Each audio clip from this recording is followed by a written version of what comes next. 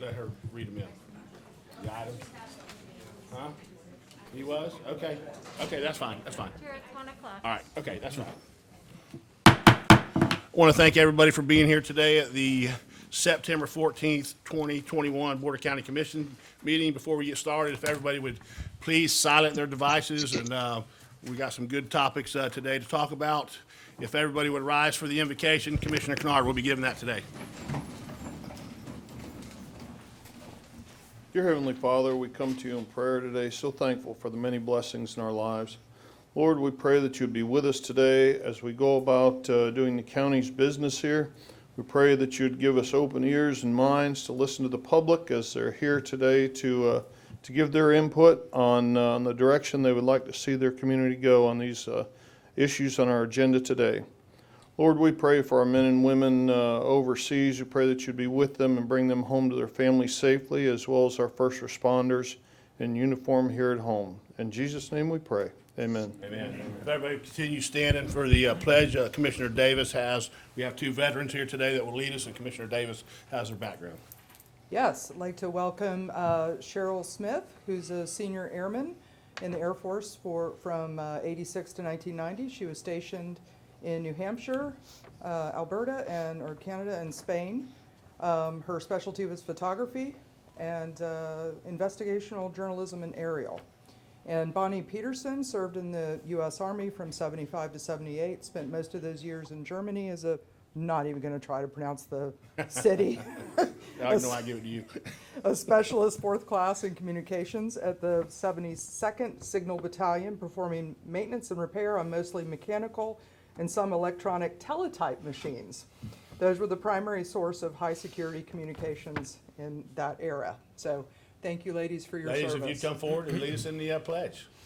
If everybody would face the flag.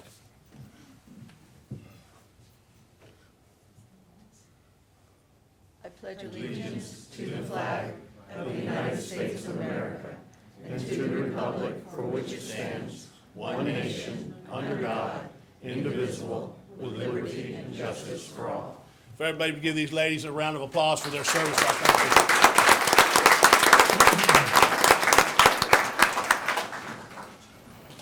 All right, roll call, Madam Clerk. This is a regular meeting of the Citrus County Board of County Commissioners, this 14th day of September 2021. In attendance are Chairman Scott Carnahan, First Vice Chairman Ronald D. Kitchen Jr., Second Vice Chairman Ruth E. Sheba, Commissioners Jeff Kennard and Holly Davis, and remotely attending is County Administrator Randy Oliver and County Attorney Denise A. Diamond Lynn. Thank you, Madam Clerk. Approval of the agenda, we got some info add-ons, which B1, B12, E14, L1, and G3. And then what I would also like to do, Commissioners, we have Mark Fulkerton here from Swift Mud that's going to give us a report on the rainfall. Then I've also been asked to pull up Commissioner Kennard's up front also, so the Sheriff's Department can get back to doing their job. So if that's okay, I'd like to make those changes to the agenda. Mr. Chair, motion to approve the agenda with the changes. Okay, we've got a motion by Commissioner Kennard. Second. Second by Commissioner Slayball. Is there any public comments? Any public comments? Seeing none, we'll close that portion. Commissioners, all those in favor? Aye. Opposed? Motion passes 5-0. With that, we'll have Mark Fulkerton with the Swift Southwest Water Management District come up and give us a presentation on the current rainfall and the flooding in our area.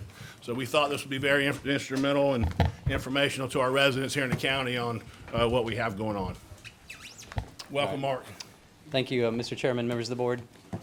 My name is Dr. Mark Fulkerson. I'm a Chief Professional Engineer with the Southwest Florida Water Management District, and I'm going to give a brief presentation to you here in a moment when this comes up. I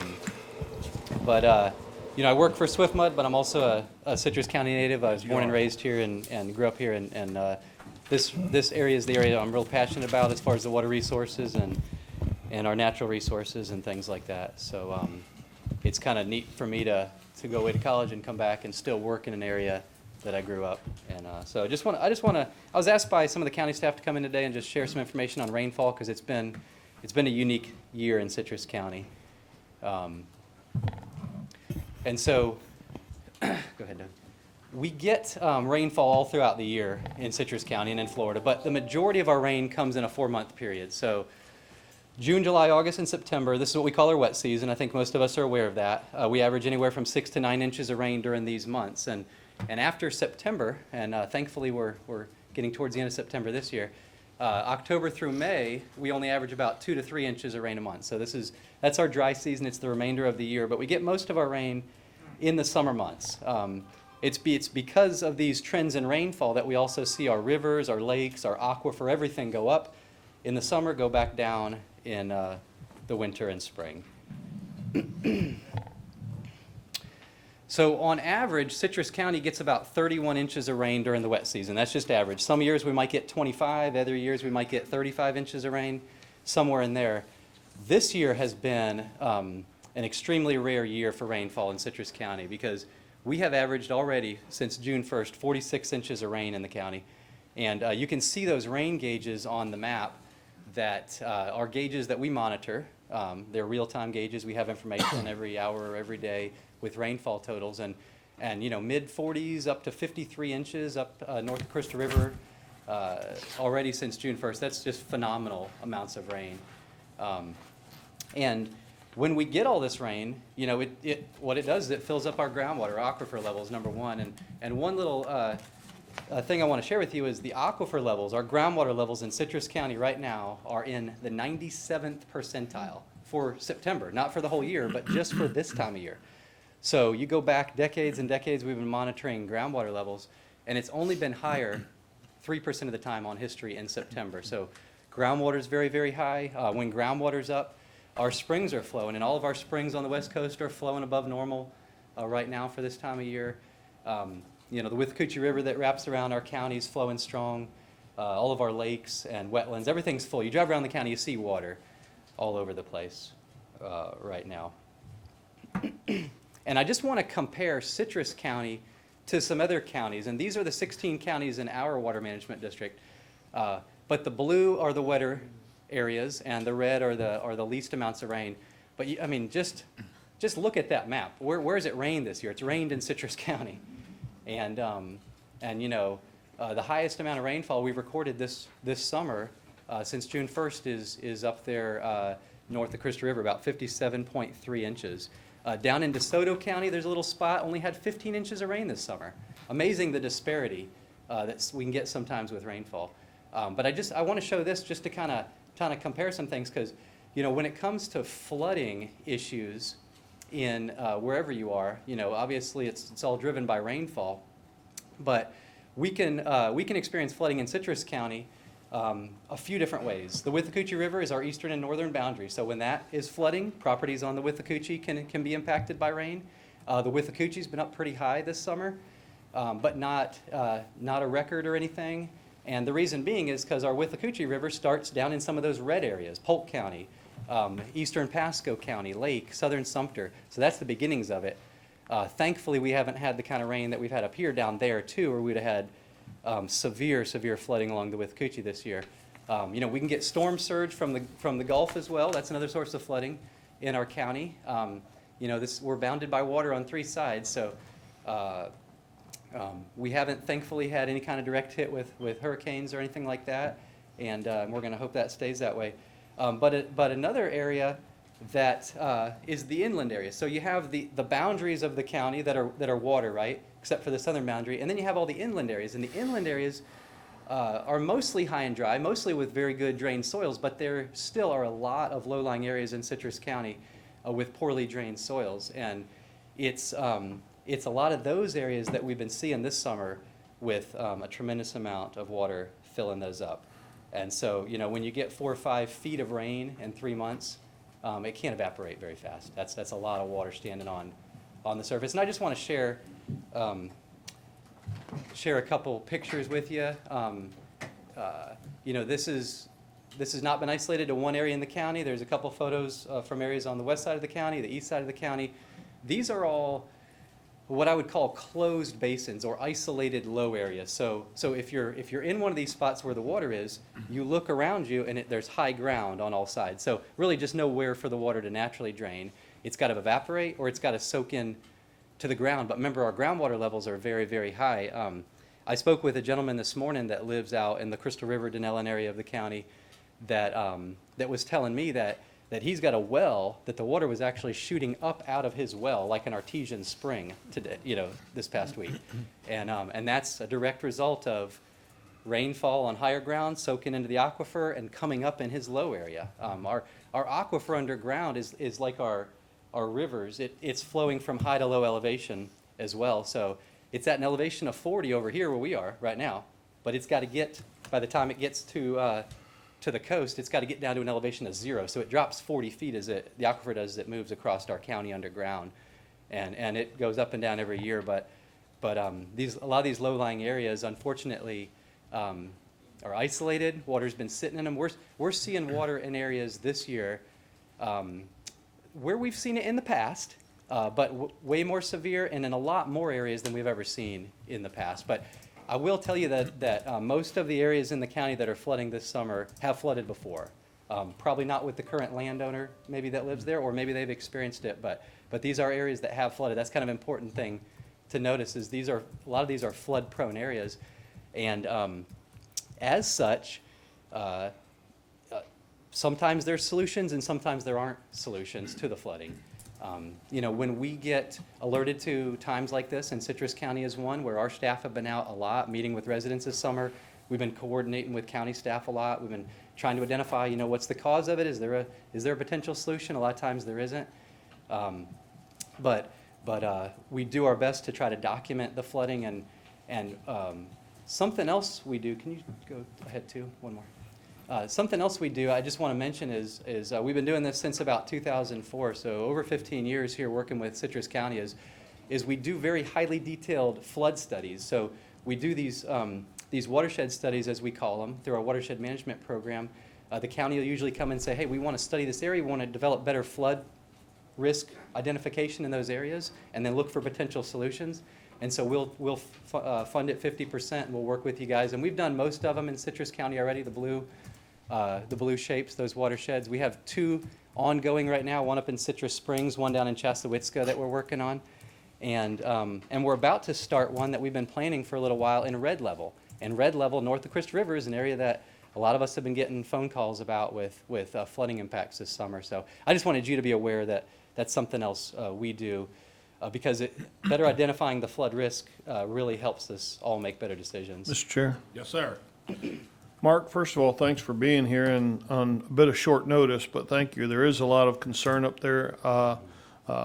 Crystal Manor, Red Level, all that area up there is my district, so I've been hearing from those folks. And I've heard that there's a study that's supposed to be coming on Red Level. Can you give us any idea of when that's going to start and how long something like that takes? Sure, Commissioner Kennard. So that's we're starting that this fiscal year, our fiscal year, October 1st, that we're starting. We've been planning it for a while, even before we knew all this rain was going to come. But these are multi-year studies, so they take a few years. And after those 2 or 3 years, we end up with a product that basically has taken into account the topography of the land, the soils, the impervious area like the roadways, rainfall, all the culverts, all the pipes. So we model that in very high detail. It takes a while to get that detail so that we can then throw rain on it and see what areas would fill up and how much. And then the next step on that, and we are doing that next step on some of these watersheds already in Citrus County, is, okay, let's run some analyses to say, okay, what if we could build another retention pond here, or what if we could, do something here to help alleviate this neighborhood that's impacted. But it's not something that happens overnight. Sure. Now, when you say multi-year studies, we're 3 to 5 years or 8 years, Probably 10 2 years? to 3 to have a very detailed model that will tell you all the answers. Okay. And then using that model or that tool, we can look at potential solutions in some areas. But I will tell you from my experience, and I've been with SwiftMud for about 15 years, and we've done this in all our 16 counties. Sometimes there are cost-effective means and solutions, and Sure. sometimes there aren't. Yeah, in certain understood. areas. I just had one more slide I wanted to show too, and then I'm Yeah. finished with you All right, guys. thank you. Can go back one day. Yeah. So just to kind of pull it all together, I just wanted to compare this summer to every summer on history that we've ever recorded rainfall in Citrus County. And actually, we've recorded rainfall back to 1915, but those were not super wet years. So these blue lines are just the years that we had above average summer rains. Okay, these are the years we had above average summer rains. And 2021 were the third highest rainfall in a summer period, June to September, ever, really, that we've recorded. So 1945, 1960, Swiftmud was formed in 1961 because of all the flooding in 1960, so that was an extreme event. But we still have 2 weeks left of our rainy season, and this is a record I don't want us to break. You know, Right. I live here. I have friends that are impacted by the high water. But the reality is, in these next 2.5 weeks, if we get 2.5 more inches of rain countywide, we're going to have the all-time highest rainfall in any summer in Citrus County, and that just kind of puts it into perspective of why we're dealing with what we're dealing with this Commissioner summer. Davis. Yes, I actually did a little quick math, and I think we're on track, if this continues, by the end of the month to be almost, not quite double our average, about 75% additional. So that's pretty major. That's just a statement, but. Yeah, true. And then you were talking about closed basins. So you have told me that Arrowhead, parts of Arrowhead fits that description as a closed basin, correct? Right. Doug, if you go to slide 14, go ahead 5. I can show you what I'm talking about, Commissioner Davis. Keep going. There's a blank one in there. So my next question would be, what can we do about it, much like what Commissioner Right. Kennard was talking about Keep in his district? Keep going. Right there. Yep. Yeah, so I anticipated maybe a question on this, so I've got this is a topographic map, so the white areas, these are the snow-capped mountains in Citrus County. I'm joking, but that's just the highest elevation. The red is pretty high. Yellow, you know, if I'm living somewhere, you might want to put your house in the yellow or red, but a lot of those yellow areas in Arrowhead are low-lying areas, and you can kind of, it's kind of hard to depict, but you can see some of those little bowl-shaped green spots intermixed in Arrowhead, and so that's just what I'm talking about as far as when rain hits these areas, it settles in those low spots. And there's and really- homes in those green areas, is what you're saying? There are many homes, yeah. Yeah. And so Arrowhead kind of gets a double whammy. They get, when the Withlacoochee River is flooding, the properties along the Withlacoochee can rise and come in. And the developer back in the day realized how low it was, and they tried to dig ditches and get it out to the river. But when the river's up, it's not going to drain out to the river. And then rain directly on Arrowhead itself also just kind of fills up those low areas. So it's a very flood-prone area that really there's not a way to just take that whole area and lift it all up 10 feet and pull it out of the floodplain. It's going to be floodplain because of what it is. And I understand that this is an outlier year, and we're used to this in Florida between hurricanes and everything else. There's always going to be outlier years where we're subject to Mother Nature. But what can we do, much like what Commissioner Kennard was talking about in his district, what can we do to alleviate flooding in that area? Because, it's been forecast with resiliency efforts that rainfalls are going to be higher and flooding is going to be higher going forward in the decades to come. Mm-hmm. Yeah, so the root issue when it comes to a home that's flooded is a home that was built in an area it shouldn't have been built. And sometimes to no fault of the person that built the home or even the county that permitted it to be built, but it just was based on poor flood information. And so one of the biggest things we did, that's why I shared that slide, is we're trying to identify these flood risk areas. So moving forward, as Citrus County develops, we develop less in areas that are truly flood prone. Right. Now, for those that are already there, it's a challenge. And Arrowhead, not only are there low-lying areas that have flooding and water standing, and to be honest, Commissioner Davis, not really anywhere you can divert and take that water. It's naturally what's supposed to fill up with water. But they also have very low roadways, and a lot of those roadways are private roads, and so there's limitations for the county or anyone else to really go in there and say, hey, we're gonna raise all these roads up, we're gonna put a bunch of culverts under them. So I don't have a great answer on how you can prevent the flooding, because I'm not sure that you can in those areas. But I think education for the residents to understand why things are doing it, and that they're going to happen again if we get enough rain. That can help people prepare and to make smart decisions on their property. And then also potentially, getting the neighbors to come together and to try to get a county easement on some of those roads so the county can maintain them. But that's tough because that costs money. And what about additional DRAs? So usually when like a CVS goes in or a Walmart, you're going to build a DRA, right? And that's going to capture the additional rain that falls on that impervious area. The problem is an area like Arrowhead and so many of our areas in the county that are low-lying and flood-prone is they are the DRA.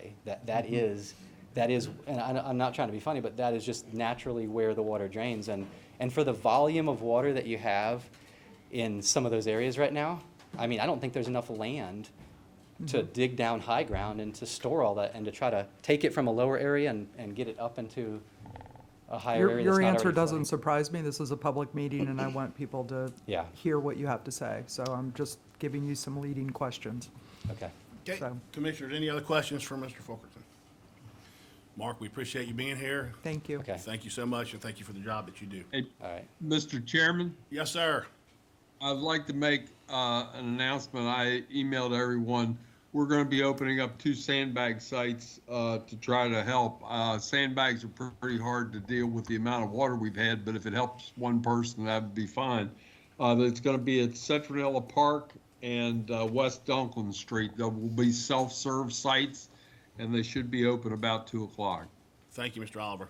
And the last thing I'll say, Chairman, is the good news is we're right at the end of our rainy season, thankfully, and hurricane season continues on a little bit, but as far as just all this rain we've been having, we don't need a hurricane to flood. We've seen that this summer.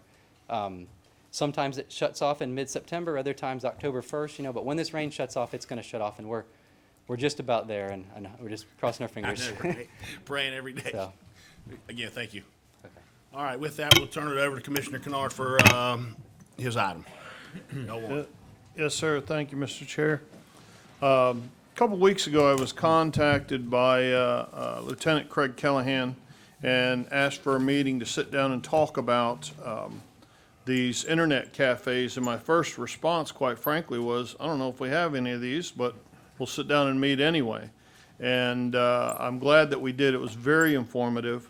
What has happened to get to the meat of the issue is that in 2019, the state legislature essentially took the teeth out of the statute that governs these things.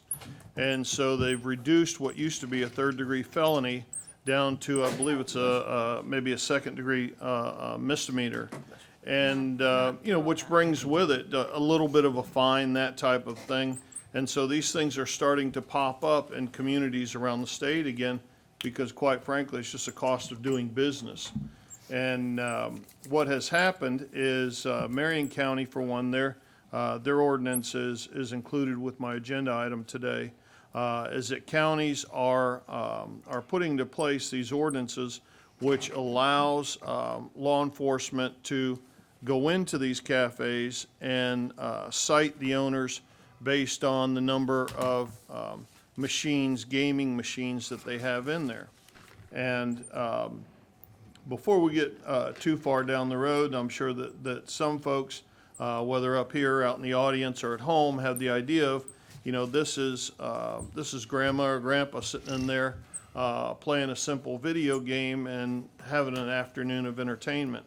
While that may be the case during some of the daylight hours, there's a reason that these things stay open all night or late into the morning, is that as they approach the afternoon hours, the clientele changes. That's when the criminal element is there. That's when crimes are taking place. So these things are attracting more and more of a criminal element to them, many times, which goes unreported, because quite frankly, if you're the owner or the operator of one of these places, the last thing you want is to call the police to come in and investigate a crime. So what I'm asking today is for the board to direct our county attorney to draft an ordinance, to look at this this ordinance that we've got from Marion County, but to tailor one for Citrus County based on what's included there. So I would make that motion that we direct the county attorney to draft an ordinance prohibiting these internet cafes. Second We that. got a motion, we got a second. And real quick, I would like Mr. Callahan and his group to come up, and maybe y'all could explain, a little bit more to it. I mean, he did a great job, but I appreciate if y'all want to come up to the mic and, give a little bit more detail. We greatly appreciate it. We thank y'all for being here today. Thank you for your service. How are you? How you doing, Commissioners? Good. Go ahead. All right. Commissioner Kennard, I appreciate you kind of giving the administrative brief on the issues that we have with some of these internet cafes. So I have with me Captain Spittle, who's the CID commander, and Sergeant Bergen, who has quite the extensive background in investigating these types of cafes. So what this ordinance is it's basically targeting simulated gaming devices, games of chance, not games of skill, but the simulation of gambling. So previously, like Commissioner Kennard had mentioned, in 2019, it was a felony, and it has since been reduced to a misdemeanor. So we have lost the ability to properly investigate, which is very expensive on average, around $5,000 per investigation by the time that we do the undercover operations, all the search warrant writing, which, by the way, now we no longer have the ability to write a search warrant because it is a misdemeanor crime. So with this ordinance, which was based off of Marion County's ordinance and has also been instituted in Nassau and Duval counties, they have been very successful in closing down their internet cafes. Matter of fact, in February of this year, Marion County had 48 internet cafes in their county, all of which were up and operating until the ordinance was instituted. And then shortly thereafter, they accepted the ordinance. They were able to shut all of the cafes down relatively quickly within the week. So you may ask, why is it that we're looking at these internet cafes? Again, Commissioner Kennard mentioned some of the crime that we see. And when we're talking about the crime, we're not talking about petty crimes here. We're talking about violent felony crimes, robberies, armed robberies. In 2016, we had a hostage situation where one of the patrons was ripped off of her chair, and we had a gun put to her head as the owner and the robber exchanged gunfire in the cafe.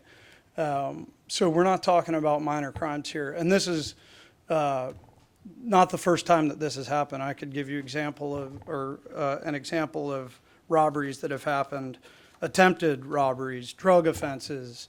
And typically when we have counties like Marion that does have an ordinance in place, we're drawing those types of people into our community and seeing people from Pasco and Hernando that are coming up here to these establishments. So that's basically what the ordinance is about.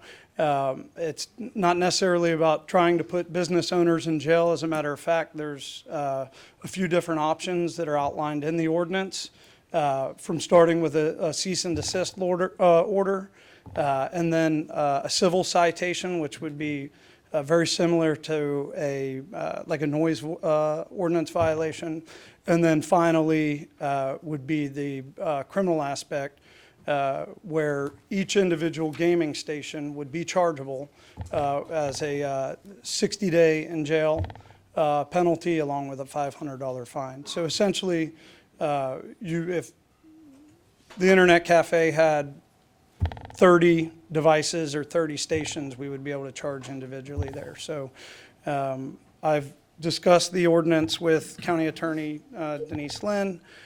We've discussed how there has been legal challenges that have been come up and defended in the Middle District of Florida, and all have been successful in those counties, in Duval and Nassau County. So We do believe that the ordinance does stand on firm legal ground, and that it would be a good thing for our county to have. Okay. Commissioners, any questions? No. Okay, thank you. Thank you guys for being here today. All right, so with that, we have a motion, we have a second. Is there any public comments? Come right on up to the podium.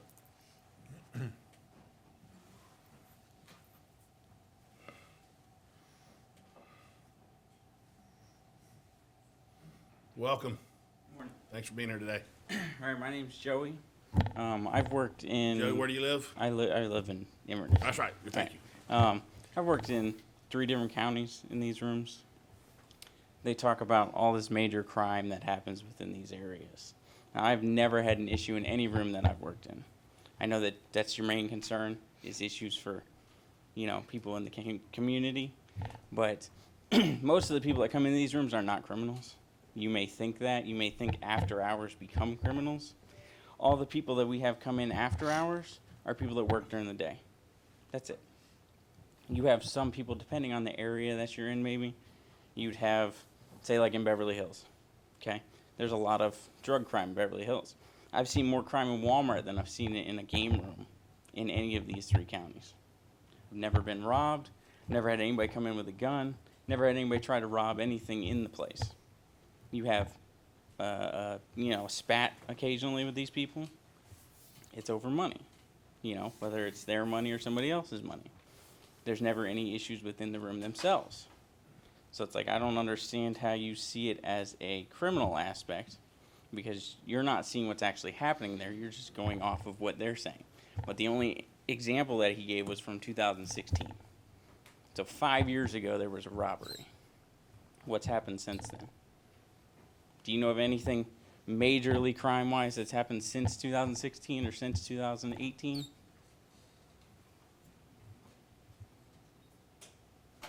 We won't answer questions until you finish. Okay. All right. But All right. first time here. No, First you're time here. fine. We appreciate you being here today. But it's like my whole thing is in Tallahassee, these rooms are open. Okay, in the capital of the state, there's rooms that are open. They mentioned 2 counties where they're not. If you would regulate them and you would make people show ID, I emailed Scott probably about 2 months ago or so, giving a whole outline of what I would do. You regulate them, you make them show ID, you have security. You make it less of a burden on the police officers than you do on anybody else. As long as you can contain who comes in the room, you can contain the crime. Because 90% of the people who have drug charges don't carry ID. So if they don't have ID, they don't come in the room. You have grandma and grandpa that come in, But most of the people that come in, they're just everyday people, like you guys. There are sheriff officers, families, that I see in game rooms. They're family members. They're brothers, they're sisters. That's all I got to say. Okay, thank you. Appreciate Thank you for being here today. Any other speakers? Spittle, how are you, sir? I'm well. Good. Captain Spittle with the Sheriff's Office. I believe there was some information that was given out in reference to not a lot of crimes happening at these locations, which is completely false. One of the businesses that we took down 2018, 2019-ish actually had a list of banned customers that had committed offenses in there, but they never called law enforcement because they didn't want the bad publicity. They obviously had tons of cash on hand. We estimated between $3,000 and $10,000 a night. On a weekend, you can get $10,000 a night. And in order to keep that from people who want to prey on these businesses, they really didn't have many security measures in place. The one business off of 488 got robbed twice in just a couple of years. One was at gunpoint, where they took a hostage and had the shootout. The second one, somebody came in right when the business was opening with a knife, held the knife to the clerk's throat, and stole $3,000 and her vehicle. Ended up crashing in Marion County because the guy was from Marion County, and we caught him a short while later. But Blazing Dragons that was opened in Inverness, they got robbed about 6 months later. A different set of perpetrators, or the same perpetrators, came back because we never caught them and tried to rob them a second time, standing outside banging on the front door with a gun in their hand, threatening to shoot and kill them. when we took down the places in 2018, we had several people that had guns on them, as well as methamphetamine on them, as well as had current warrants for them. And this was in the middle of the day. At night, the calls for service with deputies having to respond to these locations was very high for people being unruly, drunk, disorderly, doing drugs. A lot of the business owners around them had complaints. The main thing before, I don't know if you recall, but in 2010, 11, we closed down everything that was in the county at that time. And then again in 2017, we closed them down a second time, where we had 33 operating in 2017. When we went through on that sweep, we actually had a business person that said that they were running just an adult arcade and social gaming area, which was completely false. They had art up on the wall. They said the art was for sale. When we talked with the clerks that worked in there, they never sold a piece of art. They never did anything. It was a complete facade that they had come up with in order to just make this money. They start with a lot of promises, big promises, where you'll get a lot of tax money. You'll get a lot of benefits to the county. It's zero. We don't realize any of that. All the money is cash. It's under the table. There's no taxes paid. Everybody lives out of county that actually is the money men behind this. And they have straw people getting paid $10 an hour just to work. And the biggest thing is it's illegal. It's illegal. Thank you. Is there anybody else that wants to speak? So just really quickly, and I will be fast here, to ensure that I don't cover what the captain just did, but I do have a short list that my sergeant has prepared. I've already spoke about the hostage situation with shots fired at that same location in 2019. Now, I might add that we pretty much did a roundup in 2019 before the statute was changed. So everything after that, there hasn't been much activity. At that same location, a battery off Weston Ellen Road in 2017, another robbery. Just really quick, this case involved a male subject walking into a business with a large butcher knife. During the robbery, the suspect demanded cash from the manager and his vehicle keys. He fled with $3,000 in cash and stole the victim's vehicle. At that same location in 2015, a grand theft. Another location off Denellen Road, a battery. Off Suncoast Boulevard in Homosassa, a vehicle burglary and assault. Off Gulf to Lake Highway in 2018, another armed robbery. 2 male subjects were wearing masks, ran into the front door of Blazing Dragons Internet Cafe. Upon doing so, one of the suspects pointed a gun directly at the manager's face and demanded money from the register as the other stood guard at the front door. After robbing the cafe, suspects fled on foot. Same location, 2018, same year. This is 6 months after the fact, or after the first case. Blazing Dragons experienced another robbery. During this one, again, masked individuals approached an employee in the parking lot. The captain briefly talked about this. And as she seen it, she quickly entered the building, locking herself in. He pounded on the front of the door with the gun, demanding that she open the door. At Suncoast Boulevard in Homosassa, petty theft. Another one, North Florida Avenue, overdoses, disturbance, grand theft, grand theft. These are all at the same location. 2018, another grand theft.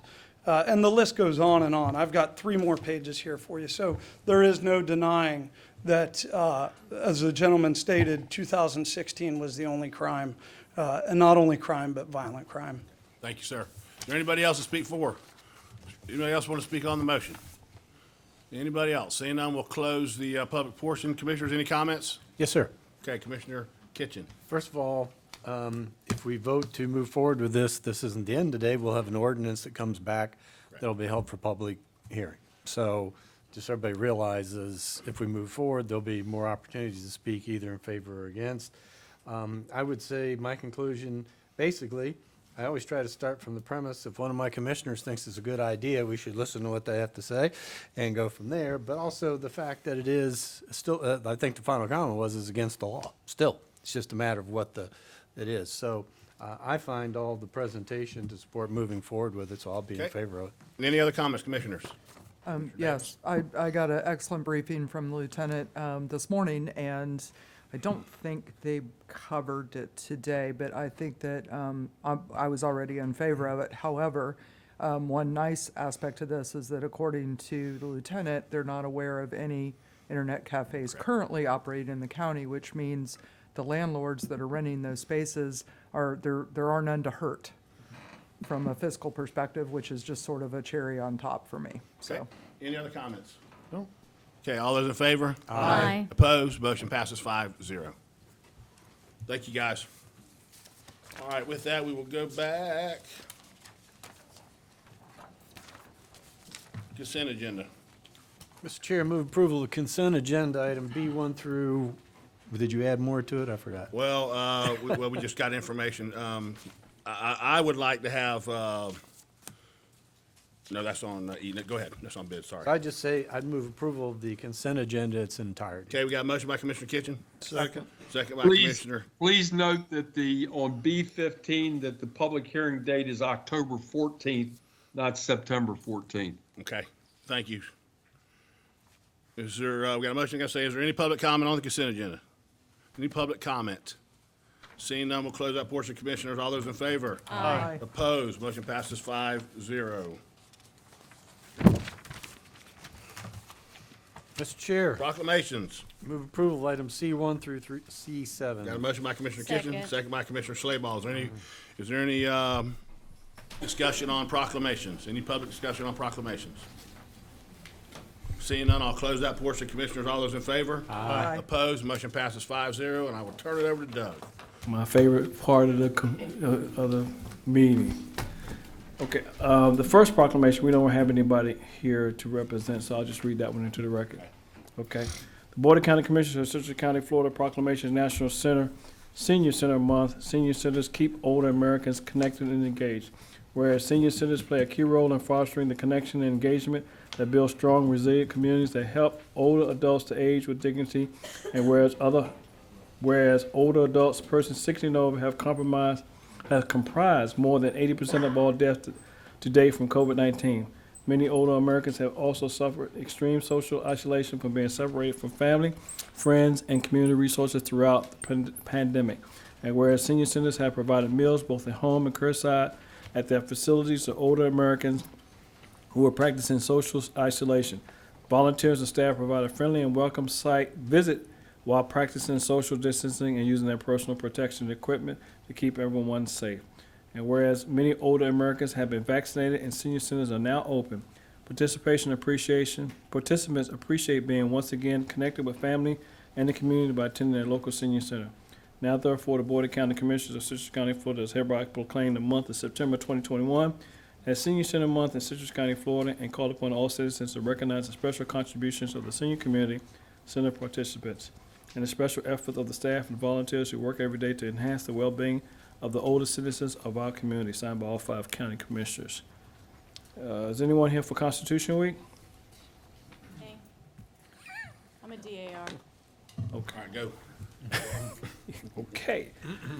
All right. The Board of County Commissioners of Citrus County, Florida proclamation Constitution Week. Whereas the Constitution of the United States of America, the guardian of our liberties, embodies the principles of limited government and a republic dedicated to rule by law.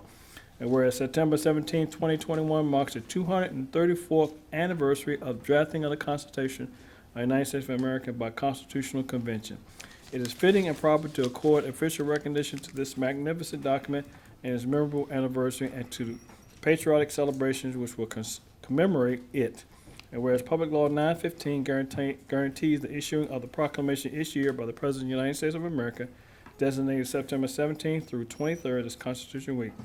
And now therefore be it resolved that the Board of County Commissioners of Citrus County, Florida does hereby proclaim the week of September 17th through 23rd, 2021 as Constitution Week in Citrus County, Florida, and ask our citizens to reaffirm the ideals of the framers of the Constitution had in 1787 by vigilantly protecting the freedoms guaranteed to us through this guardian of our liberty, signed by all 5 county commissioners. Oh, I love this one.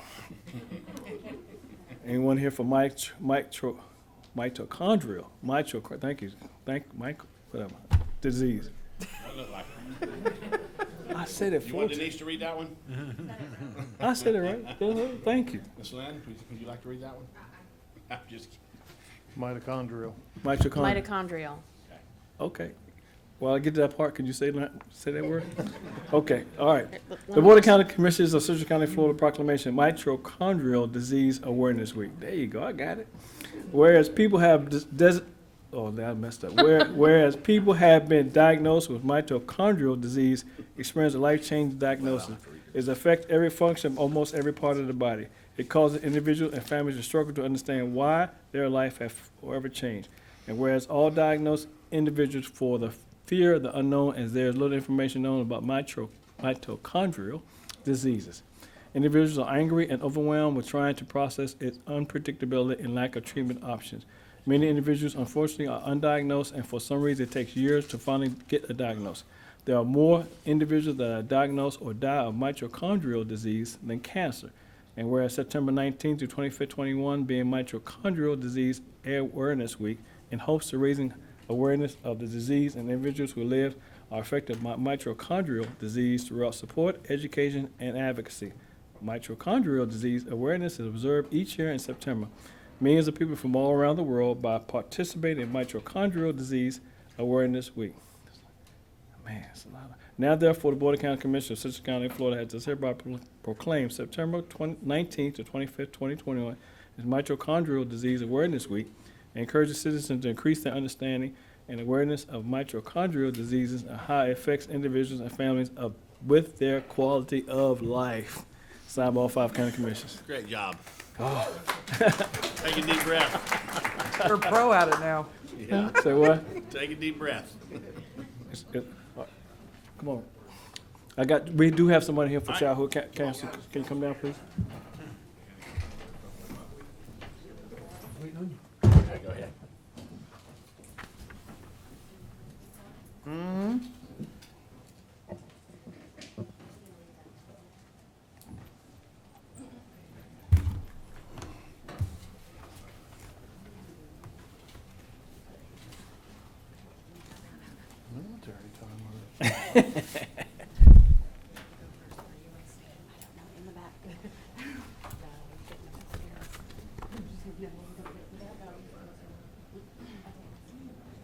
You ready? Yeah, you can probably, I can shift it around, but I'm going to shift it back because it's ours. We showing the meeting because people are teams. It's teams, and this way we see the thing. You can shift it back. You good? Okay, gotcha. All right.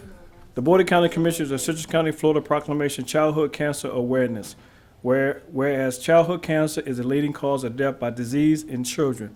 46 children per day, or 16,790 children per year, are diagnosed with cancer in the U.S. The average age of diagnosis is 6 years old compared to 66 years for adult cancer diagnosis. There are approximately 40,000 children on active treatment at any given time. And whereas the 80% of childhood cancer patients are diagnosed late and metastatic disease. Okay. On average, there have been 0.6% increase in incidence per year since the mid-1970s, resulting in average incidence increase of 24% over the last 40 years. Only 4% of the billions of dollars the U.S. government spends annually on cancer research is directed toward treating childhood cancer. 2/3 of childhood cancer patients will have chronic health conditions as a result of their treatment toxicity, with 1/4 being classified as severe to life-threatening. And whereas in the last 20 years, only 4 new drugs have been approved by the FDA to specifically treat childhood cancer. The National Cancer Institute recognizes the unique research need of childhood cancer and associated need for increased funding to carry this out. Research and healthcare professionals work diligently, dedicated the expertise to treat and cure children with cancer. Too many children are affected by this deadly disease, and more must be done to raise awareness and find a cure.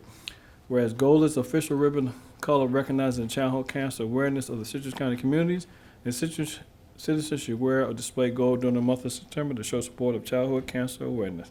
Now therefore, the Board of County Commissioners of Citrus County, Florida is hereby proclaiming the month of September 2021 as Childhood Cancer Awareness in Citrus County, Florida, signed by all 5 county commissioners.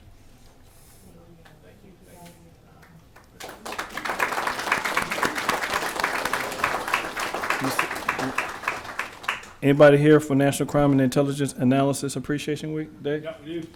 Come on up. Holly. Come on up. Didn't get the memo.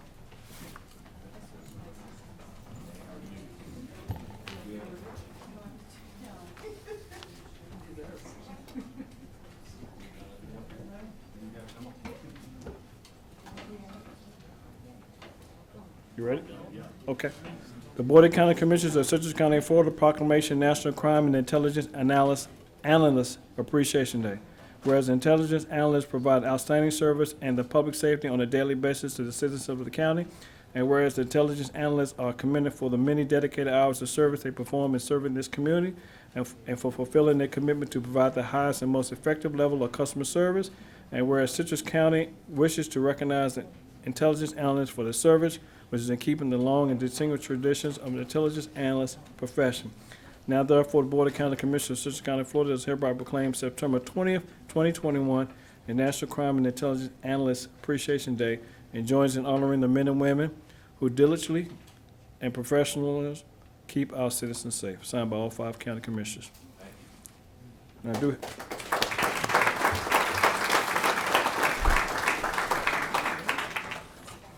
I do have somebody here for this. The Crime Stopper, folks representing Crime Stopper, come forward. Hey, Holly, I got one more after this. Come on up. Welcome. How are y'all? How are you? Good. Come on. Hello. Hi, how are you? Pretty good. Why don't you stand right up front?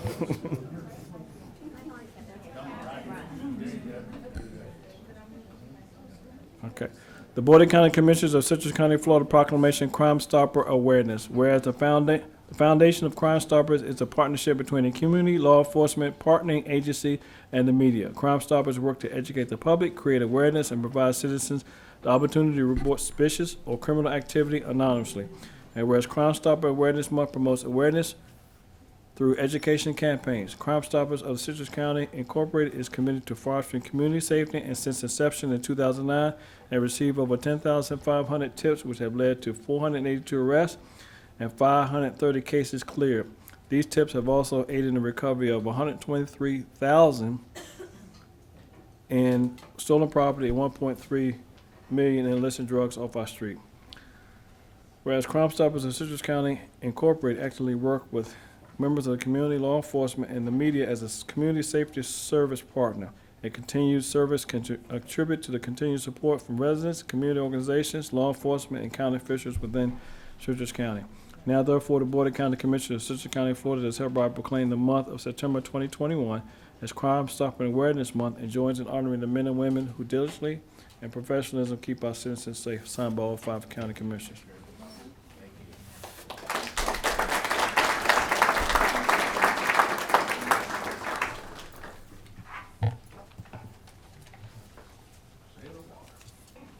For those individuals representing Save Our Water this week, come forward, please.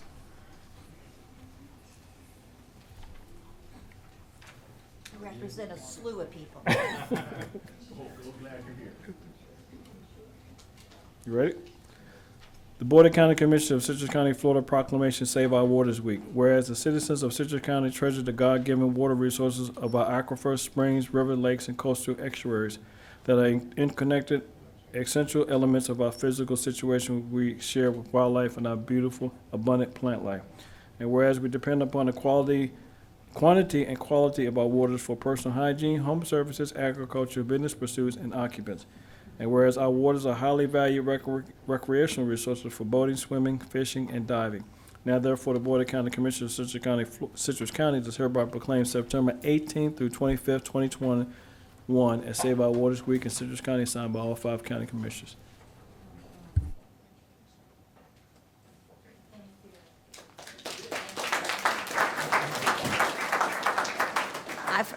Doug, I first want to say I'm glad ours was kind of easier for you to read out on there. Chairman Kennard and Carnahan, and commissioners. I'm Lace Blue McLean. On behalf of Keep Citrus County Beautiful and Save Our Waters Week, I want to thank you for continuing the support of a program that's now been in existence with the county for 32 years. I don't know if you all are aware of that and the history that goes behind that.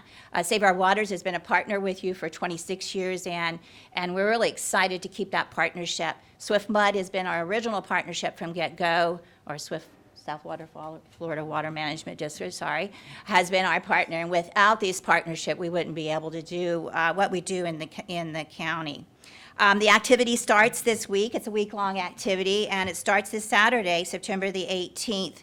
And this started with the Ocean Conservancy over 40 years ago. So we'll be out there cleaning up our county along with people around the world doing the same thing, keeping our waterways clean as well. There's so many activities throughout the week, but it's all focusing on the importance of protecting and conserving our waters and our county's natural resources. And Mark gave that wonderful presentation this morning, and it will show what our waters are doing around here and how we as citizens can help manage that water flow, but also protect it and conserve it for not only us, but for our future generations. Thank you. Thank you.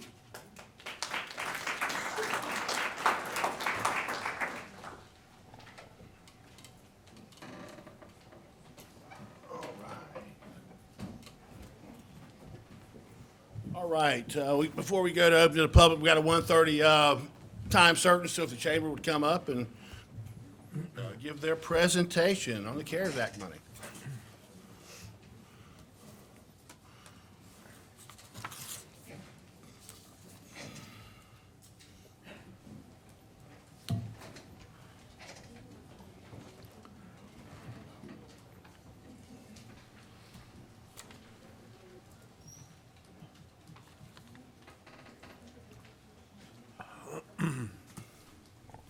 Welcome. Well, thank you. How are you? Good. Good to How are see you y'all today. doing? Go ahead.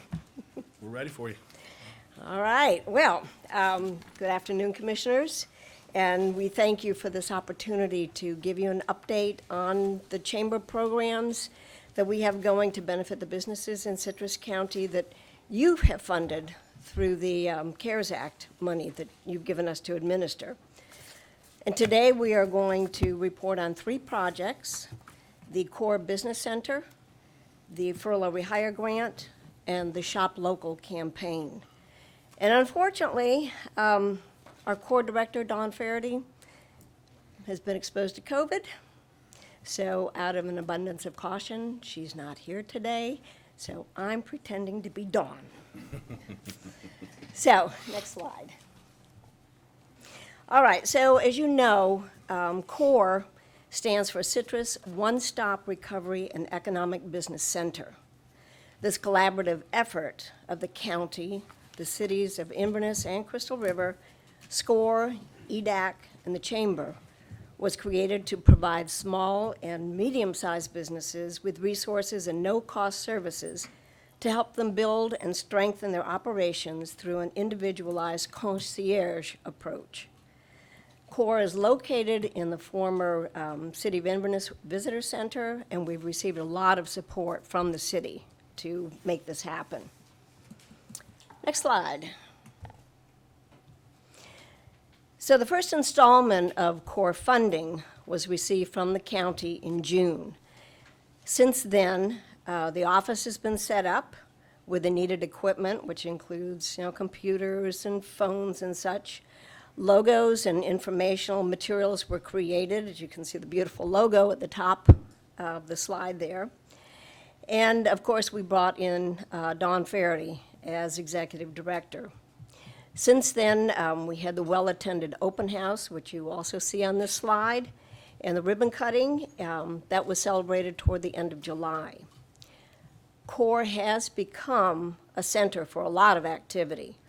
Among these have been mobile office hours by Senator Rubio's staff, and I understand he had 8 meetings that came in that first time he held a meeting there at CORE.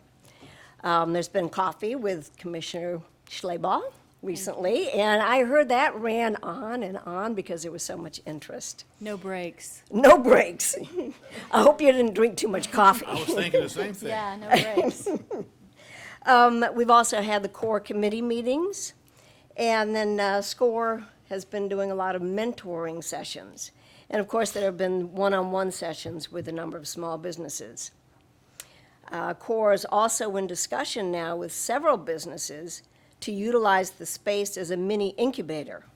And this will provide office space and access to technology, which we have there, the Wi-Fi, conference space, and other equipment that these businesses can use for a few hours a week as needed so that they can have an office space, desk, places to meet, places to receive their mail.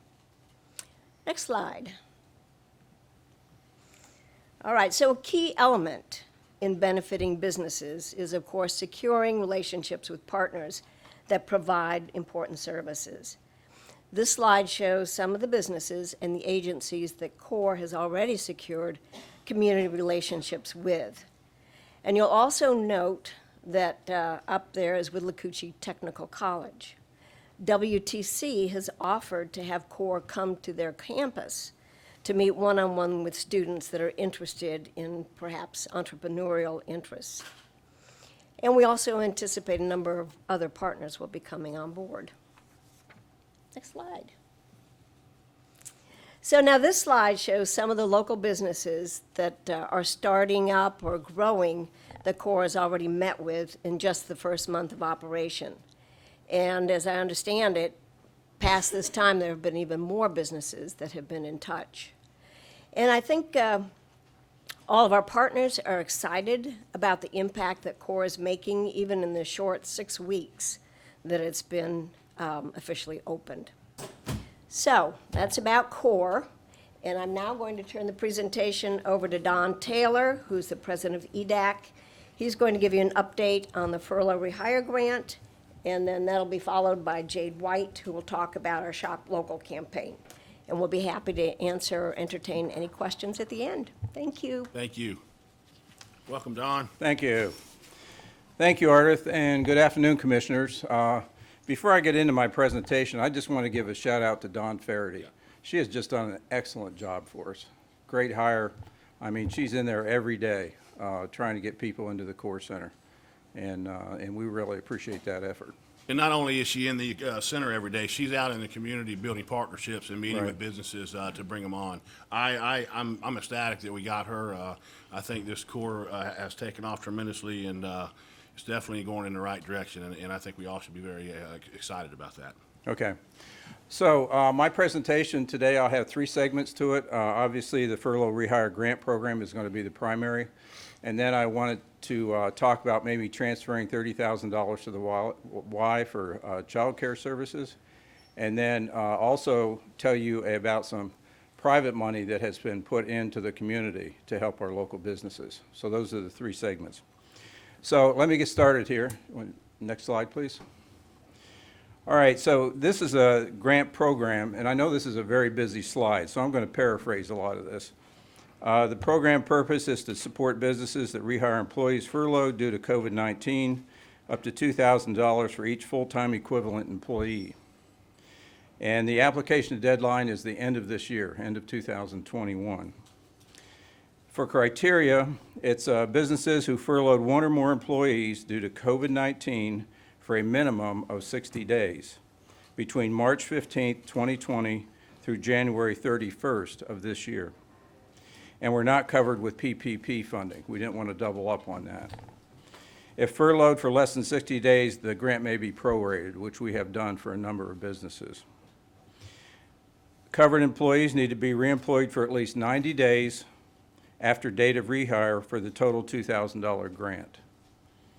Grant funds may be used for typical operating expenses, which is shown on the slide, and they cannot be used for any financing costs, meals, travel, uniforms, or to pay the owner. It's just basic business expenses. Okay, next slide, please. Okay, this kind of gets into the heart of the matter, the funds disbursement through August 31st of this year. And we have, what's listed there is 11 businesses that we have helped, and we have added one business, Sarah's Diner, that came in after the August 31st cutoff date, so it's not included on the slide. So that makes 12. And then our total funds received initially to the chamber was $300,000. And then with your vote, we reallocated $100,000 of that to Career Source, to back to work programs. And out of that, $30,000 was earmarked for YMCA toward child care credits, which has been a very successful program this summer and that's for working families to get their kids in daycare so they can continue to work. So the total grant that went to the chamber was $200,000. The amount awarded through end of August was $97,411. And so the remaining grant funds are $102,588, and that's before we do the Sarah's Diner grant. So that'll change that number. So that's the status of the program right now. And are there any questions? Commissioners, any questions for Mr. Taylor? I do. Mr. Slabaugh? Mr. Taylor, what's the largest amount that you were able to give out to these businesses? Ardith, do you have that number?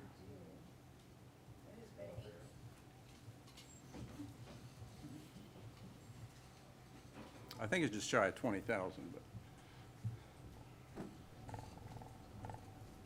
This is the most recent one. 18,000. Thank you. I'm sure that was very helpful. Yes, it is very helpful. And so like I say, we've helped 12 businesses, and we're moving forward from there. So any questions? Any additional questions? For Mr. Taylor? Okay. So let me move into the $30,000 request. As I said, we have a $200,000 grant. We think that $170,000 will complete the program into the end of the year because we have, let's see, I've got that number here. We have got, I'm just trying to see. Okay, we've got $39,667 pending final approval at this point, so they still need to be vetted. And so we feel as though $170,000 will be what we need for the program to the end of the year, because the applications are thinning out now, because most of the businesses that qualified have gotten their applications in. So we think that we have money in there to fund it for the rest of the year. So that's why we're looking at maybe transferring the $30,000 to the Y for the aftercare school program and before school program for working families to give them some credits so they can keep working. And I will let that in your capable hands as to how you want to vote on that, or if you want to do it now or later. Well, what I think we need to do, Mr. Taylor, I think, because I think we need to put it on the next agenda. Okay. As a voting item. I don't have any issue with it, but again, I think it needs to be put on the next agenda for a voting item. Okay, Yep. very good. And we'll make arrangements for that. Yep. Okay, the last thing I had is I wanted to let you know that EDAC had come up with some private funds to help businesses. I worked with our board in May of last year, and most of the grants were given out July, August, September to 16 businesses for $39,000.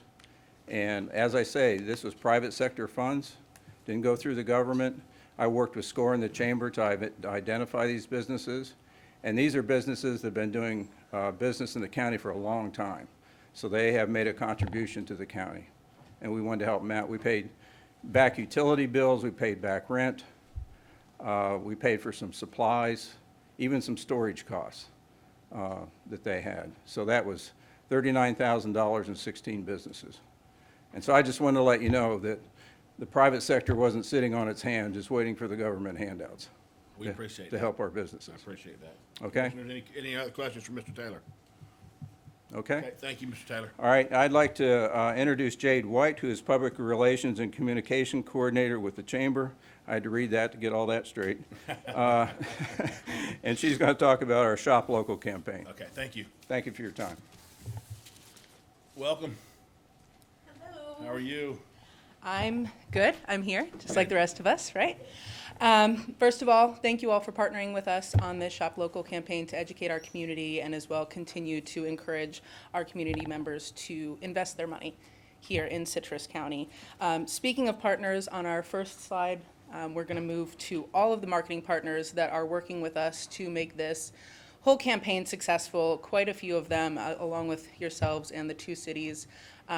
This has been a tremendous partnership thus far, and we expect it to continue to grow through the rest of the campaign. On the next slide, we're going to take a look at the impact that all of the partnerships we've had as far as the investment goes. In the middle, you can see what our cash budget has been, what we've spent with all of these different entities.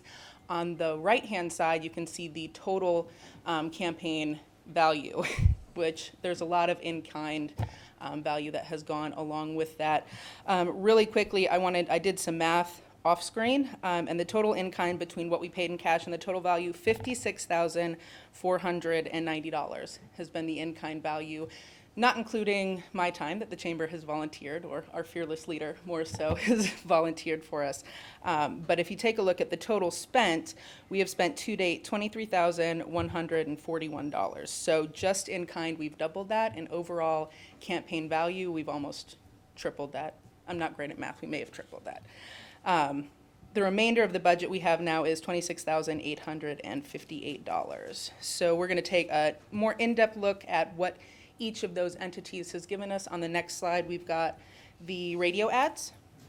So from starting in April, you can see right there how many ads have run on each station. That is a total of 1,351 ads run since April on the 4 local radio stations. The next slide is what we have done with the Citrus County Chronicle, which has been a mixture of full-page ads, quarter-page ads, letters to the editors. We highlighted Small Business Week, really pushing out what you can do. Take out, close, even just thanking our businesses, local stuff along those lines. And as you can see, we did different messages to cover many different, I like to call them heartstrings, because things speak to people differently.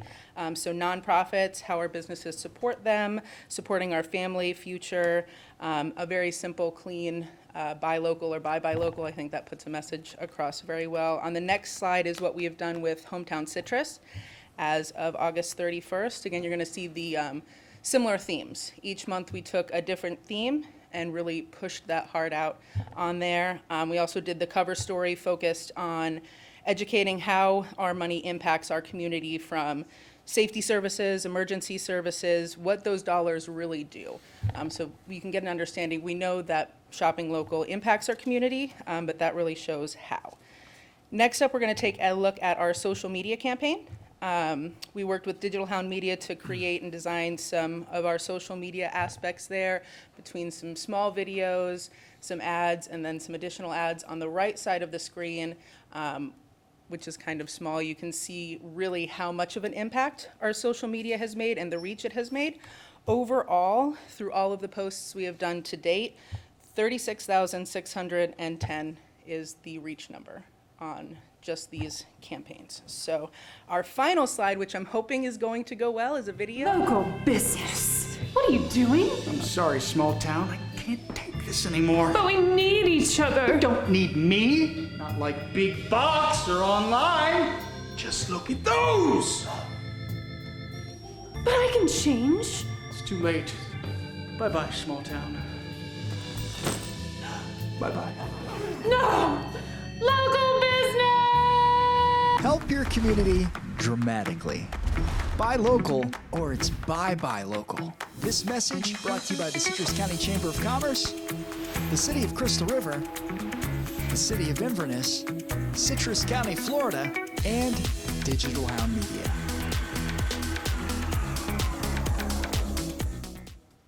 And that has actually been posted out there now, and as of 5 days ago has already gotten 6,000 reach on its own. So we're really, really excited. And that is the end for me. If you guys have any questions. Commissioners, any questions? Okay. No. Thank you. All right. Thank you very much. We appreciate Again, we your partnership. appreciate y'all coming in and giving us that. Greatly appreciated. It shows not only us, but it shows the community the money's being spent well.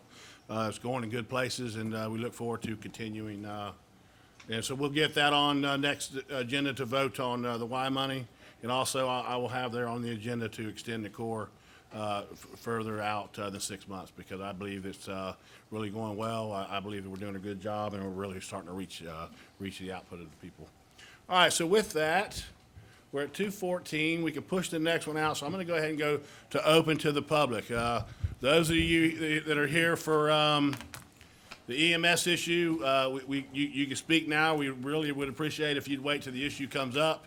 But that's totally up to you. We have open to the public, but what I plan to do is, as long as it's okay with the board, we have our next, after this, we have a 2:15 slot time, and then after that, I plan to pull Nature Coast up and go ahead and have that discussion, and that way we can get a bunch of you that need to get back to work out. So with that, the podium's open. How you doing today? I'm doing fine. Great. Thank you for your time, commissioners and staff.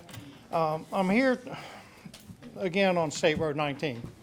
I wrote an email to FDOT last week. Name, I need your name and Oh, I'm address. sorry, Rick Ranise, Homosassa Thank Spring. you. Homosassa. I wrote an email to FDOT last week. The turn lanes off of 19 onto the side streets are horrible. I should say were horrible. Foot drop-offs, washouts, with all the rain we've had, as I said earlier, and no attention to them since DAB walked off the job. I did get an email response from them. The next day, they were out and started to repair them. I also asked for an update. They kindly told me to contact you because you're giving biweekly updates. And I said, we don't get them. I've been to 4 meetings now, and I've heard one update. If you could. Yes. Last meeting, I suggested some type of a tab on your website where we could be kept up to date, because I'll continue to write emails, but if you could do something for us, we'd greatly appreciate it. And we are getting updates, and we will work with our staff to get them on our website, because that would be the best way for you guys to get the info. And we don't have to bug you. Yeah, but good information though they're giving us. They're out there doing their best. So. Thank you, and I'll be Next back. speaker, please. Thank you. Next speaker, please.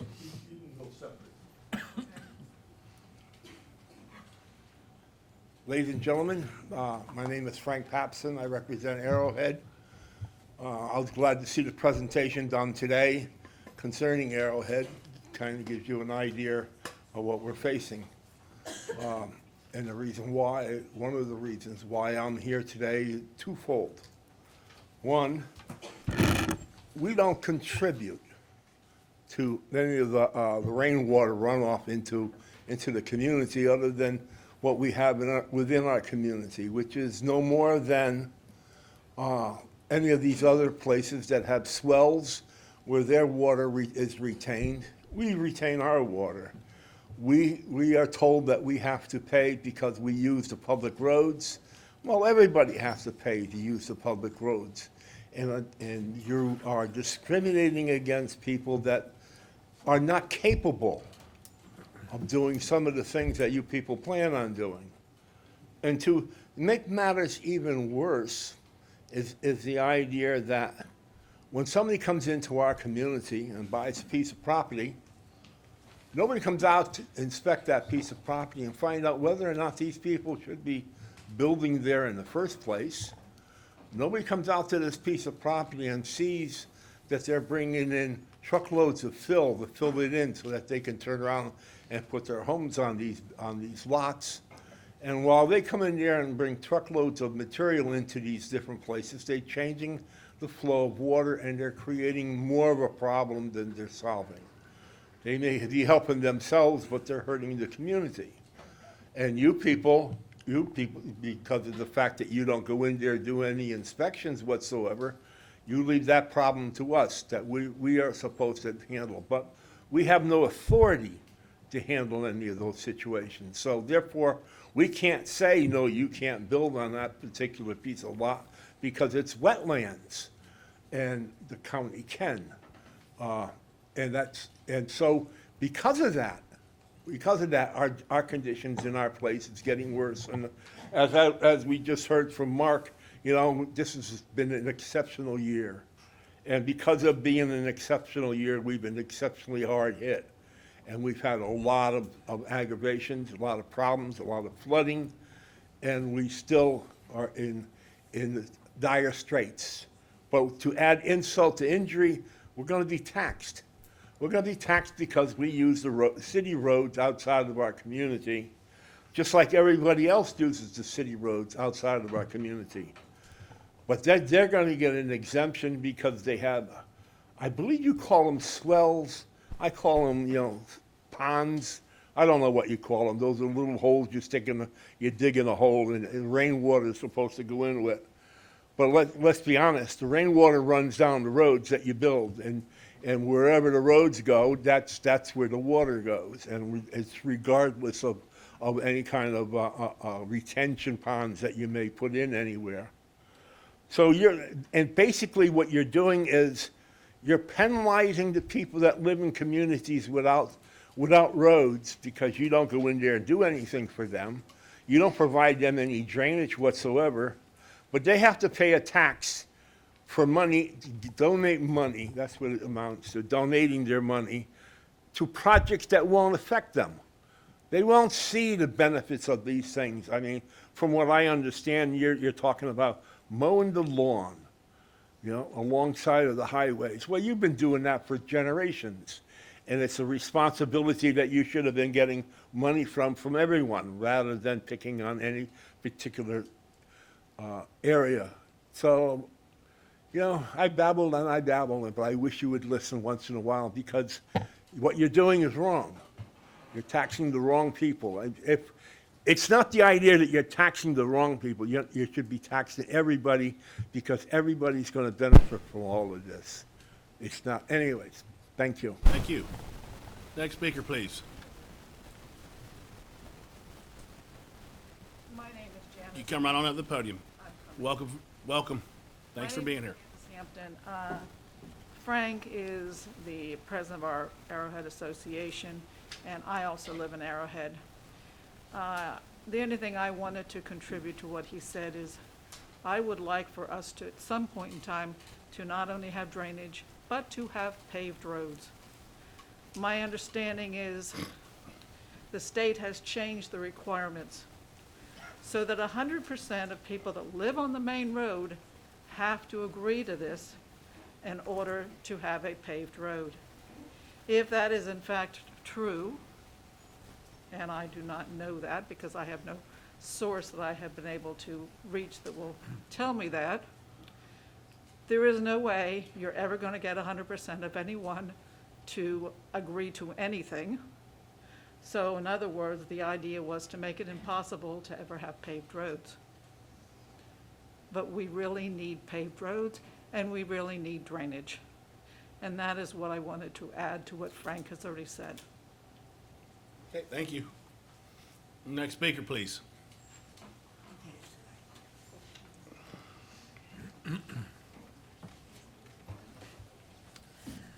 Good afternoon, Janet Barrett for Citrus Springs Civic Association. We seem to be in the dark or something. We're not sure about what's going on. Normally, if someone sees a violation or has a problem in Citrus Springs, they call the association. We write down, we go out, we look at it. If it's a code compliance problem, we get in touch with code compliance. And we register the complaint with code compliance using the Citrus Springs name, address, and phone number. Okay. The other day, the lady that does this was told by code compliance that as of July 1st, our governor signed into effect that it has to be done by an individual. Okay? I know that in the past, if you had a problem, you could call any of the 5 commissioners, give your problem to them, they would go check it, and they would call code compliance. Our question as a civic association is code compliance correct? And I've got questions for you today. Correct in telling us we have to do it as a person? And if so, can we still put it under the civic association using the address and phone number of the office after we have personally gone out and checked it? Or do we have to use our name as the person, making the complaint? The other thing is, I've had some people ask me about the passage of the bill last week and how some of the places can get, how do you call it? Not pay the amount, like, say, Black Diamond, because they're an HOA, they can fill out forms or whatever. Or Citrus Hills, they've got their own system or whatever. And they asked, since Citrus Springs is a planned unit development, a PUD, and we have all the DRAs already in our master plan, is there a form that I can go get filled out that would eliminate the 5884 from our taxable residents?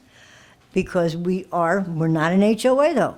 And that's, where I'm asking, because we are planned, a PUD approved by the county and the state, and everything we've done.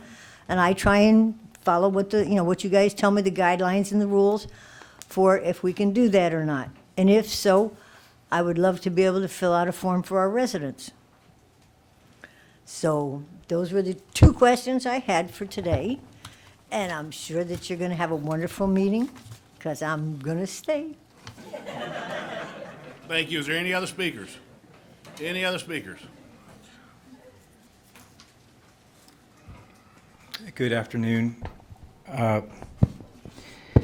Good afternoon, Commissioners. At a recent commission meeting, Name and where you live. sorry, John Labriola, Inverness.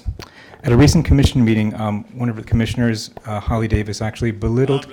I'll just address it. Okay, I'll address it to just the commission. One of the commissioners belittled COVID vaccine critics, dismissing their concerns as hogwash. My comment is, please define hogwash. Is it hogwash to say that the government shouldn't be forcing a potentially dangerous vaccine on people who have already contracted COVID and therefore have an estimated 26 times the immunity of someone who's been vaccinated? How about the fact that, according to the VAERS data system, U.S. Vaccine Adverse Event Reporting System database, about 14,000 people so far have died in the days and weeks following a COVID-19 vaccine. Half of them senior citizens. How about the fact that that the effectiveness of the vaccine is rapidly wearing off in early adopter states such as the UK and Israel, where a majority of COVID hospital patients are now fully vaccinated? How about the fact that the UK government recently reported that 2/3 of Delta variant deaths in the UK are in the vaccinated? And how about the fact that the mainstream media, big tech, and the CDC medical establishment are censoring information about effective treatments for COVID because they want the vaccine to be the one and only option? How about the fact that hospitals are literally killing COVID patients because Medicare pays them 3 times as much if patients are placed on ventilators, which have a reported 80% failure rate for the seriously ill? How about the fact that a hospital in Massachusetts was recently reported as refusing a COVID patient treatment because she didn't want to take the vaccine? How about instead bringing forward a resolution to urge the federal government to stop the vaccine mandate, to ban the vaccine mandate, and to end the perverse incentive for hospitals to let COVID patients die, especially unvaccinated patients, because it creates an avenue for states to receive a larger proportion of federal dollars? How about having a little more respect for critics of the COVID medical tyranny and concern for the treatment that COVID patients are receiving instead of this massive contempt, scorn, and disdain? Thank you. Okay. Any other speakers? Any other speakers? Going once, twice? We're going to go ahead and close the public portion. I'll jump out there quick. Janet, when it comes to the fee for stormwater, no, you won't be exempt because the county takes care of all that out there. When you look at Black Diamond and you look at Citrus Hills, at certain areas of Citrus Hills, they maintain their own stormwater and they maintain their own drains and everything. They pay for it out of the HOA. You guys do not. Private roads, again, we're preempted by the state, and if the state says you have to have 100% you have to have 100%, but we cannot go into private roads or private areas and do things without the consent of everybody and them being charged. When it comes to COVID, get a vaccine or don't get a vaccine. That's your choice. Simple as that. I'm not getting in the middle of the federal government. I don't believe that what they said is, again, it's your choice to get vaccinated. And so with that, we applaud the first responders. We applaud the people that are working with COVID patients every single day. It's a tough job, but it's your choice whether you get vaccinated. Commissioner Davis? I don't believe I've ever used the term hogwash in my life until today. Anyway, all I stated is that I got a vaccine, and to consider it, that's it. I don't believe I ever disregarded anyone. Anyway, I do want to address Arrowhead. You took care of the rest of it. My understanding is that the problem in Arrowhead is that there is no clear title for easements for the road, and that's what makes it 100%.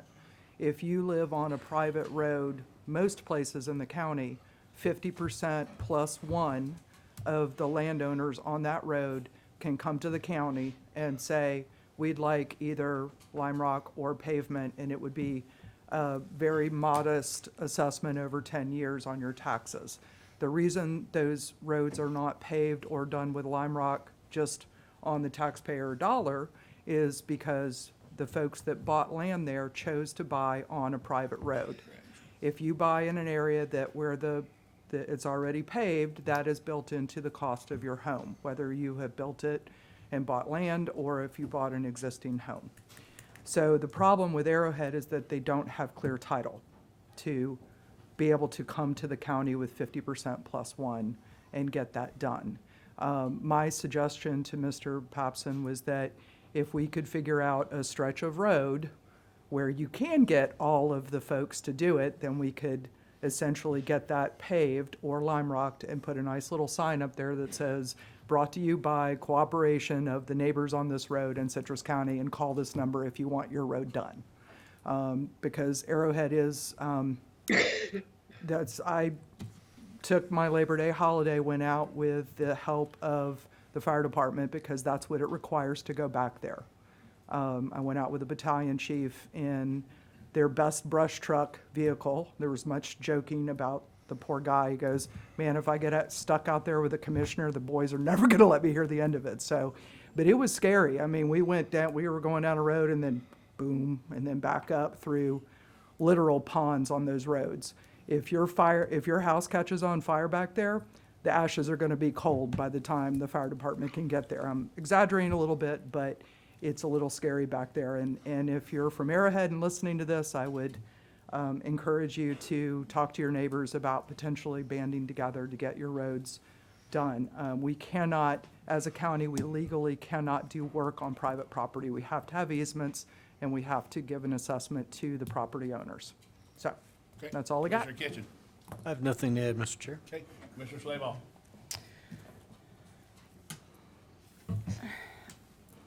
Rick, I think that that the updates on the website are a good idea, and I'll follow up. Yeah. Frank, Holly addressed.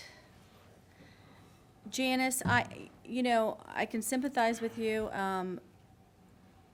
but when you bought the property, the roads weren't paved, and I'm trying to find out how you're going to get to where you want to go. And Janet and Black Diamond, they have a closed system. And I did not vote for the stormwater, as most of you know, the MSBU, and it went from $27 to $117, and they also pay for the HOA for stormwater system. And then you only get a 50% credit. So you're paying $59, and then you're also paying quite a bit more. So you're paying twice in Black Diamond. You're going to pay 30% in Terra Vista. And code compliance, I would be curious from our county attorney if commissioners can still make the complaint with the new requirements from the governor. It's actually the legislature, and a commissioner can file a complaint if a commissioner personally witnesses a violation. The issue is that there can no longer be anonymous complaints. So before, commissioners would get a complaint from someone who would remain anonymous, if you will. So the commissioner has to know who the person is, and the commissioner has to go out and personally have personal knowledge of the violation. Okay, very good. Commissioner Kennard. Yeah, I think everything has been addressed. The Highway 19, the turnoff's getting washed out. We should be getting close, I would think, to hearing from DOT on who the contractor is that's going to take this job over. And I agree. I think it's a great idea to make those updates. We are getting the updates and putting them on our Facebook page or on our web page, whatever, getting that information out there so the public can see that DOT is keeping us up to date on what's going on. It's not moving fast enough for anybody, but they will get there. I'm convinced they'll get there. Citrus Springs has been addressed. The vaccine stuff, I'm not going to address that, pro or con. Do your thing there.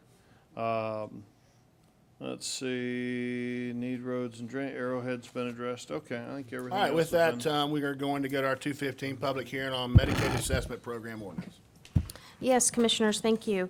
The county was approached by representatives of the hospitals within Citrus County, and the request was made that the county establish a local provider participation fund non-ad valorem special assessment.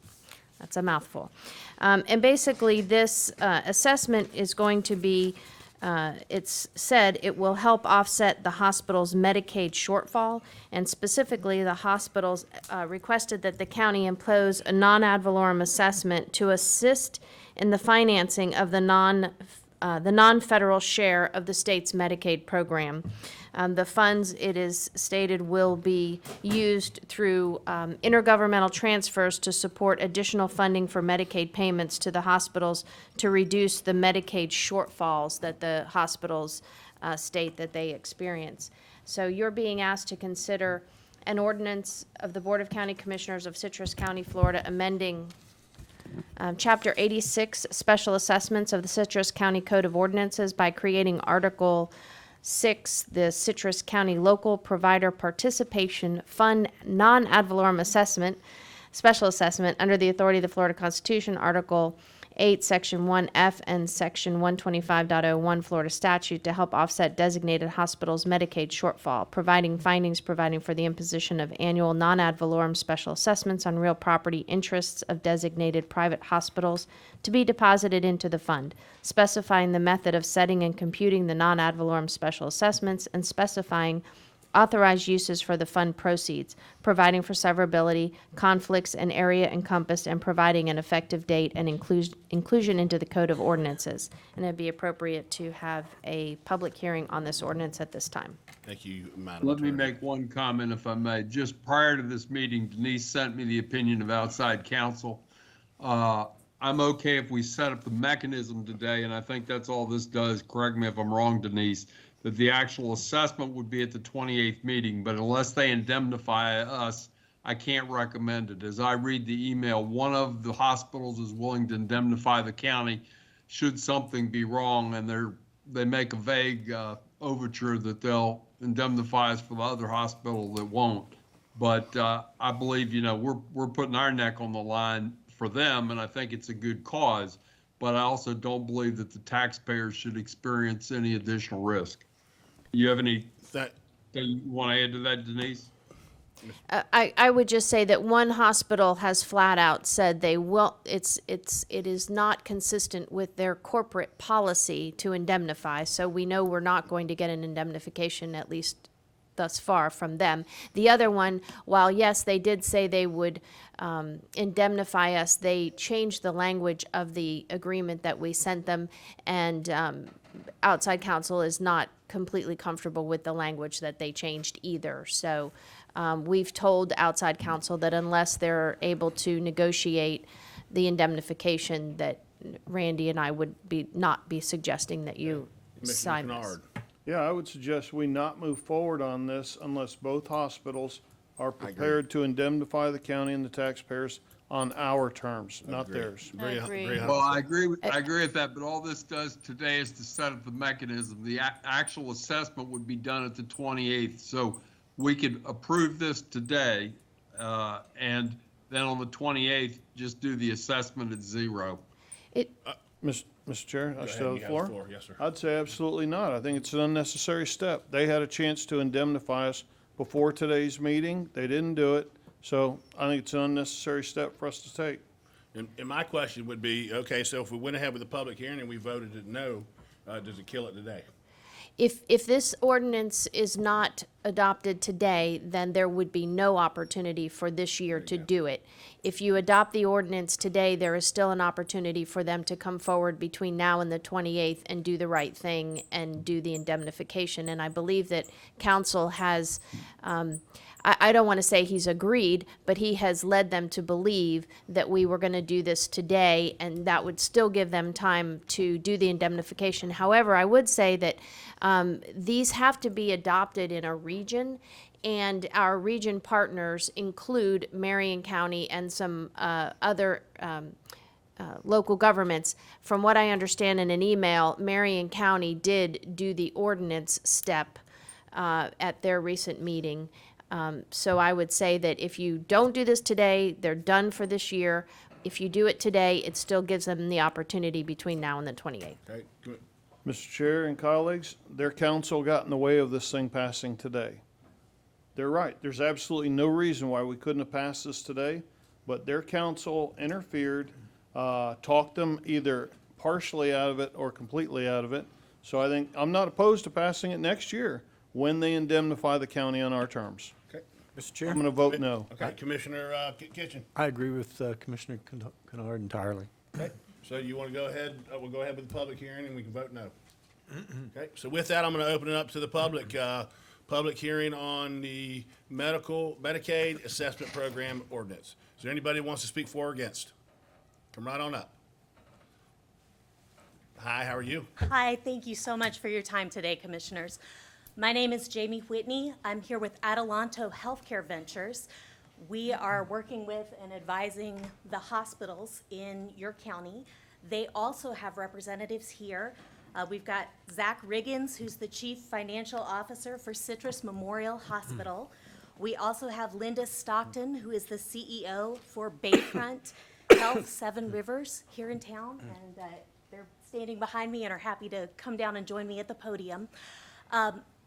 Before I ask them to come and say a few words, I would like to address the issue of indemnity. I certainly understand outside counsel's concerns and the county attorney's concerns, and we are committed to continuing this dialogue between now and the 28th. I will share with the commission that the language that has been proposed and the combination of indemnity from one hospital and a release of claims from the other hospital is the same language that has been agreed to in Marion County. It is the same combination of indemnity and release that has been agreed to in all of your sister counties that have decided to move forward with this ordinance. There is not any other county in the state of Florida that is implementing a special assessment ordinance or that has been asked to implement a similar special assessment ordinance that has declined to move forward because of one hospital's inability to provide indemnity, so long as another major system has been able to stand behind that indemnity on behalf of all the hospitals in the county, which is the situation that you have here. I certainly would not presume to tell the county its business, but I can make that representation to you that this is on all fours. This is similar to what other counties across the state have accepted. I can also represent to you that the hospitals here today consider this conversation far from over and are very willing to keep the conversation going with your attorneys until the county is satisfied that it has adequate protection to proceed. We do ask that the commissioners please consider moving forward today with the implementation of the ordinance only.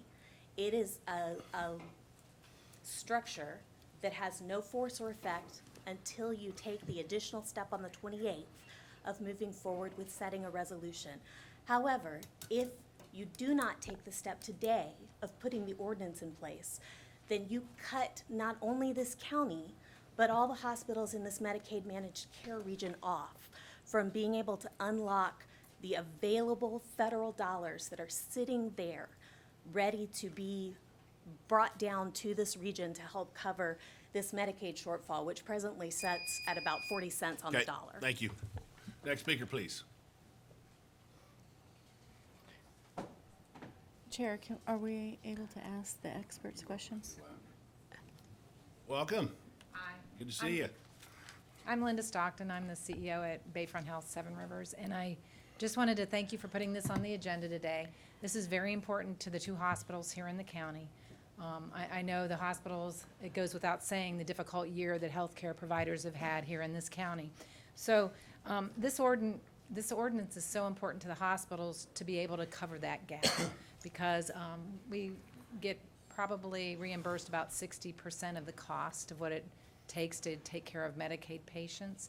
And so this actually provides kind of covers that gap for us, and it's very important. And I think we really need this extra time and I did not know about it, so kind of learned about that today, but we need this extra time to make sure that we can get this passed for the hospitals. So I just want to thank you. Again, Jamie's the expert. She's here representing us, so thank you very much. Okay, thank you. Next speaker. Thank you. Hey, how are you? Doing well. Good. Thank you for your time. I'm Zach Riggins. I'm the CFO at Citrus Memorial Hospital. I just wanted to come up here real fast. I believe this ordinance is important for our community, for the overall health and wellness of our community members. And I know that there's kind of a discussion around the indemnity, and I think that really just kind of taking that extra time and putting it out there to pass it today so that we can continue the discussions is important. So just wanted to express my support for that. Thank you. Okay, thank you. Is there any other speakers? Welcome. How are you? Thank you. Jan Gorey from Tampa. I'm of counsel to Adelanto, and I just wanted to add that there are 15 counties that are moving forward with this.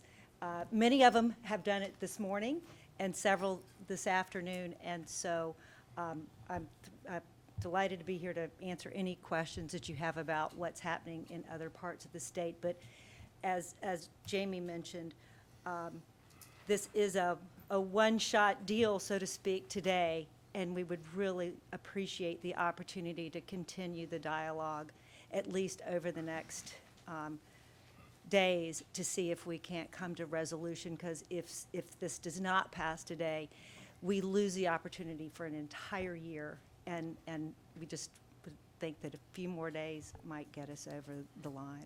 Okay, thank you. Appreciate your input. Any other speakers?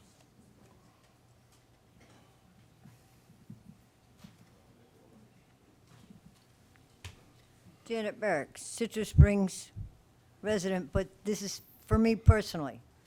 Okay. Last week you approved the non-ad valorem. This is another non-ad valorem. Non-ad valorem, you can change the amount anytime you want. You're not telling me how much your non-ad valorem you're going to add to the taxes. I thought we rented out the Citrus Memorial Hospital so that we wouldn't be stuck with something like this. Okay? The county has a responsibility for certain things. They get paid, the hospitals get paid. They sent 4 executives here. I don't get paid penny one to come here. 4 of them. And I bet they're high-priced executives. Okay? So the thing is, I agree with with Commissioner Kennard. We need to look at this, and they have to agree to what the county wants and not just jump into this because, well, it has to be done by a certain date. Why weren't they here previous? Why weren't they here a month ago? There's no emergency that if it's hospital money, and it's hospital money, Medicare pays them, but it doesn't give them what they want. And I know that the hospital board has been going after different payments since they rented out, and they've been getting back money from different associations and there's lots and lots of money that came back to the Citrus Memorial Hospital Board. But the thing is, this to come today and say, well, it has to be done today, and to have you think about another non-ad valorem tax is outrageous as a taxpayer. Thank you.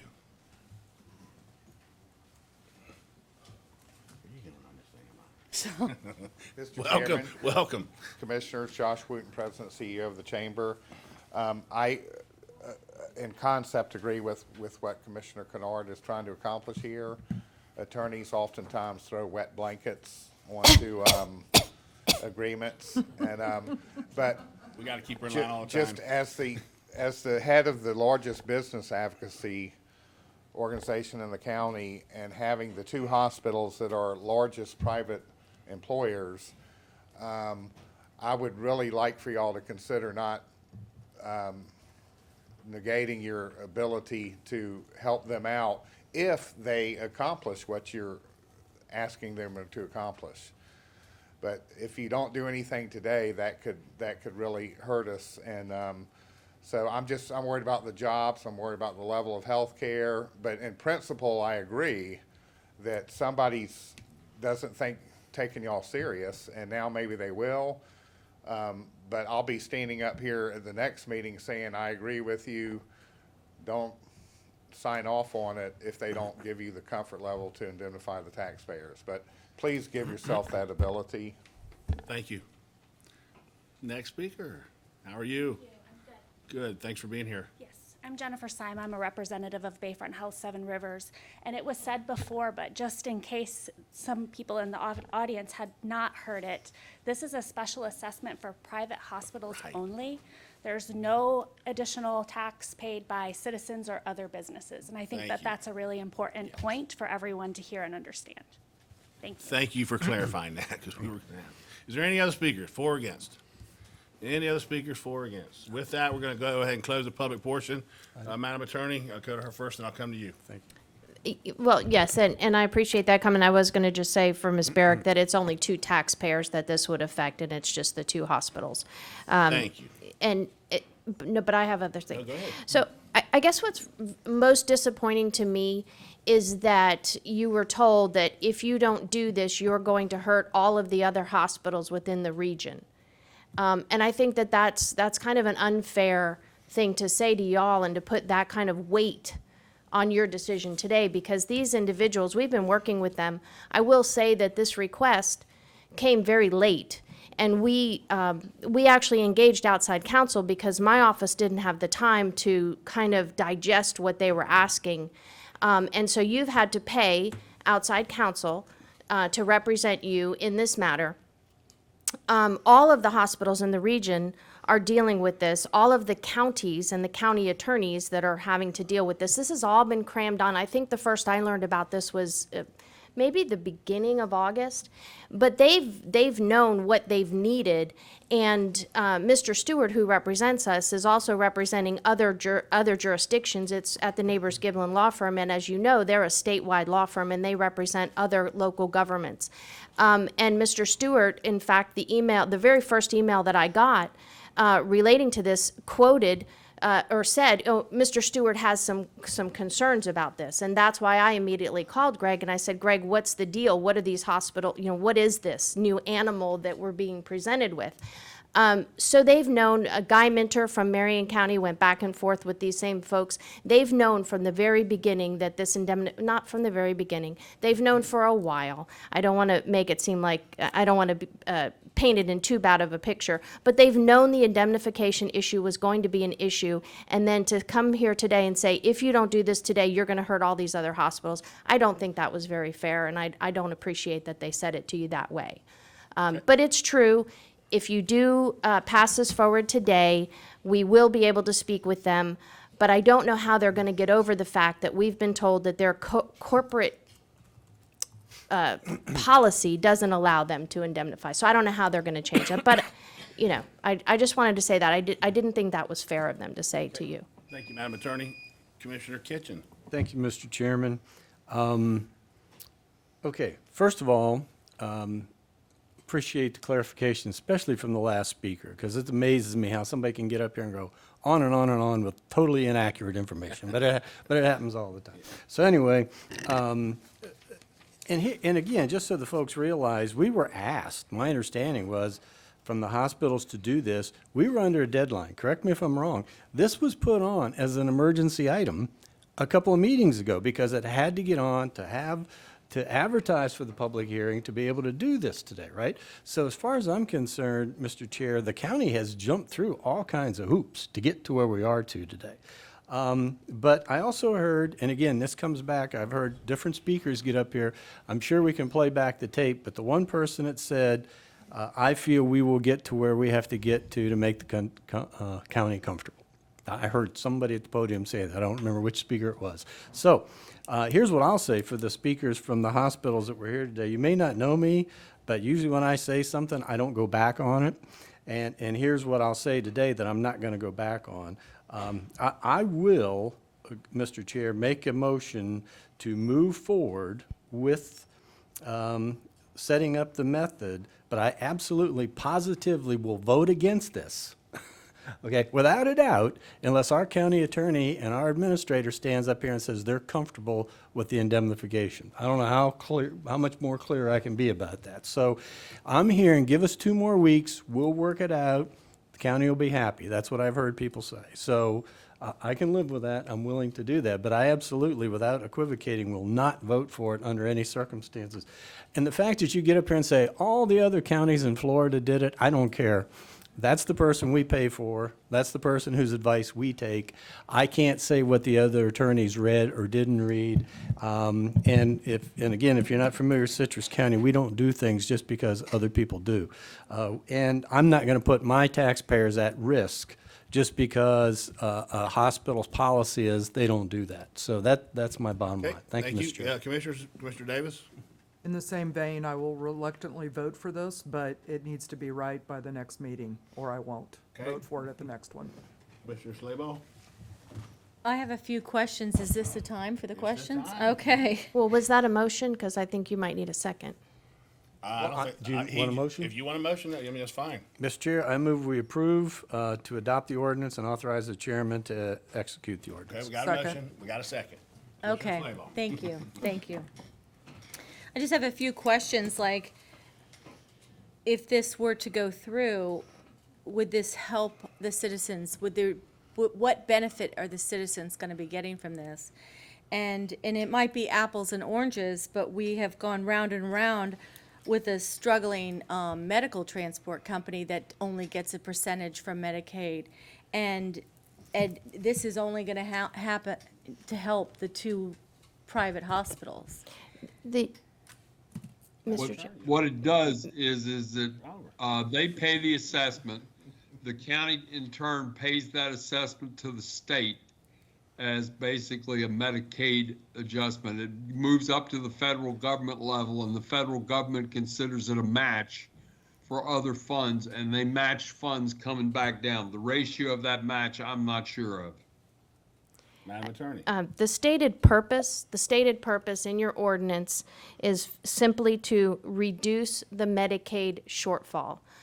That's all that it is. So not one more person is going to receive additional health care related to this. It's simply going to be used to decrease the hospital's losses due to Medicaid. Okay. Does that answer your questions? Yes, it did. Commissioners, any other questions? Any other comments? Commissioner Kennard? All right, I'm not going to bite my tongue. What this is a scheme. This is us creating an assessment of the 2 hospitals so that money can go to the state, then to the feds double it, send that money back to the hospital so they can improve their bottom line, as our attorney just outlined. It doesn't affect the taxpayers of Citrus County either positively or negatively in our daily lives, other than it's more federal funds that are sent out to hospitals. So ultimately, the feds have to collect more in taxes to send that money out to these entities. That's how it affects the taxpayers in Citrus County. I absolutely abhor when attorneys get involved in these discussions and bog things down. There's no reason that this should not have been worked out long before today, so we're not dealing with this. I'll support it today. I'm going to go back on my word. Thank you, Josh, for getting up there and giving me a couple minutes to cool down on this. But again, I will follow in Commissioner Kitchen's footsteps that if our county attorney is not 100% comfortable with the indemnification, I will guarantee you I will be a no when we hear it again. Okay. Okay. All right. Any other comments? All those in favor? Aye. Opposed? Motion passes 5-0. Thank you. All right, with that, we're going to go ahead and pull, I think it's G3 up, Nature Coast EMS additional subsidy request. So with that, I do believe you guys have a presentation. If you want to come to the podium and get that ready, we will.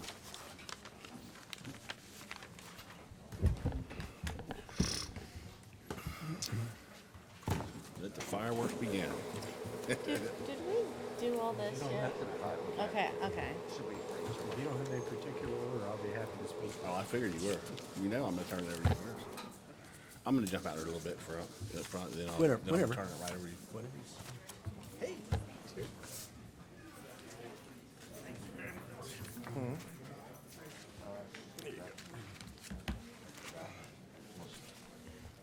Thank you. I can start it.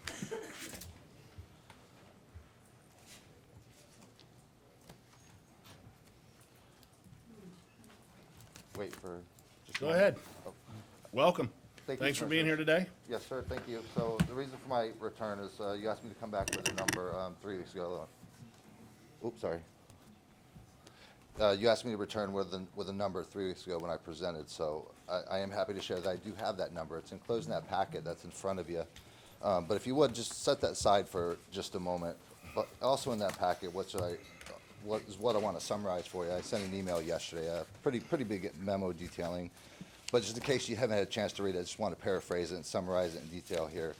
So, Commissioners, we acknowledge that the past financial picture for NC EMS was bleak based upon decisions made by the previous administration.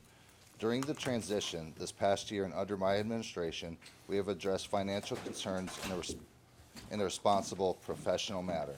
We have made strategic decisions to improve service to the community and meet the agreed-upon operational performance expectations.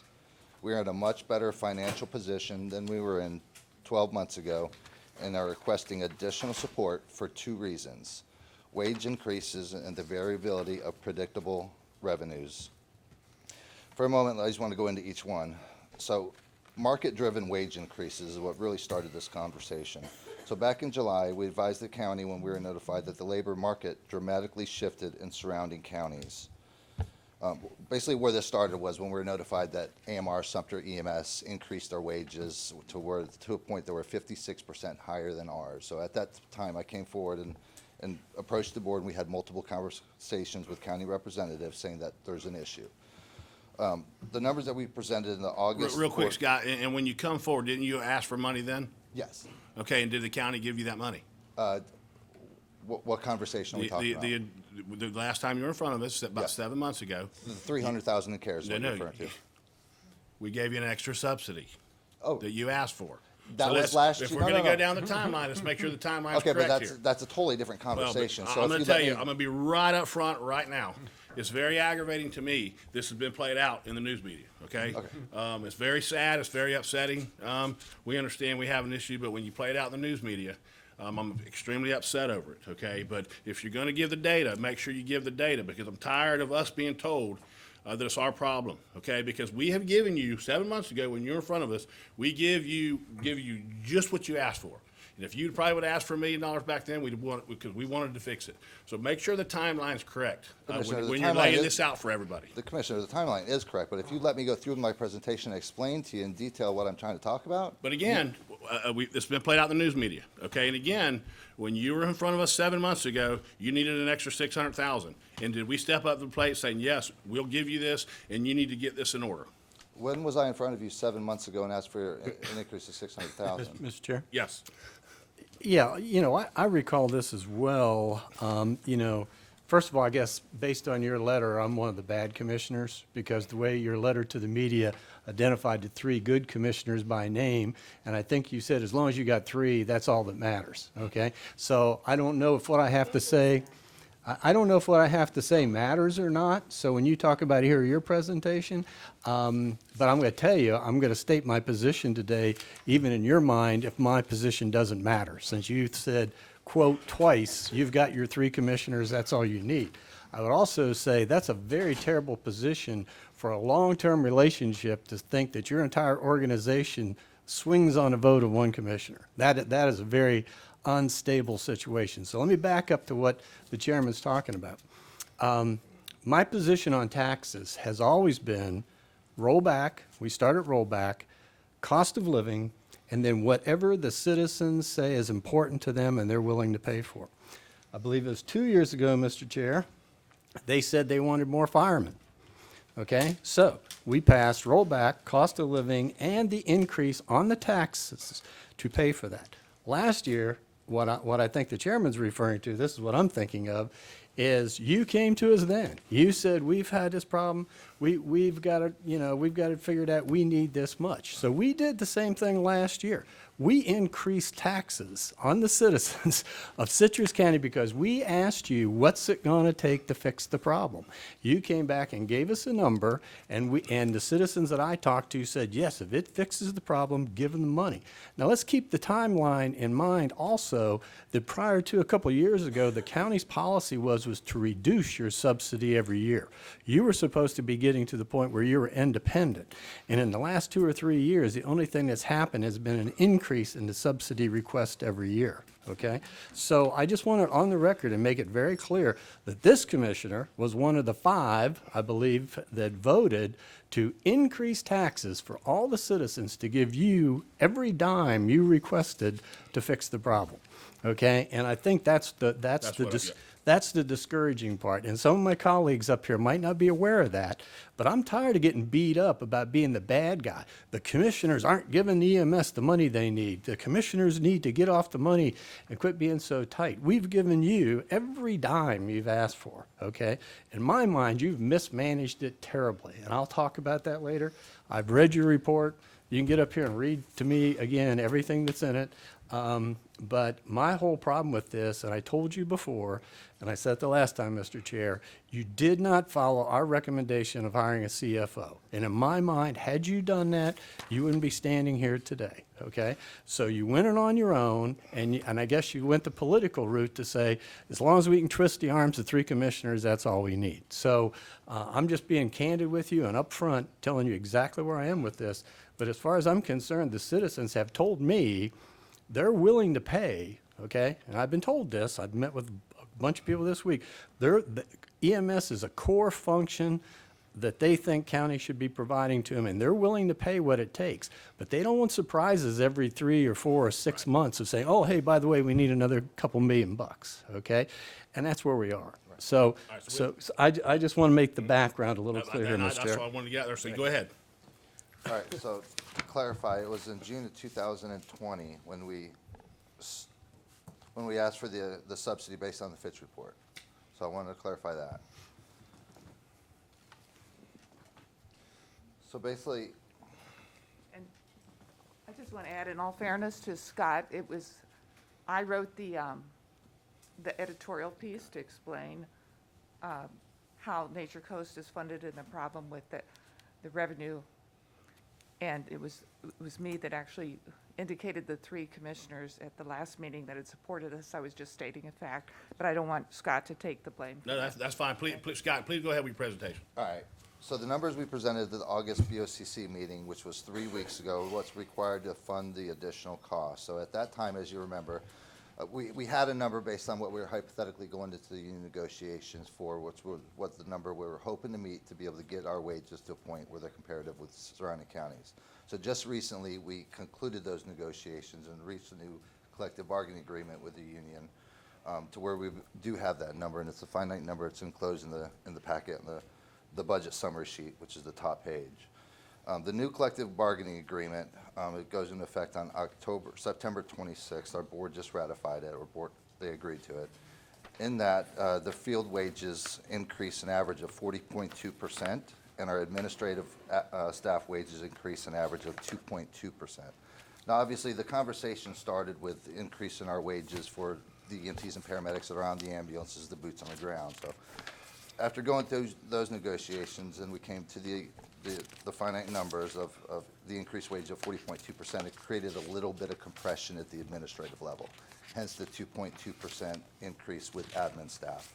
So now over the time, since we've made all of these changes, which includes bringing on our control department back in January, we did a study at that time, and we brought them in, created that department with wages that were competitive at that time, which they are competitive today. So that's the reason why there's such a disparity in between the increase in wages in field, increase in wages in admin. It wasn't needed at the administrative level for a multitude of positions, including mine.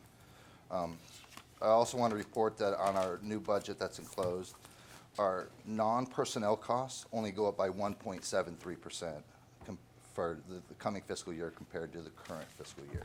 So the bulk of our increase was in that wage increase.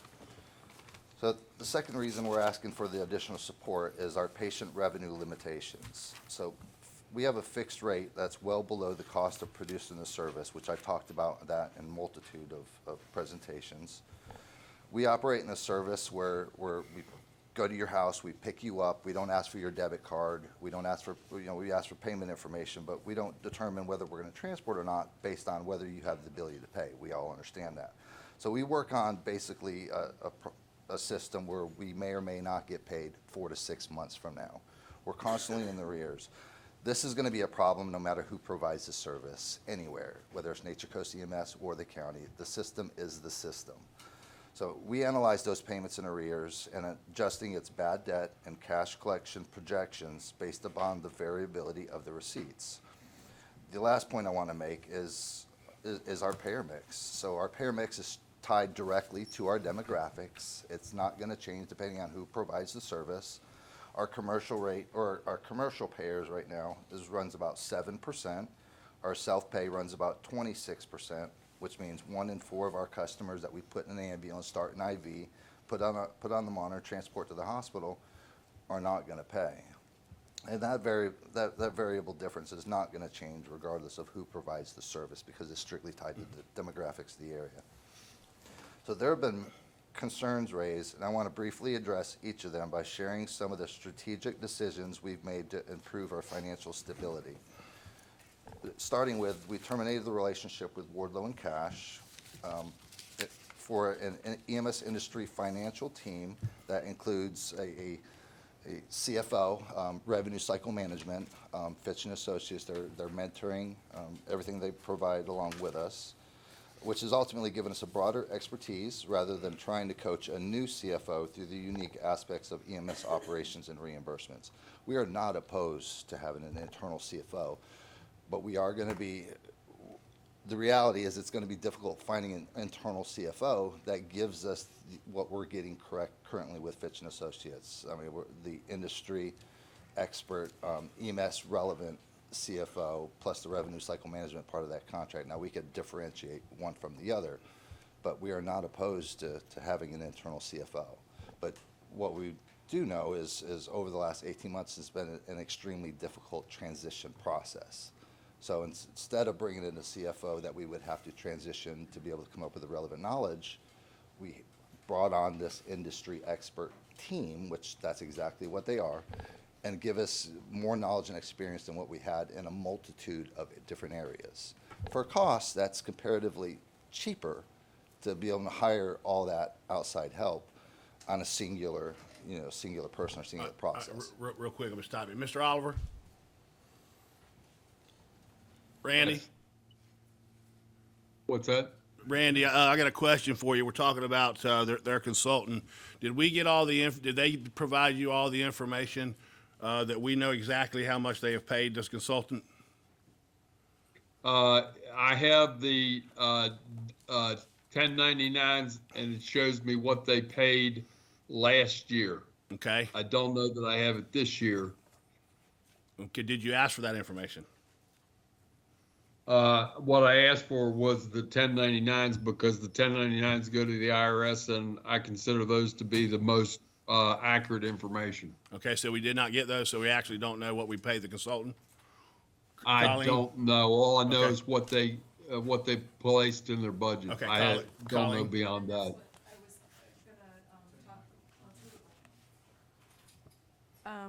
Referring to what Randy just said, on the budget, there's 170,000 budgeted for consulting, and of that 159,000, it's all Fitch. Okay. And then there's other accounting for 130,000.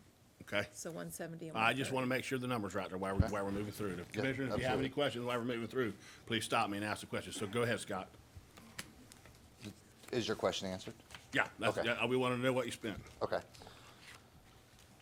So, moving on past our CFO, we've also partnered with EMS Management and Consultants, EMSMC.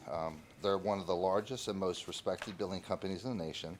Currently, not including us, they serve 17 Florida counties, including Pinellas, Levy, Suwannee, and Gadsden County. We've also trimmed our administrative staff, and we utilize administrators in the field who are licensed. I want to preface this, that all of our administrative staff that go into the fields are certified, credentialed EMTs and paramedics. Our executive staff, for instance, are our most experienced EMTs and paramedics. I've been working in this county doing this for 20-some years.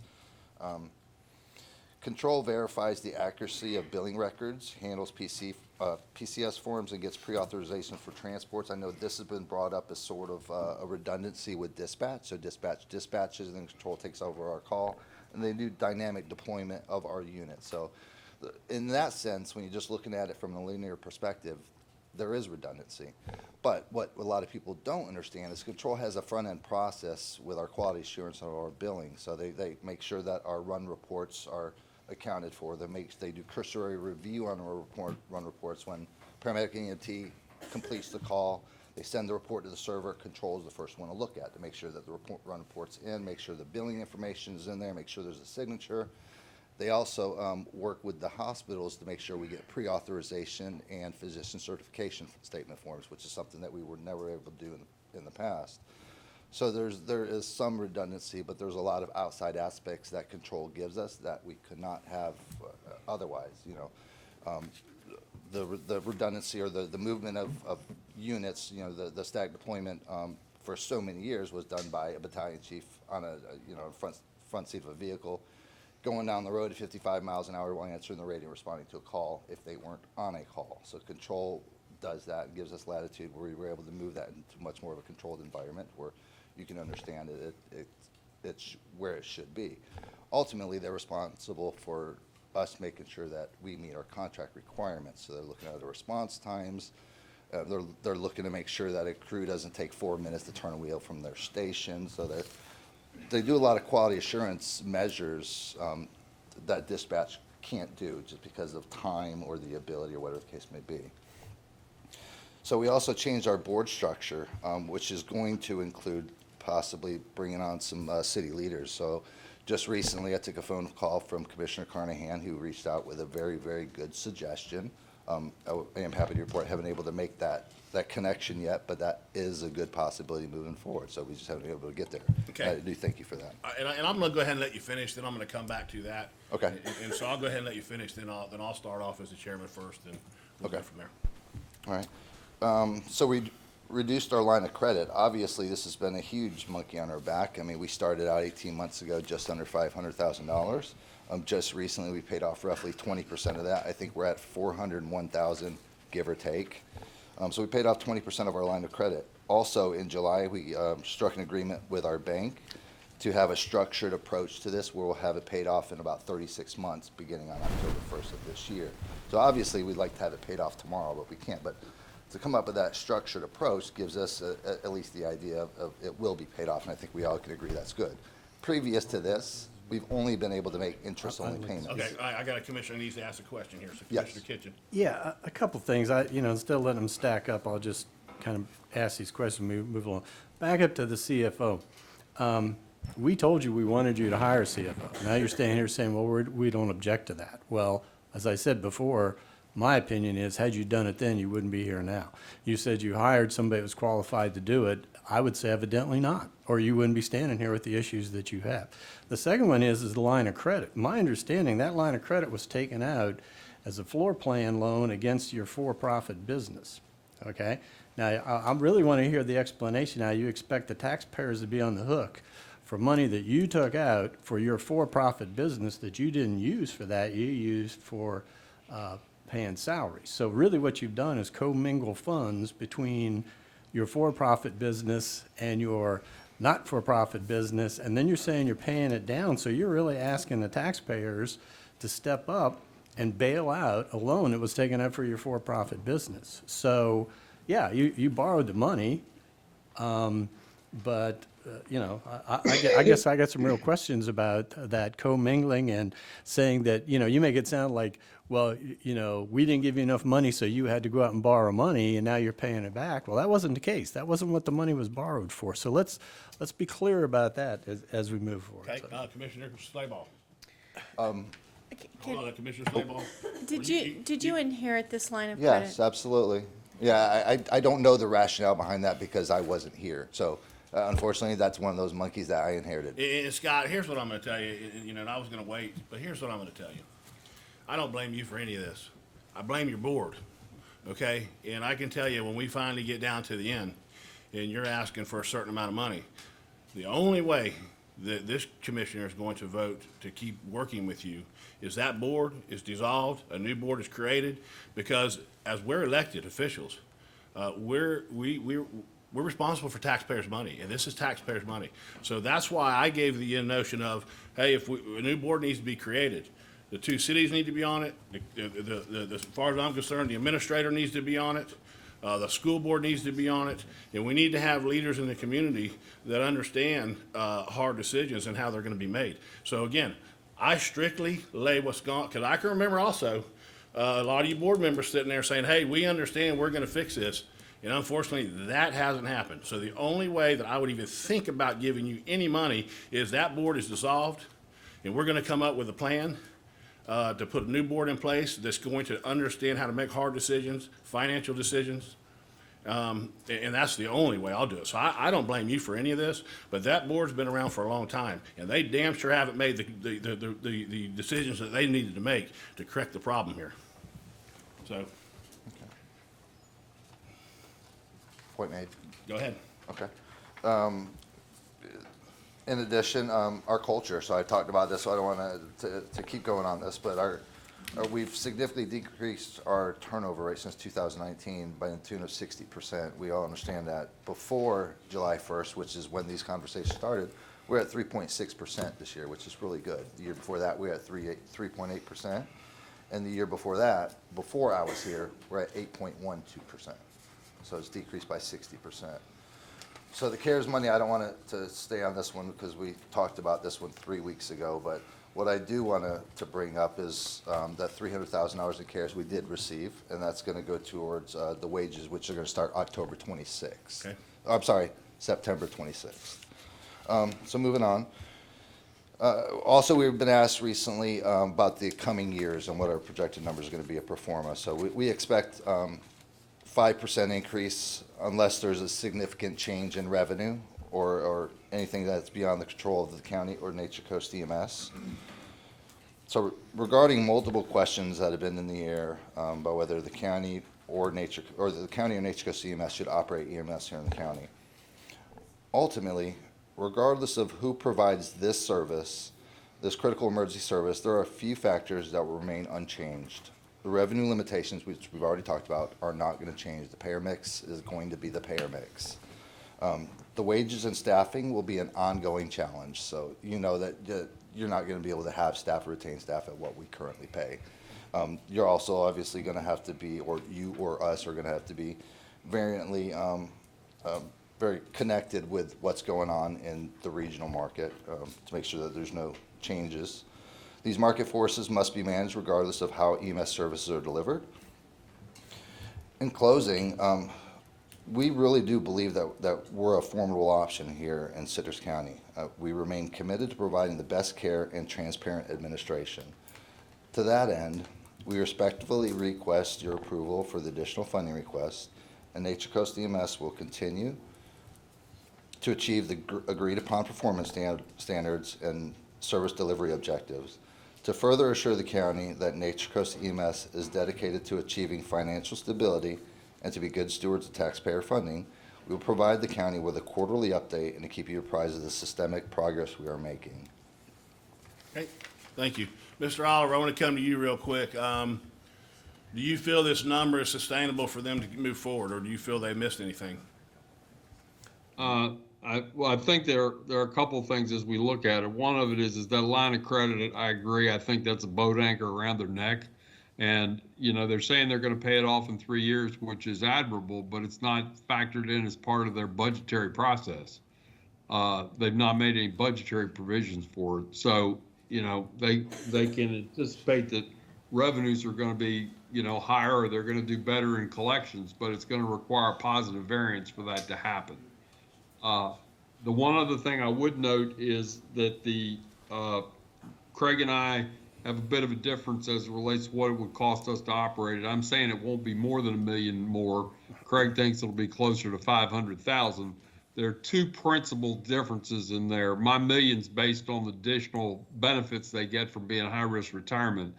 But the two positives going in that direction are the fact that we get an additional Medicaid subsidy that that Nature Coast is not eligible for, because we can use money again to get a Medicaid match. That should generate us about 100 to 200,000 a year. Mr. Oliver, hold on one second. Commissioner Kennard's got a question. Sure. Randy, you're saying you think that it would cost roughly $1 million for the county to run EMS. Is that $1 million over the supplement that Nature Coast is requesting? Or Yes, more. So it would be $1 million increase over and above what they're requesting. That is correct. That would be the worst case scenario. Okay. As I said, Chief Stevens, and I think he's got rationale for it. I can't attest to the numbers, so I wasn't going to give you a number I wasn't comfortable with. But I think a reasonable amount is 100 to 200,000 for extra Medicaid reimbursement. The other one that Mr. Stevens thinks is he believes that there's some economies of scale that can be had as it relates to how they operate, because the battalion chief would be making certain decisions because they're not busy all the time. They are, obviously, if there's a significant fire or something like that. So he has some labor savings he believes that he can achieve in doing that. He also has, I think we have 39 paramedics, if I believe. So we have the ability to move people back and forth between fire trucks and ambulances, but that has to be done cautiously, because you do not want to exceed the 40-hour work week for somebody staying on an ambulance. So Mr. Oliver, Commissioner Kennard, you finished? You got the floor. Well, yeah, I'm done with that question. That just brought up another question. Go. Yes, sir. You got the floor. Randy mentioned the ability to move EMS personnel back and forth between a fire truck and an ambulance. And the last conversation that we had about that, my understanding was that scheduling, due to the overtime difference between fire and between fire and EMS, took a much greater level of sophistication in scheduling than what communities our size typically possess. If you do it in totality, I agree with that. By that, I mean, I think when Mr. Stevens and I had our first conversation, what he wanted to try to do was to work them 50% of their time on an ambulance, 50% of their time on an engine. And in my opinion, that's problematic. But if you have a paramedic that doesn't show up one day, you know, moving them over, or having a swing group that you can swing where the need best arises, permits you to be able to make better use of your resources and doesn't put you in jeopardy. And I think that's more than doable. You have the floor, sir. Right now, my understanding is that we currently have a little bit, and I don't mean this as a criticism at all, because I think our fire services is second to none. I truly believe that. But my understanding is that we have a bit of a staffing issue or shortfall there as it stands right now. We certainly, I would not think, are going to, if the board were to decide to go down that road, we're certainly not going to pull EMS personnel and throw them on a fire truck to fill in there. So while if everybody was fully staffed, it sounds like switching staff back and forth may work, but right now, both of them are short-staffed, so I don't really see that working well.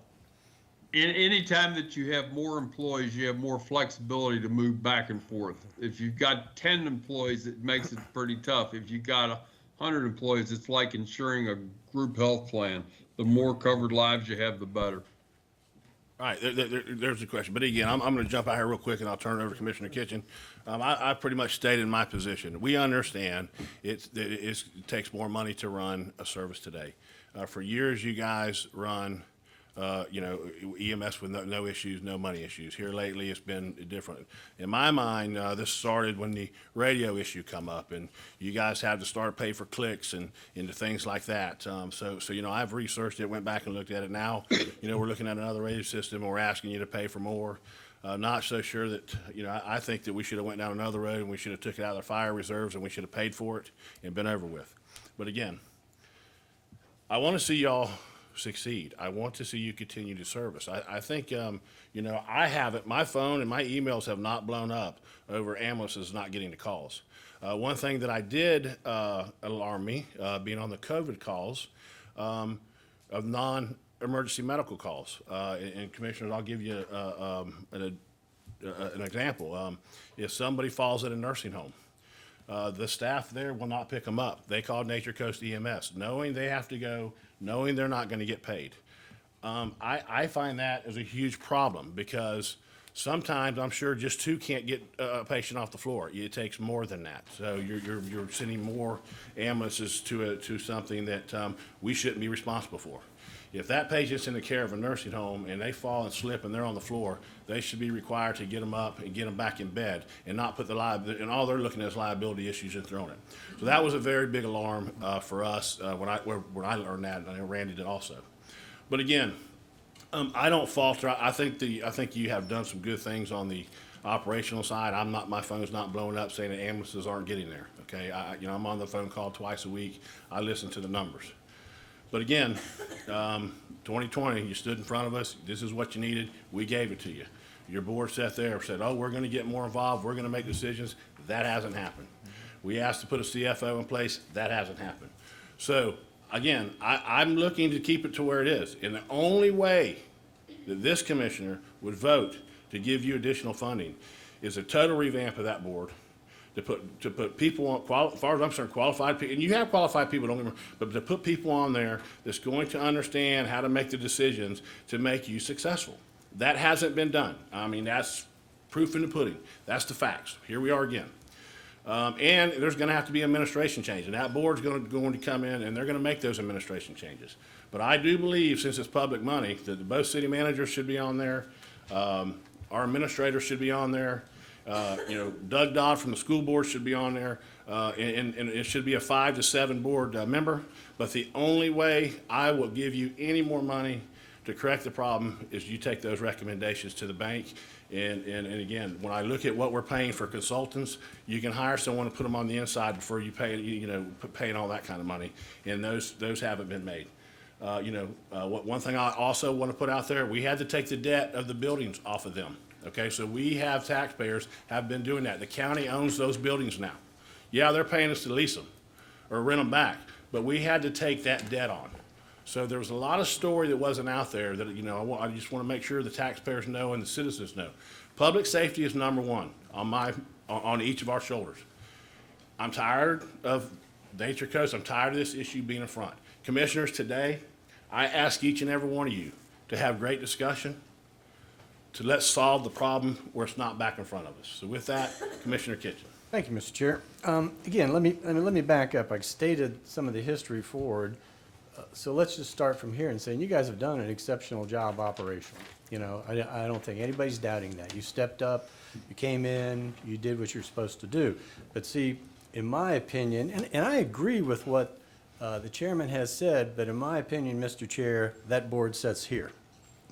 Okay? See, my opinion is the buck stops with us. Okay? My opinion is EMS should come back under or back to or to the county commission. I know in the past commissioners, and you talk about inheriting a bad situation, we've inherited a bad situation. There's nothing like our structure anywhere else in the state that I know of, right? So just as you've inherited a bad situation, and all that myself and Commissioner Carnahan have done for the last 7 years, and Commissioner Kennard right after that, is try to fix problems that happened before we got here, okay? And I'll tell you where I am with this. So again, not to throw you guys under the bus. You've done tremendously from the operational point. You guys are out there working hard every day. But here's what my problem is. And my problem is I have constituents that your former the man in your position in front of you stood there and waved numbers, and I looked at him and said, don't even show them to me because I don't trust a single number you're showing. Perhaps some of you will remember that, okay? What this all comes down to is trust, okay? You came to us last year, you said, help us over this, never happen again. We went to the citizens, said, we're gonna help them over this, it'll never happen again, it'll go away. Not only did it happen again, but it came as a surprise. Here's my issue, is that we can't have $1 million surprises. We can't have, oh, by the way, and I really have to say, this really bothered me. I heard you stated at the last meeting, unless you walk out of here with money today, you're shutting down. That's what's stated. You said that at the meeting. I've heard that from several different people that were there. You're saying on September 14th, unless we get our money, EMS will shut down. I have not stated Okay, that. well, it's written down, and we'll get the person up here later on to talk about that. So all I'm saying, and I think this is another way that you overreacted, you took into place the fact that I didn't arbitrarily vote to give you a blank check because you couldn't give us an amount. I heard the chairman last time ask you for an amount, and you couldn't give it to us. Then you turned around and said, well, the county wouldn't give us any money, they wouldn't help us. What I heard is that at least 2 commissioners said, we want to know what that amount is. Okay, so here's my situation. We paid more, and to me, Mr. Chair, this is really where we are, and I'm just going to throw it out there for you guys to think about. This is no different than the fire department, okay? We were having issues with transparency. We were having issues with surprises. We were having issues with not thinking that the money was supposed to go someplace and it wasn't going someplace else. And see, that's the problem I have right now. Last month you stood up here and said, I heard you say you needed $800,000 to get another month. Okay, so at the end of the other month, then what happens? You know, and if we give you the $800,000, how do we know? Out of this budget that you showed us, it takes $800,000 to operate a month, you know? So I just have a problem throwing money after money after money. I know that if EMS was under fire, there wouldn't be surprises. It would be in the budget process. The salaries, when the citizens complain about the salaries, it would be our responsibility. What's happening now is I'm getting calls from people saying, you know, you should do this. I read in the paper that you're not paying our guys on the ambulances enough. And I go, no, that's politics. It's up to the company that we basically pay and subsidize to do that. And so my whole point is, commissioners and Mr. Chair, if we're going to get the blame, then give us the responsibility. I have no problem taking phone calls from people that are upset with EMS if it's under our authority. Okay, but my citizens that I meet with do not want to hear, well, I'm sorry, but I have no control over EMS. That's a separate group. That does not make the citizens feel well. They don't care who, that's what we went through with fire. They don't care whose patch is on the jacket of the person that shows up. They just want top quality service. And I'll tell you once again, Mr. Chair, the same people I talked to said, you know, Randy says $1 million and the chief says 500. Whatever it is, it won't be a surprise after the budget's already been set. And furthermore, my citizens that I talked to said they're willing to pay for that. Okay, so we had that discussion before when I think Randy made the statement, whatever we do will require a millage increase. And that's why I did the history thing, because it did. Last time it required a millage increase. If we have to look at that next year, I'm telling you, the people I talked to, for knowing that they have top of the line EMS, they're willing to pay for it. And I think our crew can supply that at the best possible cost without, oh, by the way, we need another million or two. That's what scares me.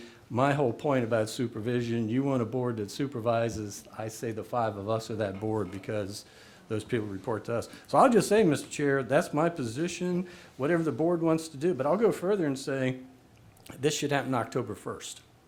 Okay, so I think if they're short money to make payroll for the next 2 weeks, when they leave here today, they should, or till October 1st, 16 days, they should have whatever it takes for them to operate to October 1st, and the county should take it over October 1st. And I've also talked, I'll let you know, I've also talked to the fire chief.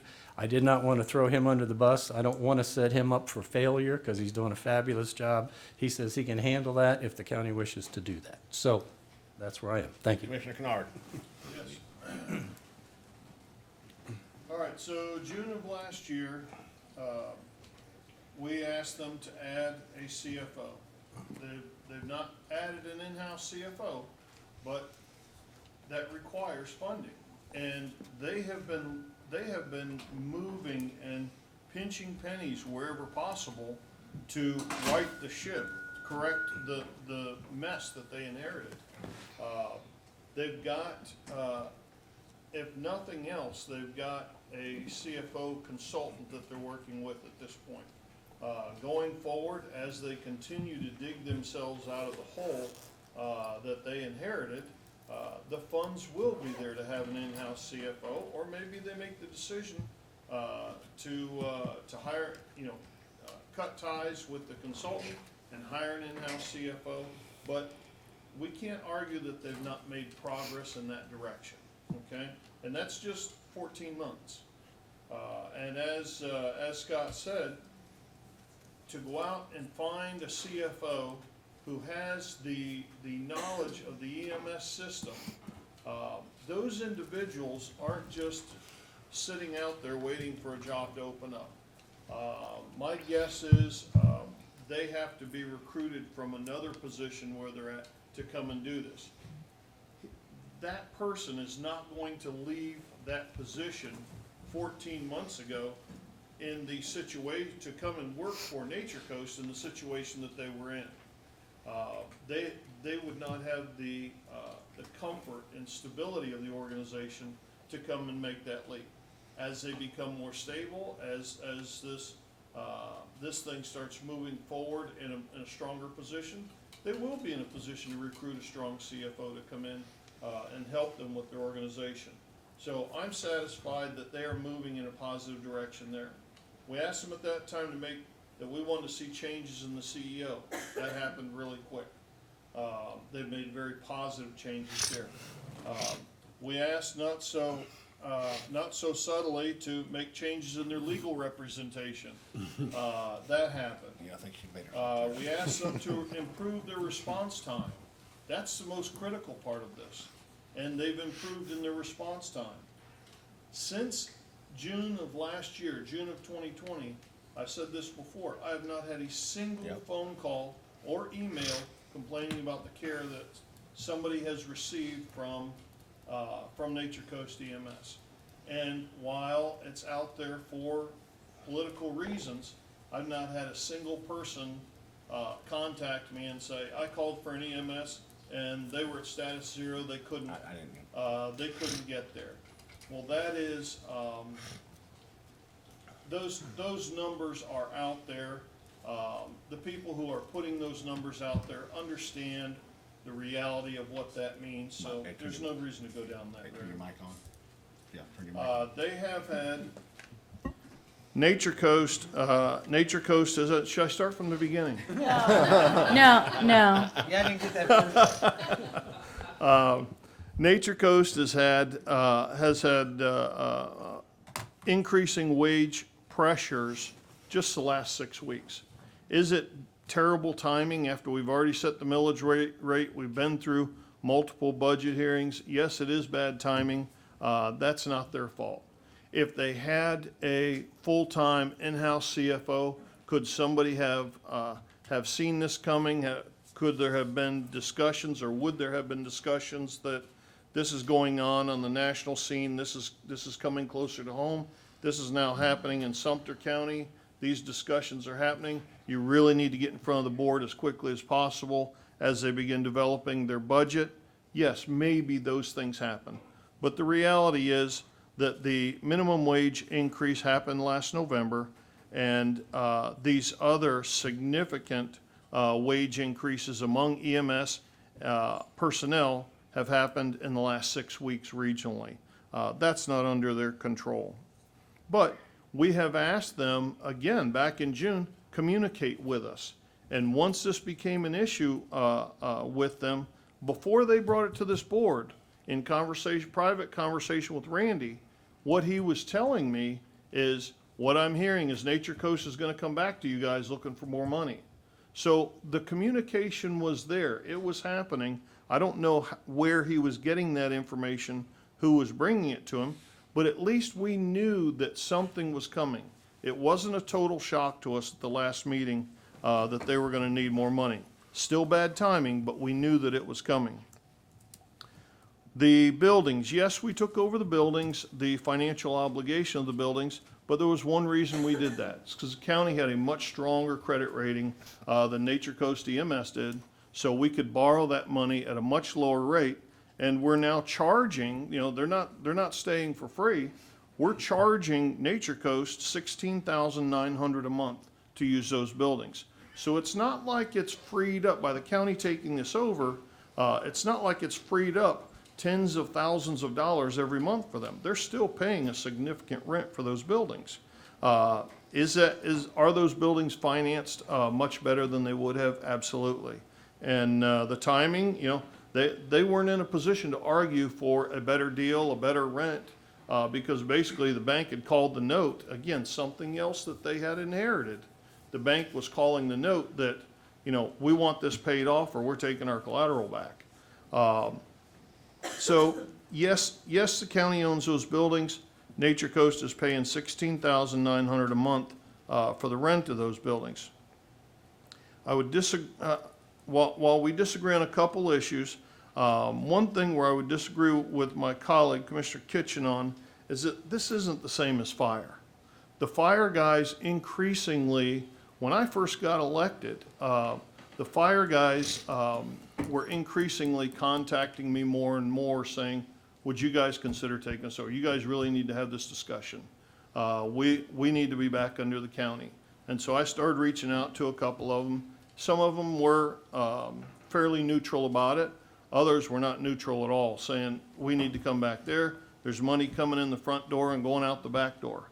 In this case, Nature Coast EMS, just over the past 14 months, is improving. Their situation is significantly improving. They're not out of the hole yet, but they are digging their way out of the hole, and the situation is improving for them and, most importantly, for the community that they serve. Again, I'll go back to not one single complaint in 14 months. That's a big change from where we were at last May before we talked about that. And one last comment, we want a top-of-the-line EMS service. We've got it. We've got to address the labor issue. We've got to address the wage issue.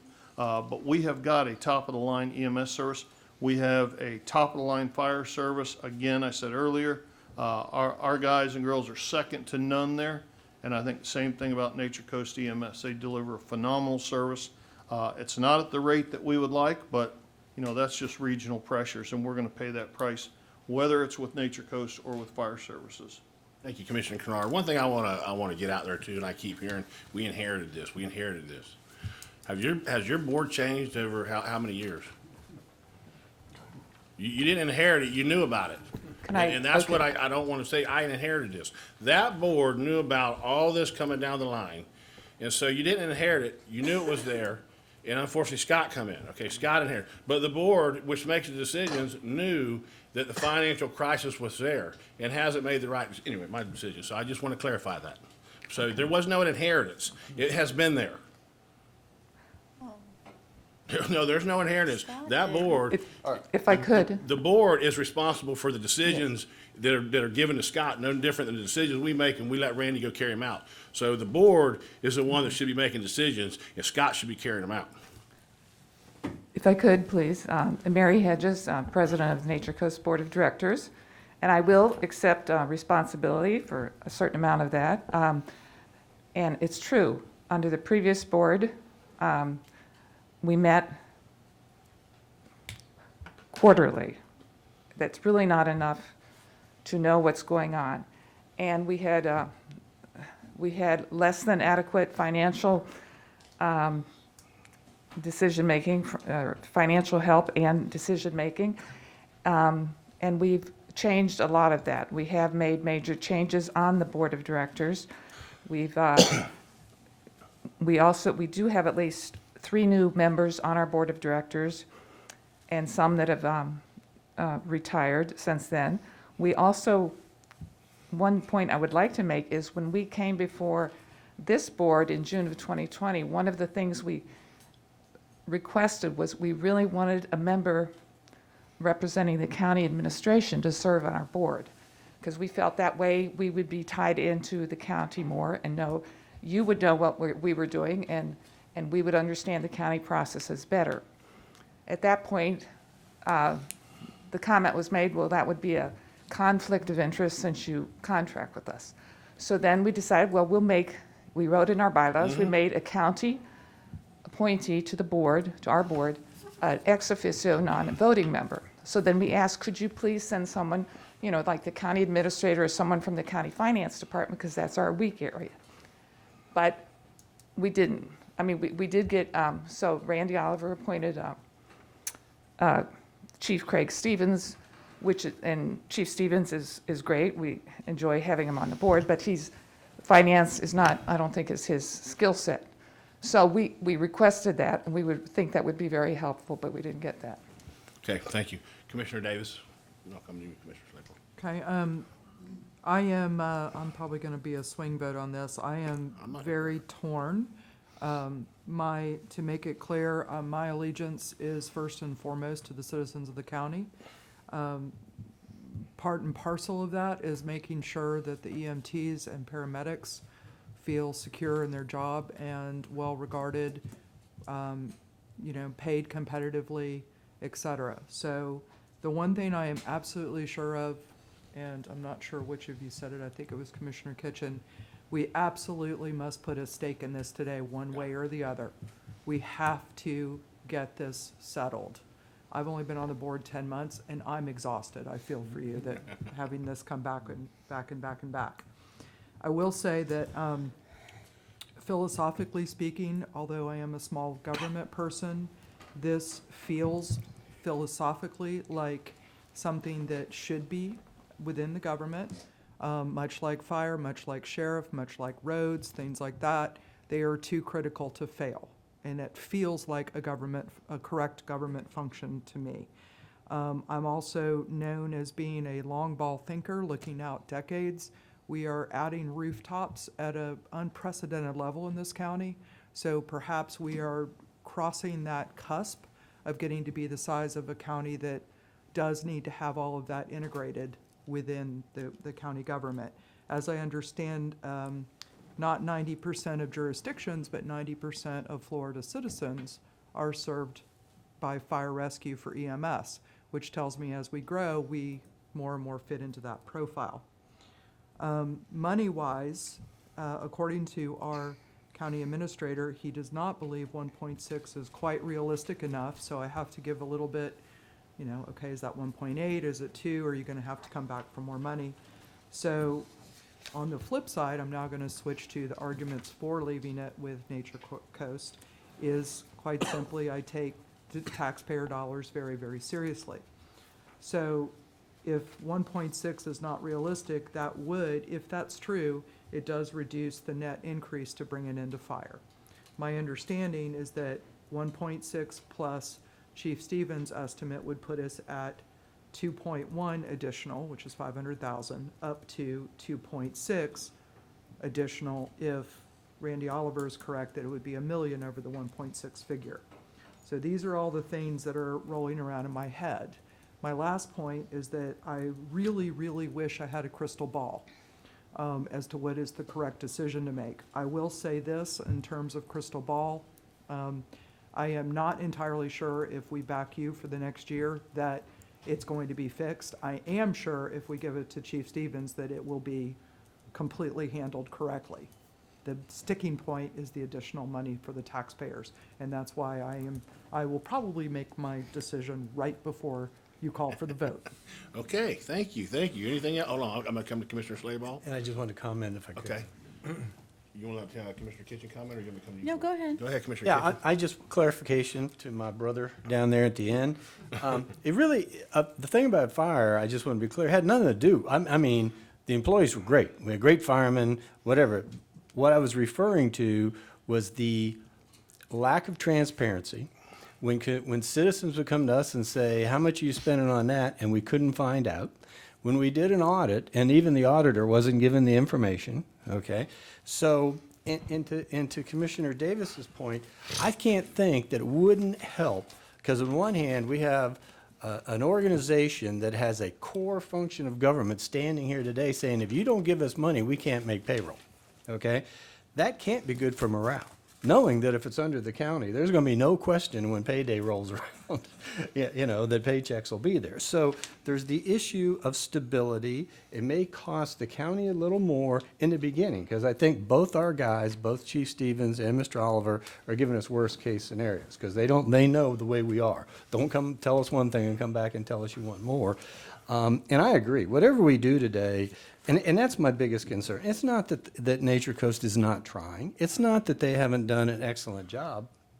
But what I keep hearing over and over again, it's not our fault. It's not our fault. Well, if we give them $1.6 million, I have no assurance that 8 months down the road, I'm going to hear, we need another million because it's not our fault. This happened and that happened. That's what my concern is. The citizens that I talk to, Mr. Chairman, want stability. They want to know that we have good guys, that our guys know they're getting paid, and they shouldn't even be thinking about going someplace else because our county is paying them what they need to pay. And again, if we decide not to go that way, I just want the citizens to know, don't call me because, you know, I think I've suggested what's best. If you're going to yell at me and hold me responsible for emergency medical service, then I have to be one of the 5 people making the decisions about how it's supplied. So, again, to Commissioner Kennard's remark, I just said it really was about, you want us to have the responsibility, we're going to take the control. That way we can answer questions from constituents. It wasn't about the sheriff wasn't doing a good job with it. It was just about we didn't have control with it. And that was my whole point. So thank you, Mr. Chair. One thing I do want to throw out there too, and I know some of you guys might not like this, but if I feel that you did get an extra 1.5 million this year with the 1.2 million of PPP plus the 300-something thousand that we gave you. So that's a little concerning with me also. So if we give you 1.6, is that going to get you through? Because you did really get that through PPP, and you did really get that through some CARES Act funds, and so that is a little bit weighing on my mind also. When you did have that money, pretty much the same as you're asking for now, you did have that money plus what we gave you, so it's about the same amount of money, and unfortunately, here we are. So that's on my mind also. Just want that to be out there. Commissioner Slayball. Okay, thank you. Scott, I was going to say thank you for taking on this train wreck, but you're going to go to a train wreck anyway, so thank you. And I mean that in the most respect I can give you, because standing up there cannot be easy. And but you do it, and you do it because you care about Citrus County, and you care about all the people that you are taking care of. So, so that my concern, obviously, all 5 of us, is for the citizens, and that making sure that they feel safe and that they feel confident and they don't have to add another worry.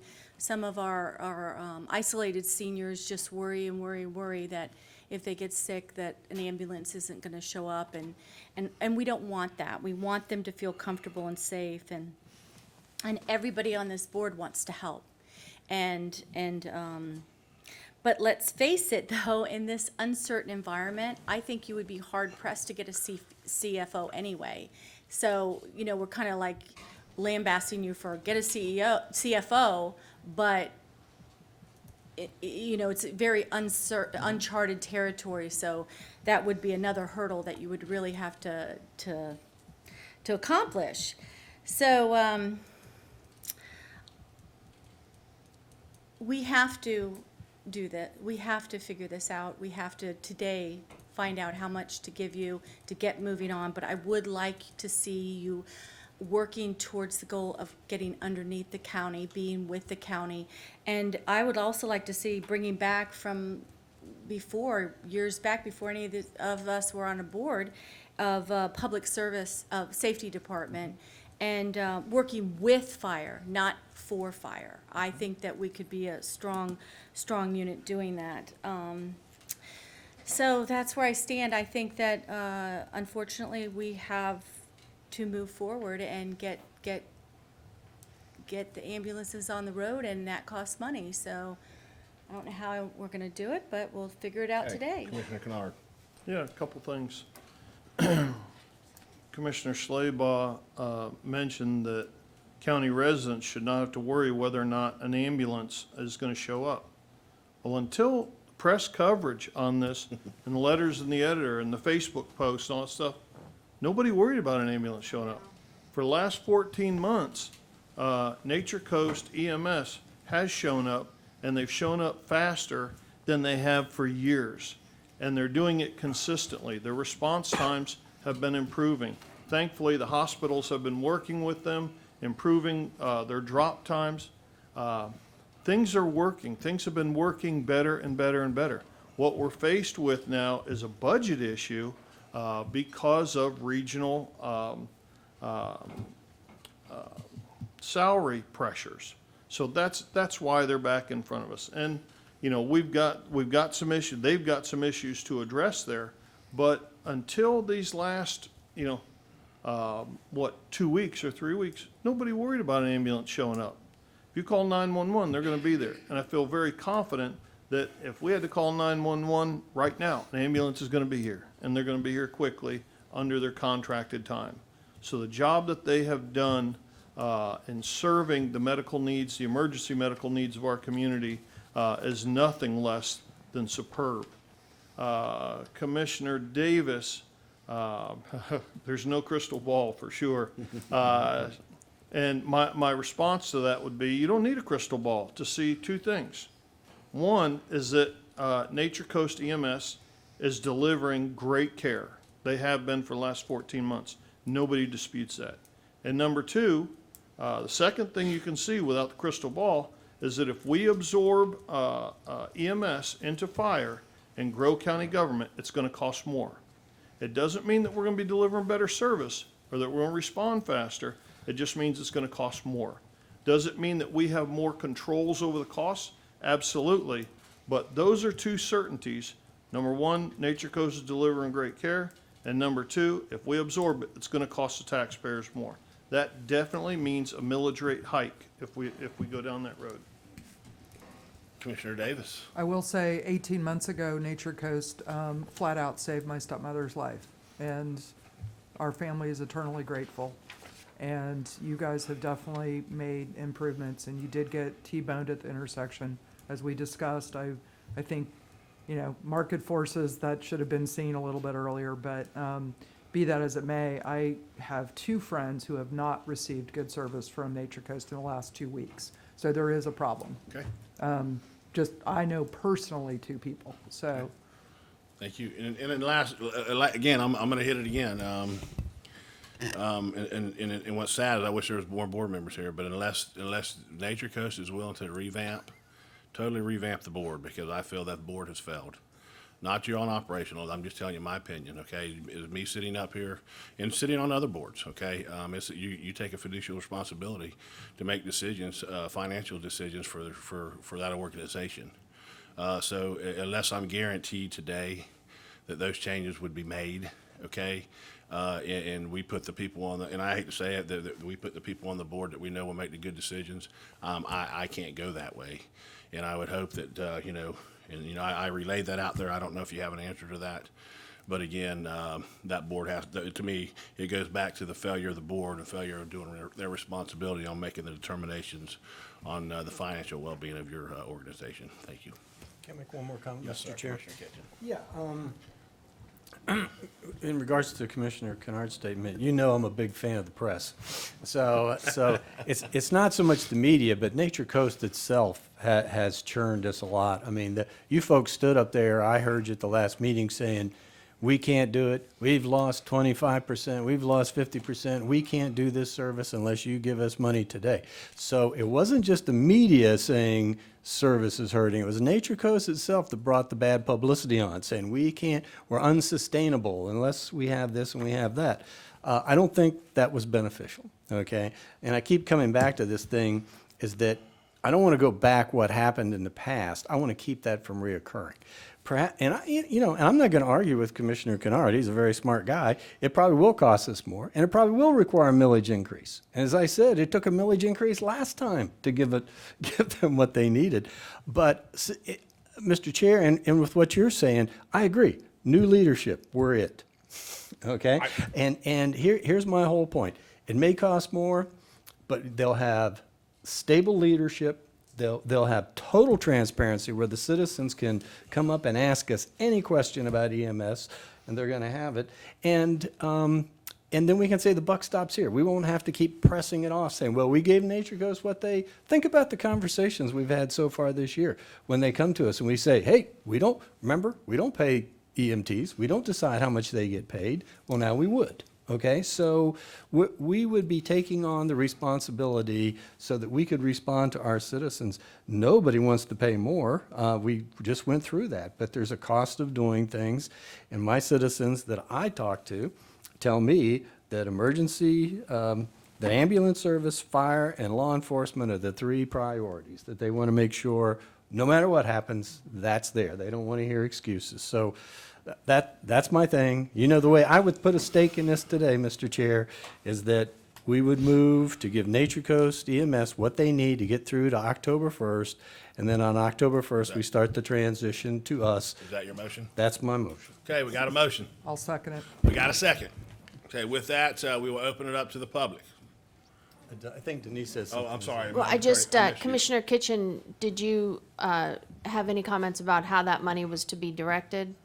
Oh, well, yeah, absolutely. One of the things that we had talked about in the past, and this is the other thing too, when we talk about the takeover costs and so on. By the way, Ms. Scott and Mr. Oliver did a fabulous job putting this presentation together. I would say whatever the takeover costs are, whatever the money they need to get them to October 1st, this transition things comes out of the COVID money, comes out of the whether it's the economic development, I would prefer to see that, because if you folks remember, we said COVID money was one-time stuff that was supposed to help our citizens. I see this as a one-time cost, to bring this under, so that would be part of it as well. All right, Mr. Randy, you there? Yes? I got a little discrepancy with Commissioner Kitchen. I don't want to see it come out of the... No, me, yeah. I don't want to see it come out of the economic, but what about the other, the COVID money the last COVID money? Can we put this underneath that? The last, you mean under the ARPA money, under the American Yes, Rescue Plan? correct. Yes. Will this be eligible to fund them through the 1st of October if there's a transition? The vote goes to a transition. Colleen. Mr. Oliver, Chairman, we could take it out of CARES because that money, the $522,000, we held back. Okay. So it's still in the CARES money. Okay. That's the only. what I was gonna say. You're still gonna have to deal with the radio, though.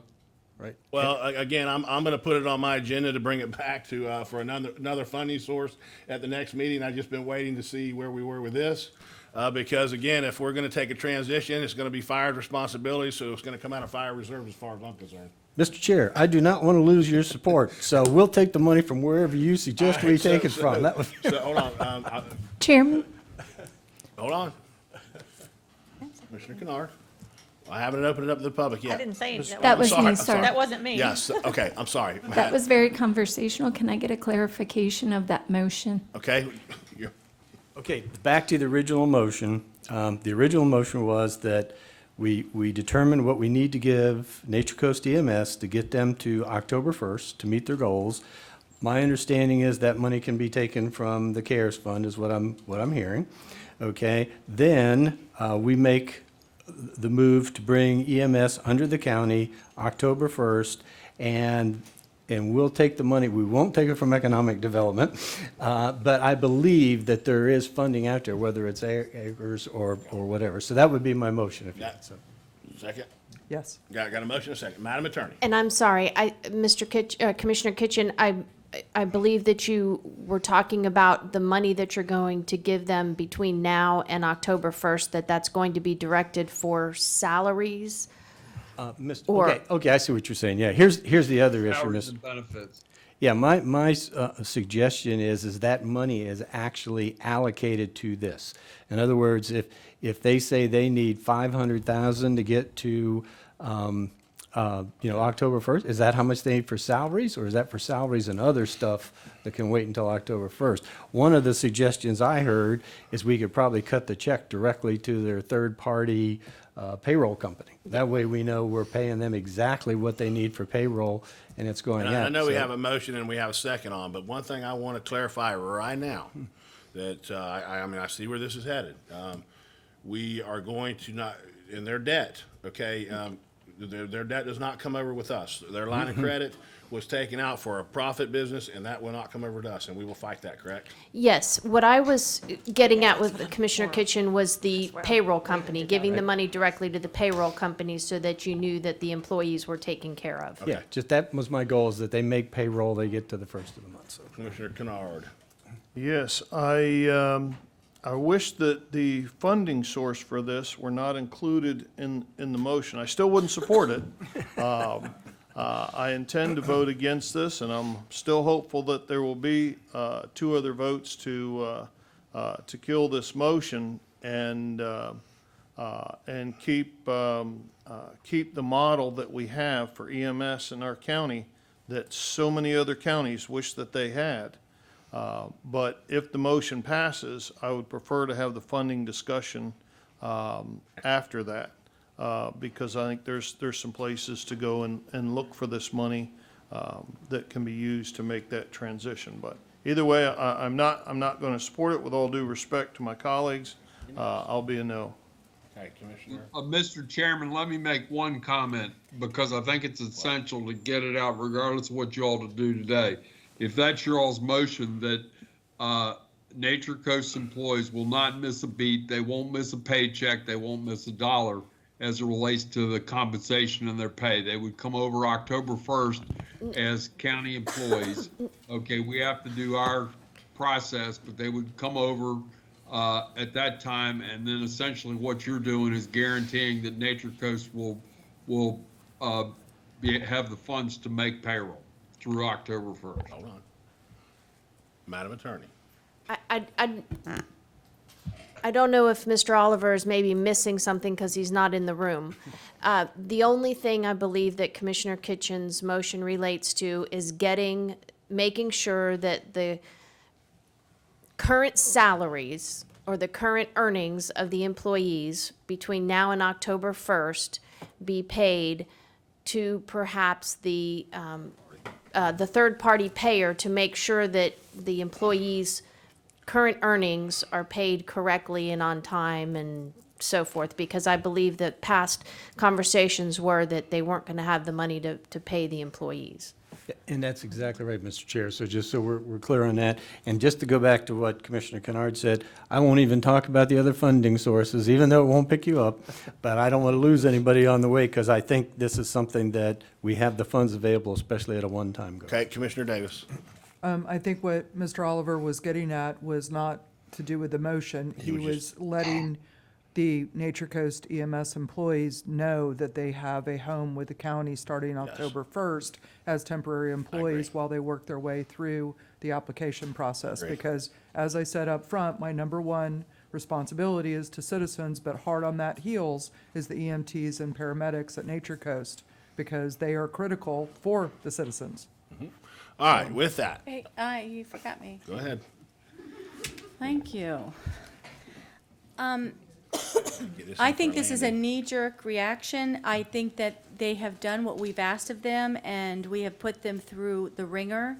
I'm not going to support this motion, but I would like to move forward to bring you under our umbrella, and I think your life would be a lot better.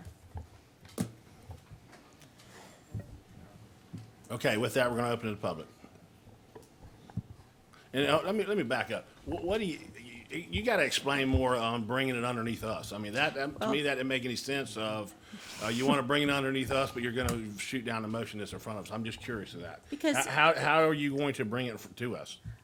Are you talking to me? Yes, ma'am. Okay, so I'm not going to do that. I think that we should direct the staff to move forward on that goal, whether it be under fire or it be a separate department.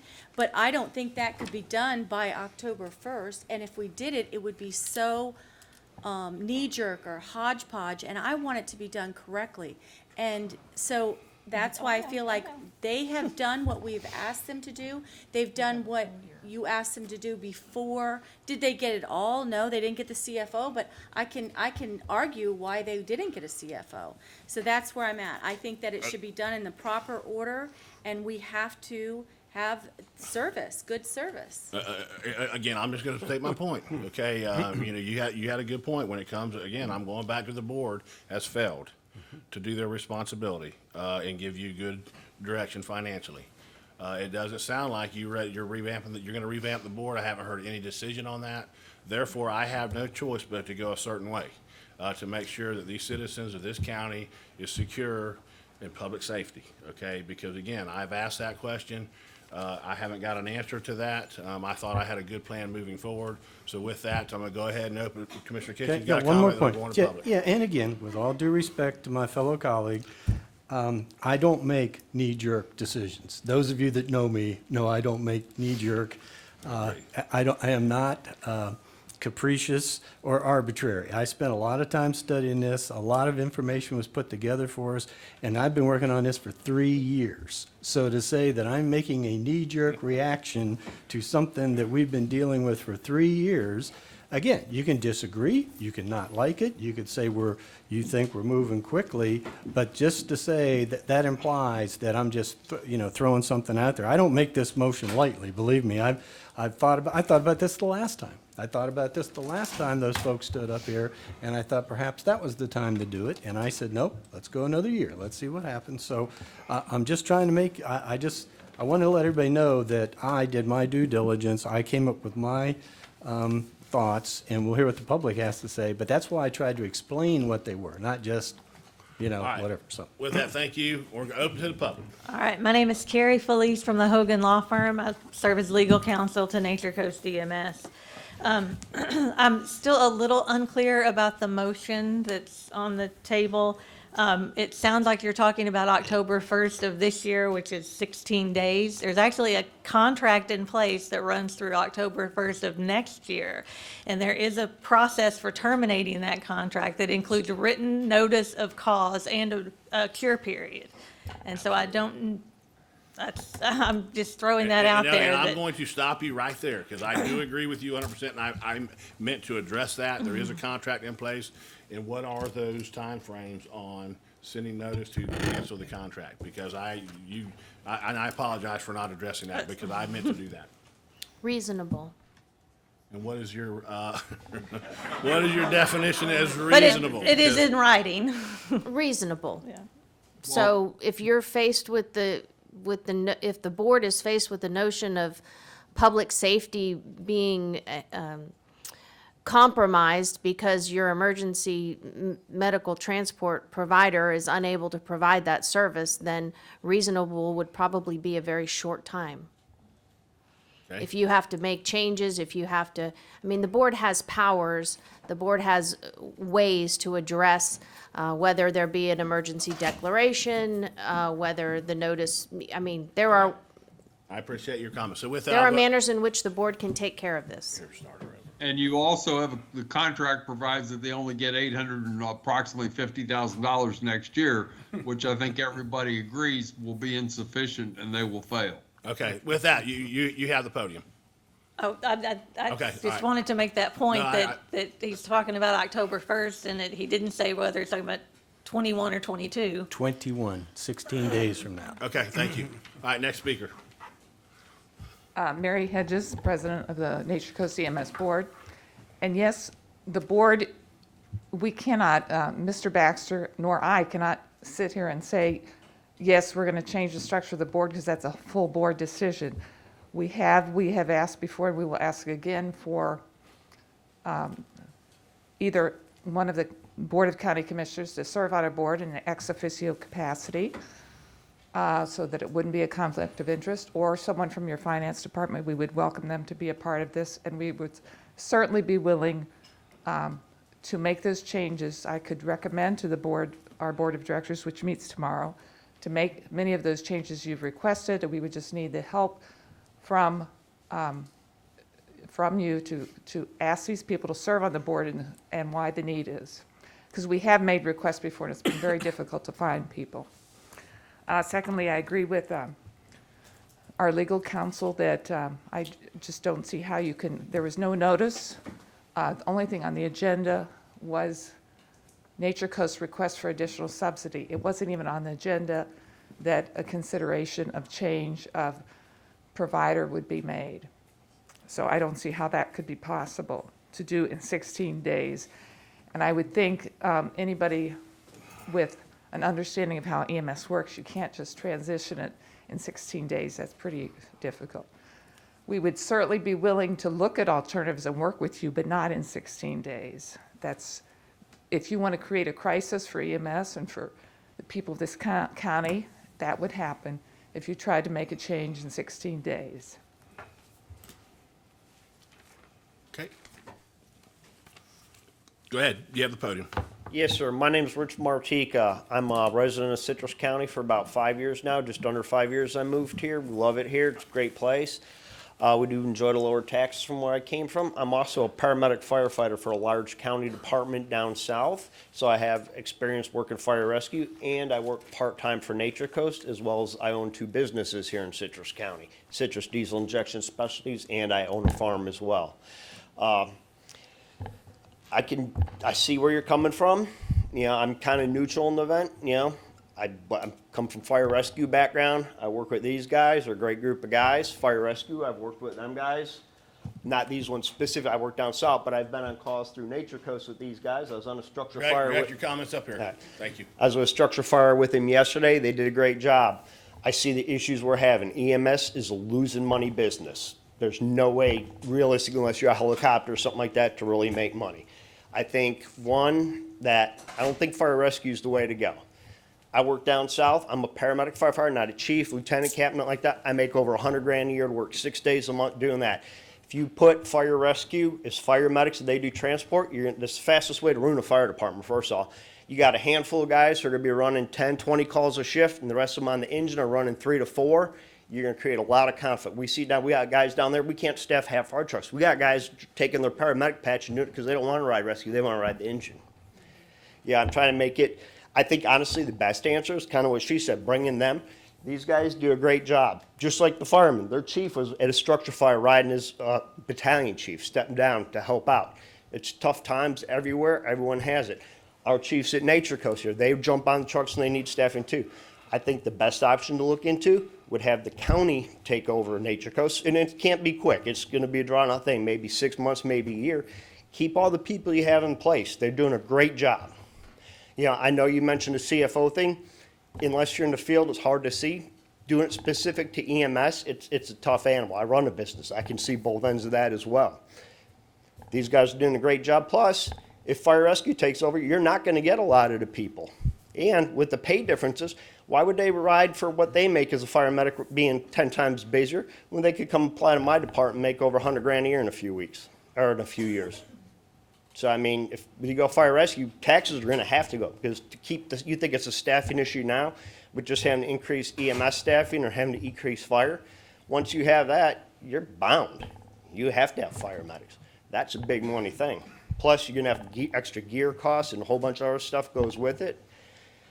I besides being a paramedic from it, I teach. I've taught for emergency medical consultants. I teach EMS. I've taught all over the country, certain courses, stuff like that. Some of the best systems I've seen is where the county has separate fire and separate EMS. There's a lot of places it comes together and does good, but it runs best when they're separate. Okay, thank you. All right. And if you have any questions, you can feel free to call me. I need you to fill a green card out, please. And if you come forward, please state your name, where you live, and make sure you fill a green card out. Welcome. Hi there. My name is Taylor Artique. I'm a newly minted paramedic working for Nature Coast EMS. I've been working for this county for a little less than 4 years. February will be my 4th year. So I've seen what the previous administration did from a field perspective, and I've seen what the current administration has done from a field perspective. And I've not been privy to any conversations that have been had outside of BOCC meetings. This is only like the 4th or 5th one I've been to. This is the first one I've spoken at. I do know that there are quite a few of us, and this has been the discussion since the IAFF released a statement in regards to bringing EMS under the fire service. There's quite a few of us, not many left, but a few noble fools left that would not enjoy the prospect of being under the fire service, because there's a great deal of us that feel that we'd be treated as second-class citizens, essentially, because in every system you go to, Marion County, Alachua County, any system that runs fire and EMS, there's a disparity between those single certs that work the box and the paramedics that work on the engine. My fear is that if we do fall under fire rather than a separate EMS division, similar to what Lake County has, that we'd hemorrhage even more people, and we'd be forced to pull firefighter paramedics off the engine, and they don't want to do that. They want to ride the engine. They don't want to ride the box. I have no idea where you guys' jobs are like, but out there in the field, I don't care who's signing my paycheck, so long as I'm given the tools to help the citizens of this county, because ultimately that's who we're all here to serve. The issue that we run into lately in the past 6 weeks with Sumter County and us is that people are leaving to go make more money elsewhere. It's not necessarily the administrative side of things that are driving people away. 95% of the time, it's the pay. We had a paramedic, graduated from Nature Coast paramedic program, is working, making $27 an hour, sticking people, drawing plasma. Why is she going to stay and witness the horrors of being on an ambulance when she can go make $10, $15 more an hour drawing blood from people? So there is going to be an increase in cost, because we're going to have to be paid what we need to be paid, because this job, it sucks. I've witnessed things I could never hope to ever witness again. I never want to witness again. I'm sure that a majority of the people in the back behind me that I work with and have worked with can say the same thing. Ultimately, whoever signs our paychecks, it doesn't matter. But we need to be paid applicably for what we do, be it the county or be it Nature Coast. And if we do fall under fire, I will reiterate and warn that there are people that will inevitably leave. So, thank you. Thank you. I filled one out already.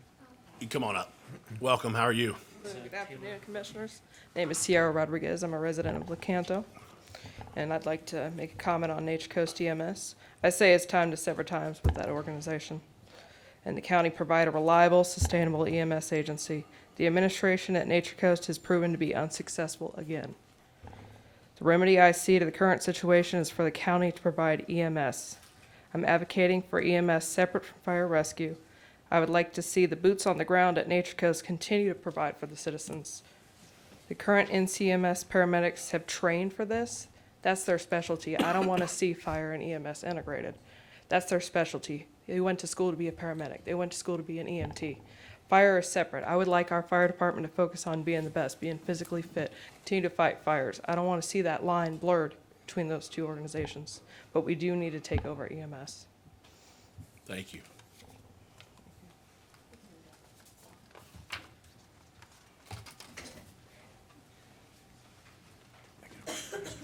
Welcome. Janet Barrett, Citrus Springs resident, longtime person that goes to meetings. Mr. Carnahan and I went to meetings from the fire service way back when it was under the sheriff. He didn't go to 1 or 2 meetings. We didn't go to 1 month or 2 month meetings. We went to over a year and learned a little bit. When the county finally took over fire, we started at $54 a year, non-ad valorem. Now we're up to $79 a year, non-ad valorem, 45.5% increase. And that was because we took fire away from the sheriff. You're talking about taking EMS and putting it under fire. Well, we've got some ambulances, I guess, but not as many as EMS. Under Sheriff Dorsey, he had the county agree to get the firefighters trained in first aid and stuff. Got it put in under grants, got it put under, so yeah, firefighters do know something about first aid and a little bit higher than first aid. But they're not EMS trained. Okay, they've got certain things. The ones on the EMS, they have a little bit more training. Our fire trucks, do we have every firehouse in Citrus County with full-time firefighters? Are all our trucks and all of everything maintained so that we have a truck driver, we have a service person, we have, what we need to have full-time fire before we consider putting another office under the fire department. They say don't cut off your nose to spite your face. EMS needs help right now. At this point, we should give them help and maybe work on what the county can do to change, and over maybe the course of a year, figure out a plan how the county would take over that type of service with the ambulances. But there has to have been a lot of behind the closed doors for you to say, and the other ones to say, well, I saw this coming. I had no idea that you've been in talks with the fire department on how the fire department could run EMS.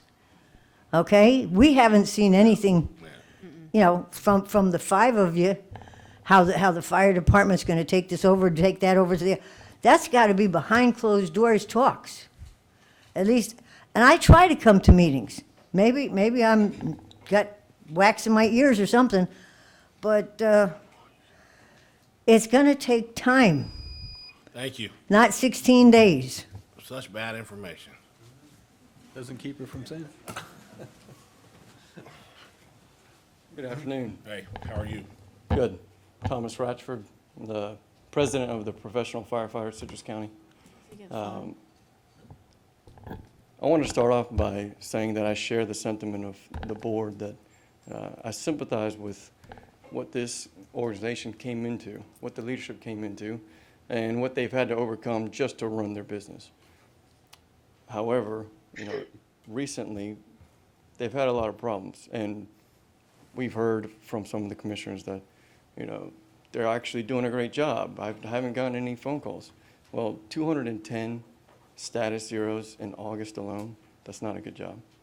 That's 7 times a day. There's no available ambulances in the county. And real quick, I'm going to let you finish, but those questions need to be answered, okay? Because I'm not sure you're giving the total information. What's that? Go ahead, finish. All right. 210 times in August, status zero. That's underperforming, not meeting the contracted, what they've agreed to provide to the citizens. Okay. Sometimes, in some instances, 2 hours that our fire trucks are on scene with the patient, waiting for an ambulance to arrive.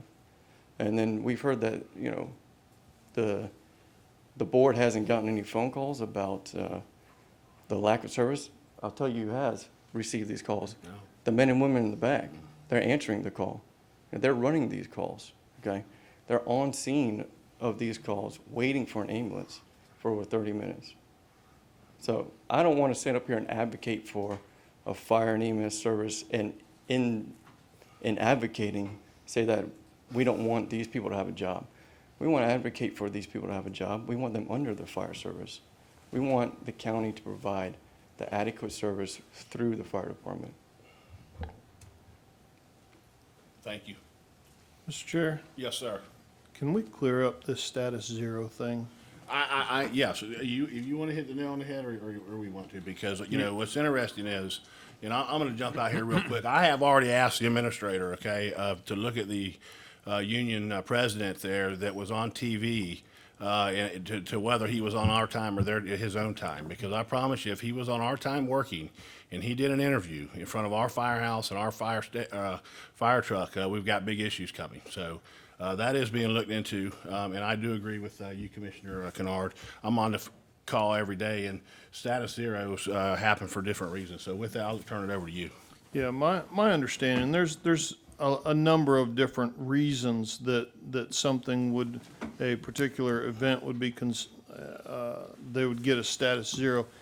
As we talked about earlier, if somebody falls in a store, in a nursing home or something like that, and they can't stand back up, and a call is made for an ambulance, if that ambulance is on a life-threatening situation, on a stroke, on a heart attack, they're not going to leave that one and go help the person get up off the floor. Or if they're headed to that call of the fall and they get a call that there is a more life-threatening situation, there would be a status 0 because they're headed to the life-threatening situation. And I have absolutely no reason to sit up here and tell you I haven't gotten a call in 14 months. I haven't gotten a call in 14 months or email complaining about Nature Coast. So I just want to make sure that it's understood that when there are real emergency situations, Nature Coast EMS is showing up. They're not getting that response. And it's unfortunate that status 0 nonsense has been thrown out there to try and cloud this issue. Well, and also status 0 goes when they pull up to the hospital sometimes, and the hospital's busy and they have to stay with the patients. Well, again, I speak twice a week about this on Mondays and Thursdays. The hospitals are doing everything they can to work with Nature Coast EMS. So there's so many reasons for non-status or non-medical calls. So I appreciate you jumping out there and leading the charge here. With that, next speaker. No more. You already spoke, sir. Welcome. Thank you. My name is Andrew Williams. I'm the former owner of Newport Richey, Florida. Former owner and current business development director for MedFleet Ambulance. I just came here today because I wanted you guys all to be fully informed of that you have a partner. We are a private ambulance service for profit, been providing service for approximately, almost 50 years. And back in 2020, we were contacted and we were asked if we would contacted by the 2 hospitals and Nature Coast administration, and we were asked if we could help out because they're having some problems up here. We had, up to that time, not really provided any service in Citrus County, so we did, and since then it's grown and it's grown and it's grown.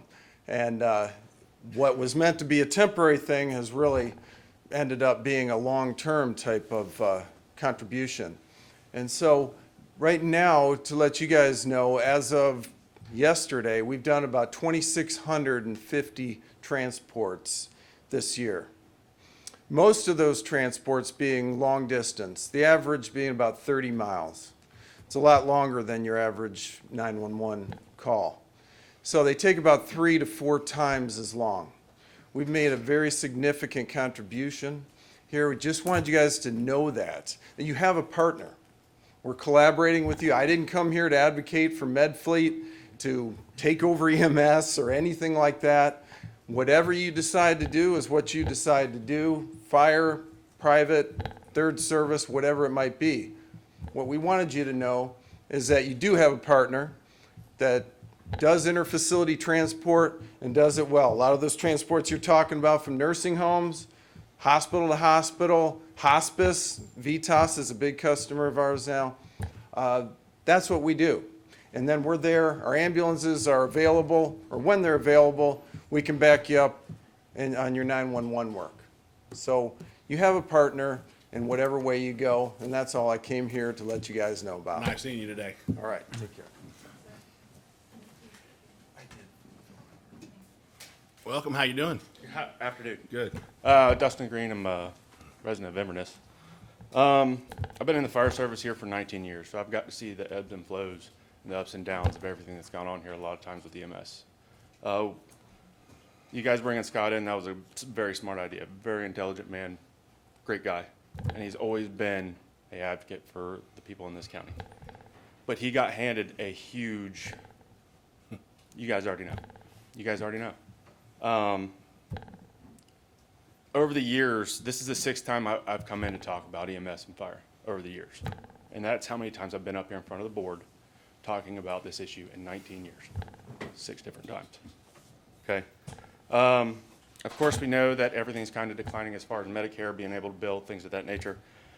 That's kind of understandable at this point. My biggest concern, and especially being a resident here, is the future. You know, you guys know what this size of this county is looking to be projected for the next 10 years. You know, are we going to be able to maintain? Fire rescue, you may not be getting those calls now because we are there, you know. We've had to adjust some of the inventory we've had on the trucks. We've had to add stuff just because of some of the wait times that we're having to actually wait. We had to actually add an additional oxygen bottle just so we had that much more oxygen because we've ran into some instances where we didn't have a transport truck. So something like that, keep that in mind. I understand the status zeros and things like that, but there's a lot of other stuff that goes on out on the road. And the people up front here and the people in the back are all doing the same job. You know, most of us are paramedics on the truck, whether it's a fire engine or whether it's an ambulance, you know. But it's kind of heart-wrenching sometimes when you don't get that transport truck that you need right then to get that person that definitive care. The only two other things that I had was starting firefighter, paramedic, which is a dual certified firefighter paramedic, is around $15.50 an hour. And in 2017, you guys did not bat an eye to take us back. Thank you for that, but you know, this is a decision that you guys got to make today. So, thank you. Is there any other speakers? All right, there we go.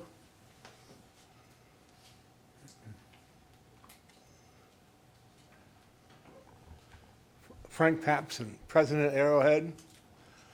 And just a little tidbit of information. On Facebook last week, I was accused of killing a resident's mother. And the reason why he accused me of doing that was because the roads were in such condition that the ambulance couldn't get there in time. And you people talk about you get blamed for things. That's all. Okay, next speaker. Welcome. How you doing today? Good. How are you, sir? Good. Good afternoon. My name is Anthony Seguin. I've lived here and worked in Citrus County for over 13 years. Fire department, obviously. Over this time, our fire and EMS system has evolved drastically. As population growth and the needs of our community have changed. Today, we find ourselves at yet another crossroad. One that will likely have a lasting impact on our community. Today we are asking you, the Board of County Commissioners, to consider an alternative plan when providing emergency medical transport services to our citizens. That alternative is utilizing Citrus County Fire Rescue to handle all fire and emergency medical care for our citizens. You may or may not be aware of what other communities in our state and across the country offer as it pertains to this. But the majority of these communities are serviced by a county-run EMS service, whether that is run by a fire department or by another county entity or a county EMS service, such as Lake County EMS. Not a private ambulance service. Why, you might ask? Here are a few things I would like you to consider. Private business is always looking at the bottom line.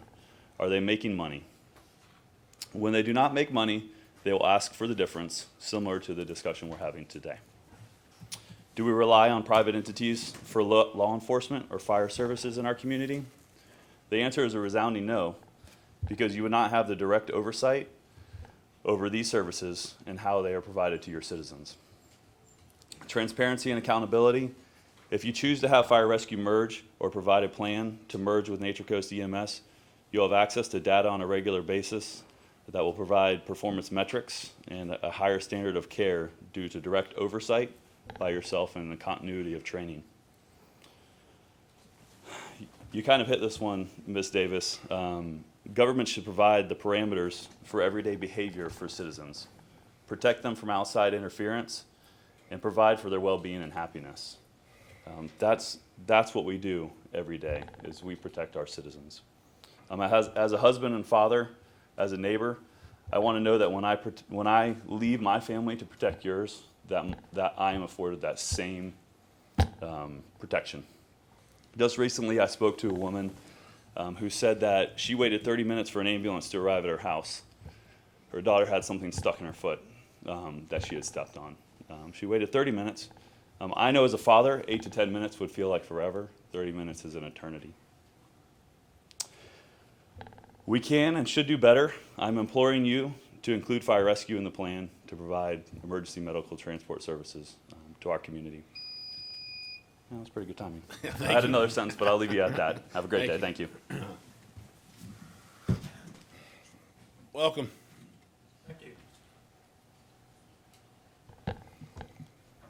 Mr. Chair, Commissioners, my name is Bill Hunter. I live in Pine Ridge. And you have an excellent staff. They'll figure out the mechanics of a transition, and they'll figure out how to best operate. But I think it's clear it's time to bring EMS under the fold of the County Commission. You guys need to have you people need to have responsibility, and you need to be able to exert some control over this. So I encourage you to do that. Thank you. Yes, sir. Thank you. Welcome. Good afternoon. How are you, sir? Thank you for your time. I'm Chase Howard, resident of Citrus Springs with Professional Firefighters of Citrus County.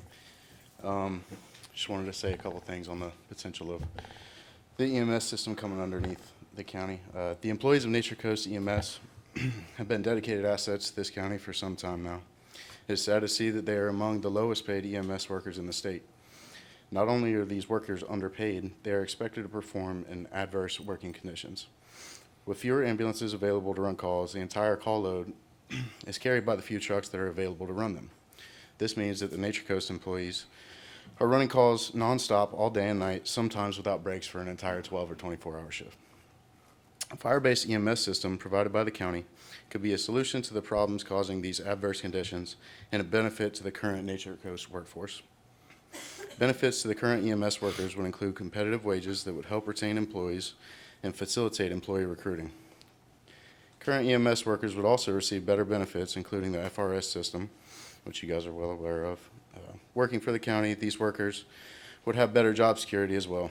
Our hope is that the board recognizes a fire-based EMS service run by the county will provide these benefits to the current EMS workers and for the betterment of the citizens of the county. In addition to that, on a more personal note, I come from a local fire-based EMS system that I worked at previously, and it works. It's that way for a reason. The surrounding counties, a lot of them use it for a reason. Nationally, it's used for a reason.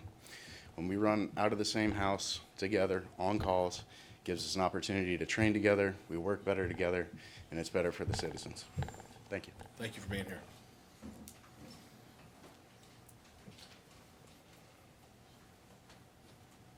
Welcome. Good afternoon again. Yes, sir. Rick Ranise, Homosassa. I want you to remember the first meeting I was here, I said three things: quality of life, level of service, and accountability.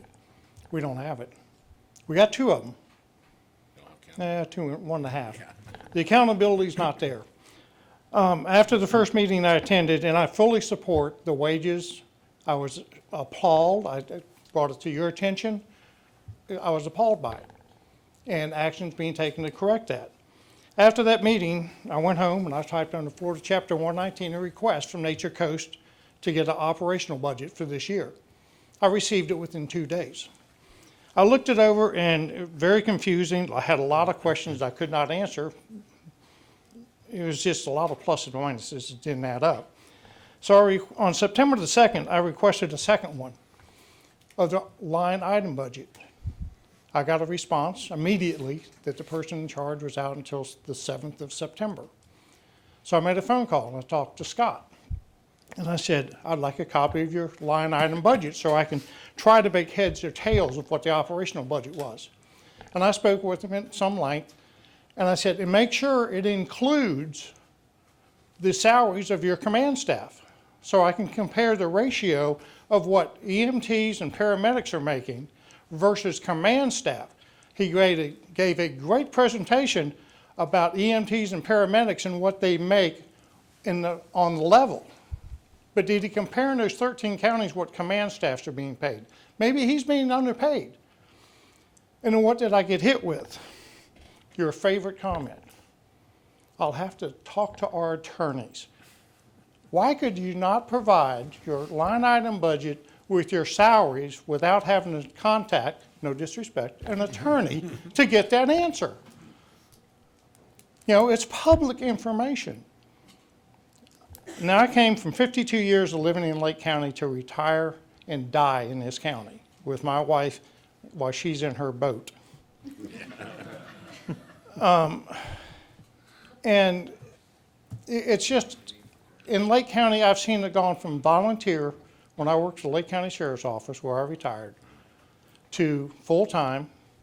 They had Lake Sumter EMS, Lake County EMS, and they didn't like that because it had a board that you're suggesting with a bunch of different members from different cities, you know, to sit on that board, the EMS, and now the county says we want to control it. So last year, or I'm sorry, 3 years ago, while I was a sitting commissioner in a small city, they took it away from that board and put it under the Board of County Commissioners.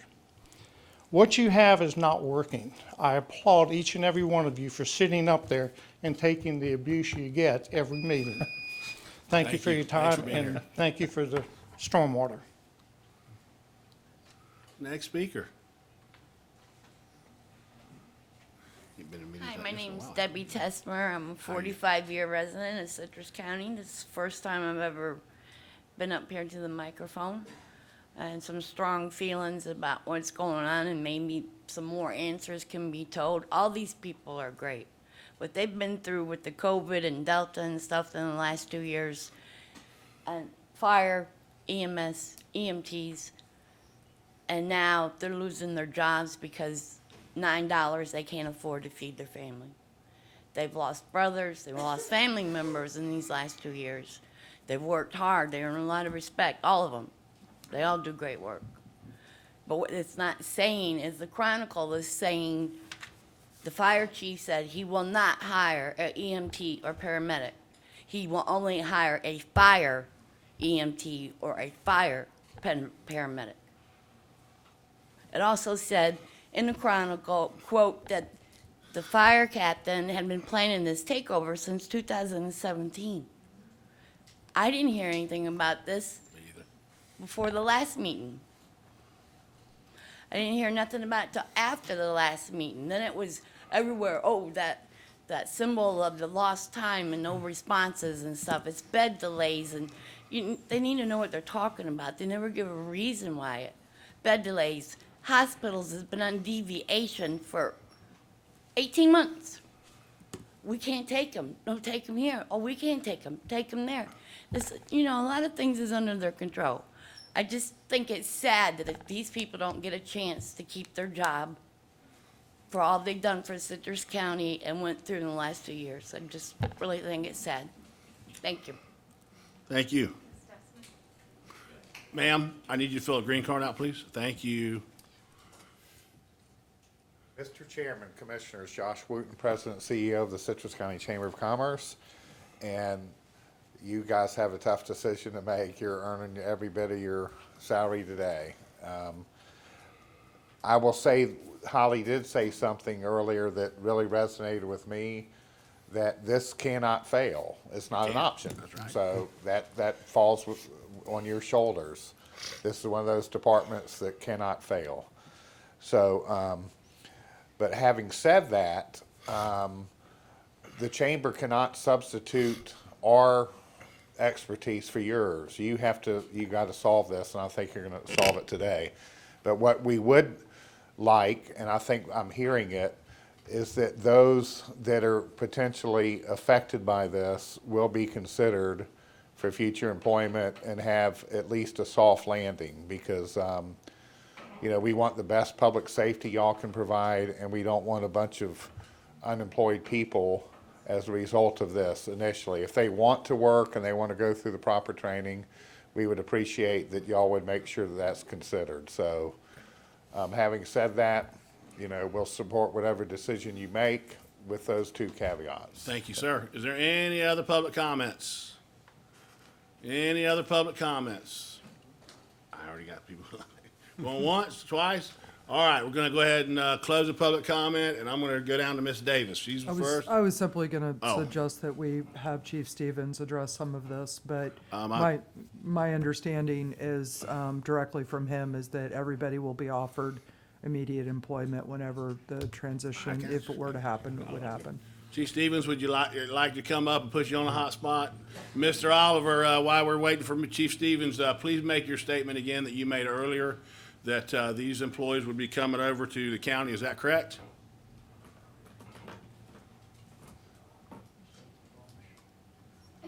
Mr. Oliver, Got to unmute. you got to unmute. Do that all the time. We will work with the payroll company to make sure that they have the funds necessary to pay out their regular worked wages. Through the end of September, we will be prepared to pull them over as temporary county employees until we can get the paperwork processed. We should, because we have to do background checks and everything like that, which Nature Coast should have done anyway. All right, thank you, sir. Thank you. What's that? No, thank you. I appreciate those comments. I just wanted to reiterate that. Chief Stevens. And they will be pulled over at the entry level of the positions that they occupy. Hold on one second. I got two commissioners that want to make a comment beforehand. So, Commissioner Slayball? I just need to be I want to be very clear because I felt I didn't communicate properly, because when I said that it would be a knee-jerk reaction, I was saying it would be my knee-jerk reaction. Because if I have not been presented a plan, Chief has not presented me a plan, you've had the luxury or the unfortunateness to work on this for 3 years. I have not been privy to that.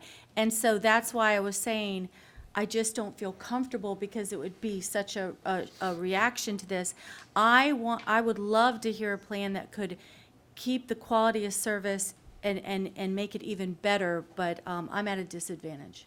Did you get your question? I simply made the suggestion that Chief Stevens address some of this.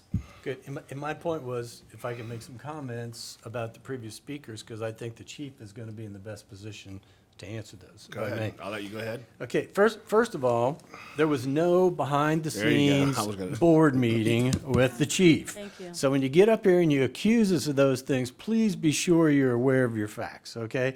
I said I would never have brought this subject up without going to the chief, and the only thing I asked him is, I said, if I want to move forward with this idea, are you prepared to deal with it, or will it cause your demise? And that was my question. I didn't even ask him what his plan was, because I trust him. I don't ask him how he puts firemen out. You know, that's his job. I trust him. So when people say it won't work, if my chief, our chief, says it will, I trust him, okay? The other thing is, first person we heard from was the attorney, saying, you can't do this. You'd be breaking your contract. Well, as far as I'm concerned, when your director said, if we don't get money on Tuesday, we're done, that's the fault of your contract right there. Also, your contract says you only get $800,000 next year. If we don't give it to you, you already told us you can't survive. So you're going to be in default of your contract if we stick to the contract. So let's be clear about that. But Chief, there are a couple things I do want you to address, just like Ms. Davis said. My understanding is, and folks, let's be real clear, it's going to cost more. Yes, it's going to cost more. The question is, do I vote to give money to an organization with a proven track record of not being able to handle their finances, or do I give the money to an established county government administrator and his team who I know I can look at that lady over there and ask her any financial question and she's got the answer for me? That's the difference to me, okay? So it's going to cost more. I expect we're going to be talking pay increases because we have to. That's what has already been addressed. But that's not for me to work out. And again, whether it's an EMS division or a fire EMS or whatever, again, I think that's for the staff to work out. The big thing kept coming up about keep their jobs. So maybe you can give a little overview about it. I think the overriding thing is, and I'm still going to come back to it, if you don't think you can do this, I'll withdraw my motion. It really comes down to you. This is riding on you because you're the one with the real skin in the game, because what you've done is excellent. I don't want to do anything to hamper that. And Mr. Chair, my last comment for the lady who was just up here saying she read this in the Chronicle and she read that in the Chronicle. Don't believe a thing you read in the Chronicle. That's my advice to you. You want information, you call the direct people, you call them, and you'll find out. You know, the Chronicle loves to talk about stuff that they don't either understand or they're just spreading hearsay rumor. So I just want you to be aware of that. So, thank you, Mr. Chair. Thank you. Chief Stevens, you have the floor. Okay, so obviously you guys know our primary mission is the fire department. We want to do our best to make sure that we serve our citizens with the best possible services as possible. Whether it be fire, whether it be EMS. I think we've done a pretty good job in transitioning our fire department over to ALS. We have 9 out of 10 trucks that are currently ALS trucks. In fire rescue, if you guys direct me to assume the role of EMS, then obviously transport of the county would be our responsibility. And we would use a controlled phase process to make this happen. But our 2 top priorities would be the service to the citizens first, and followed closely by the employees in delivering that service. Making sure that the Nature Coast employees know that, you know, you will be offered the opportunity to come to work for the county. There will be a process that we'll have to go through, the normal process that we have to go through with human resources. Our plan and our budget was to maintain your wages at the current wage that Nature Coast was raising you up to on the 26th of September. So therefore, there should not be an issue with your increase in wages.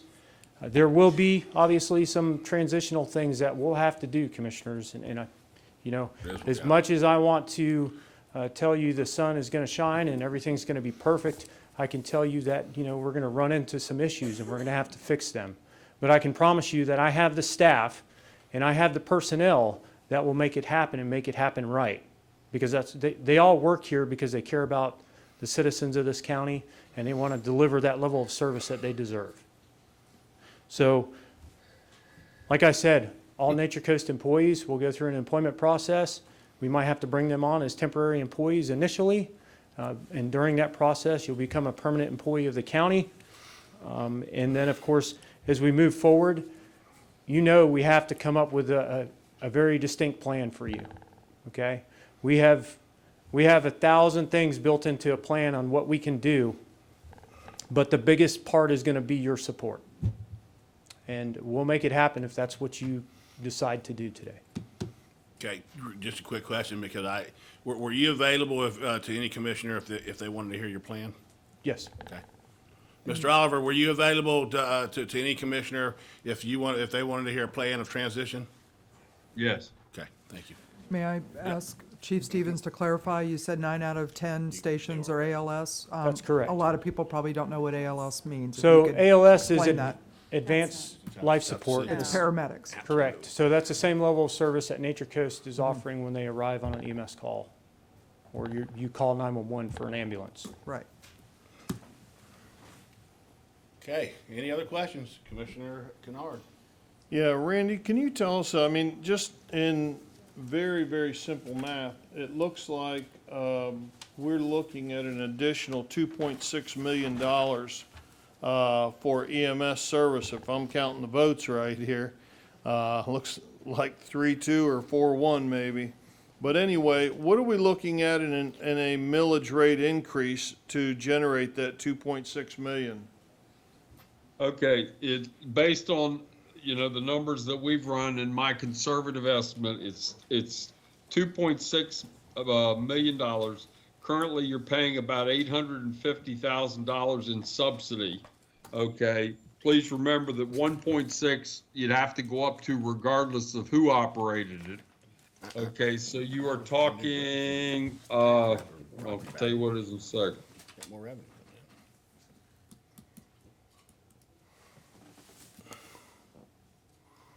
You're talking between, let's see, 1/10 and 2/10 of a mil. Randy, real quick. Mr. Chair? I'm sorry. Hang on just a second. I'm sorry, you got it for me. The 1.6 million that Nature Coast is asking for was in addition to their existing 800,000. And you were suggesting in the backup material that for the county to run it, that would be $1 million over and above that 1.6. That's correct. So we should not be deducting the 800,000 out of that. No, you should be, because we already budgeted the 858,519, because that was what was provided for contractually. No, So we budgeted 858,519 for Okay. Nature Coast, All right, because that's the contract. Hang on a second here.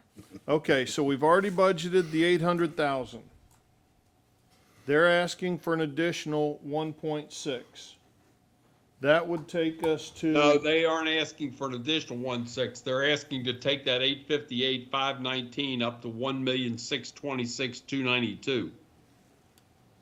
Okay, well, I was reading the number wrong there. It says total additional funding needed from the county. If you look on the agenda memorandum on page 773, No, they're asking. okay, for FY 2022, it's showing 767,773 additional subsidy.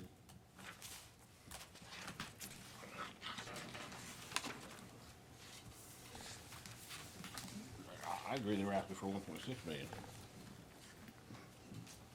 I'm trying to find it here. Can I ask Randy a question while Yes, he's ma'am, looking? absolutely, yeah.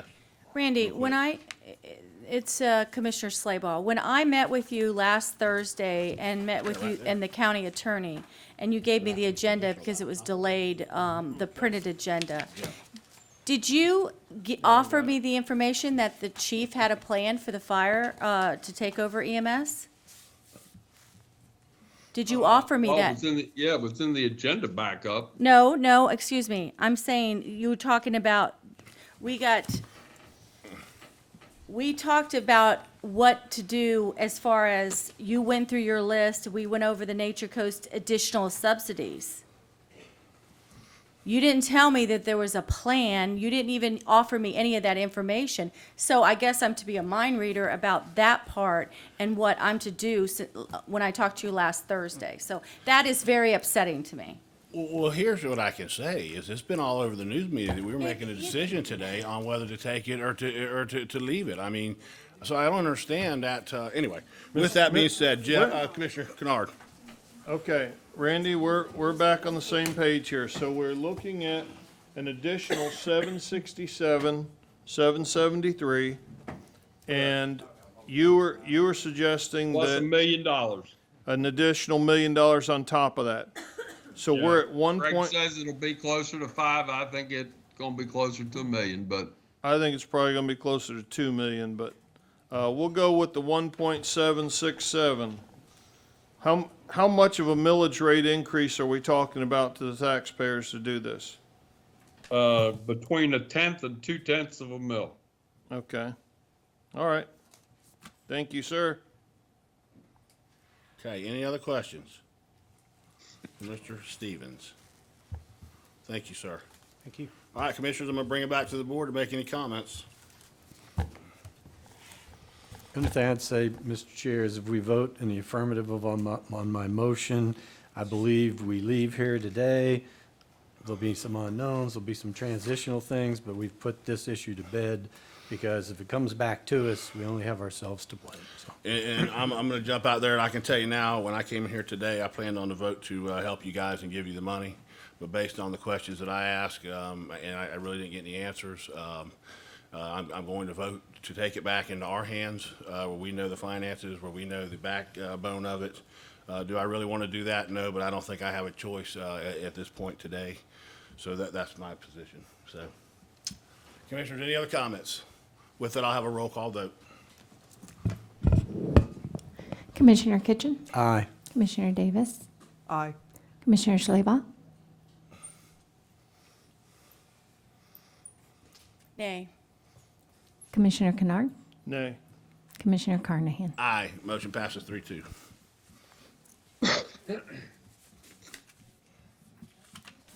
All right. Mr. Chair, Yes, sir. can we have just a little bit of discussion about the funding, where we're going to bring the funding from for the transition as well as the increase, the salaries? That money's gonna have to come from somewhere. Also, I would like to ask that both of the cities be involved in this. As it stands right now, Nature Coast provides ambulance service to both of the cities, and the cities do not participate in the MSTU or MSBU funds that go to fund fire. So they obviously need to be involved in this discussion and how all of this is going to get funded by folks that aren't participating in those taxing mechanisms. Right now, we fund the Nature Coast totally out of the general fund, which is imposed both on both cities as well as the unincorporated areas. They are not funded out of the MSTU for fire. So we would continue funding them out of the general fund because it would be unfair if we didn't. Right. They are paying. But you're going to be moving some personnel and resources that are funded by the MSTU and MSBU, utilizing them over in this new EMS department that is only funded by ad valorem taxes. How does that get worked out?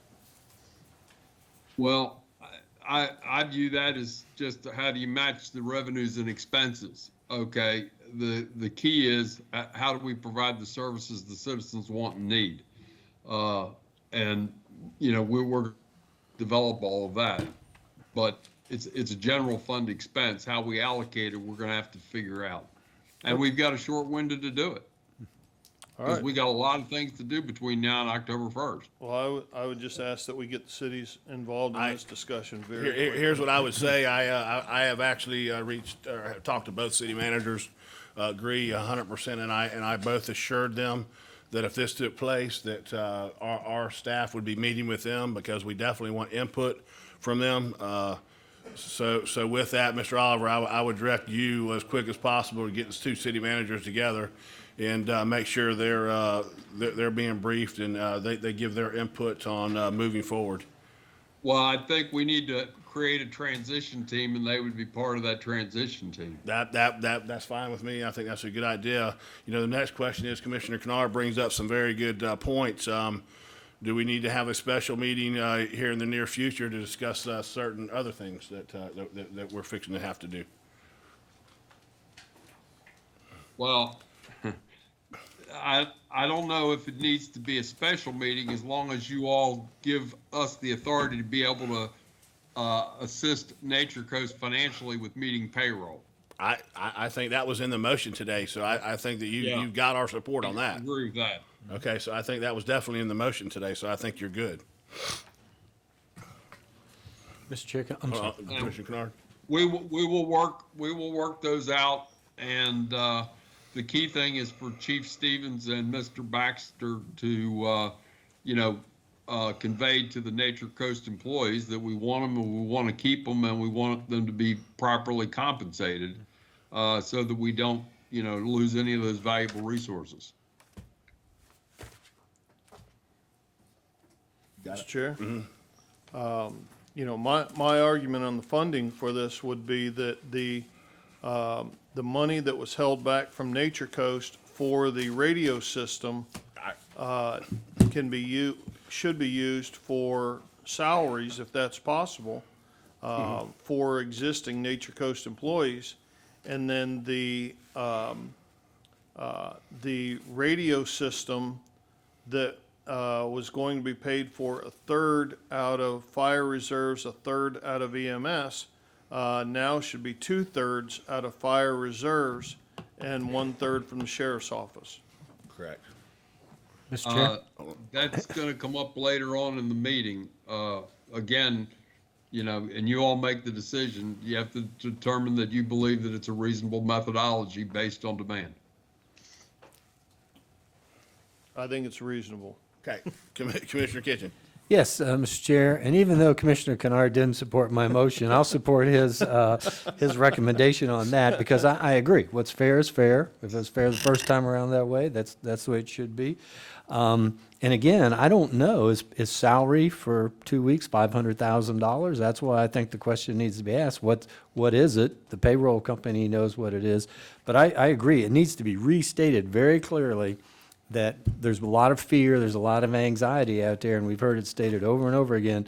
Nobody loses their jobs, everybody keeps their salaries. I think work conditions and security will be enhanced. So, but I do think it's important, and I agree with you, the concept that you were talking about, and Commissioner Kennard, about to me, the next 2 weeks should be a smaller amount compared to what the takeover costs are going to be, and that's what we'll need to have the future discussion about. Okay. Well, the other thing that I want to mention is we do have an emergency order.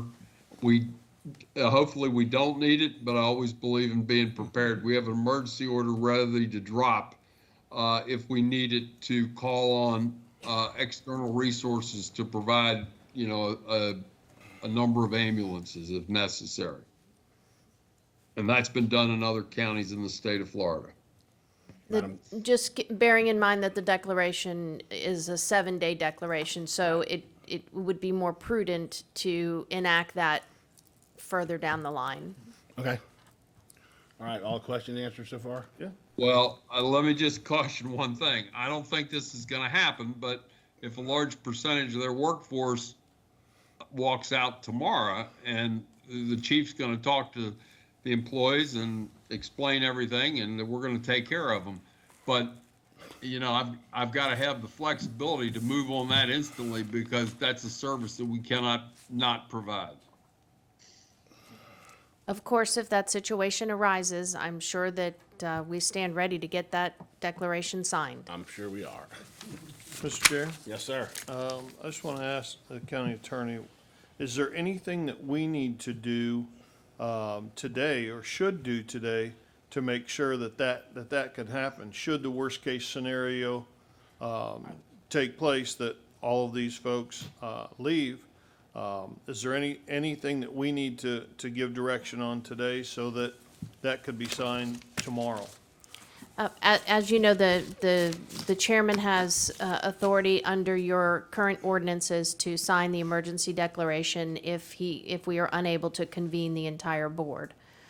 So if the situation arose and we had an hour or 2 hours time frame to get something done, we couldn't get the board together, then the chairman could sign that. The declaration is drafted and ready to go. Okay, very good, thank you. All right, any other questions? All right, with that, we're going to the marathon meeting, but we haven't had one of these in a while. So now we're going to the 501s. Betting 9 PM at this point. Oh, believe me, I've been here until 11. Mr. Chair, while the folks are getting ready, can I make just give some folks perhaps a little comfort? The last time we had, I think this was a crucial vote today that we made. They're never easy. I think fire was a crucial vote that was not easy. And also, I had to pass, I believe I voted the tie-breaking vote in Crystal River when we voted to get rid of our city police department and contract with the sheriff to do it. And that was not an easy vote either, and there was a lot of anxiety. But, you know, that's our job, is to step out there and, you know, do what we think is best to do. So, and it won't be the last tough decision we have to make either. I wasn't voting that way, but unfortunately, anyway. All right, so with that, we got the 501 CPA-21-05. Evaluation and appraisal report, the year report of amendments.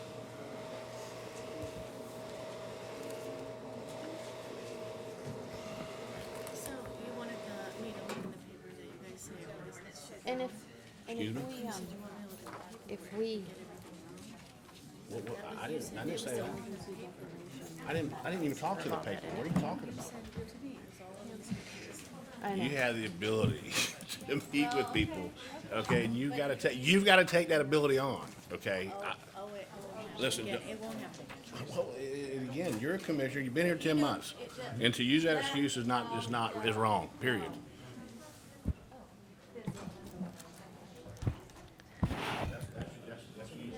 Miss.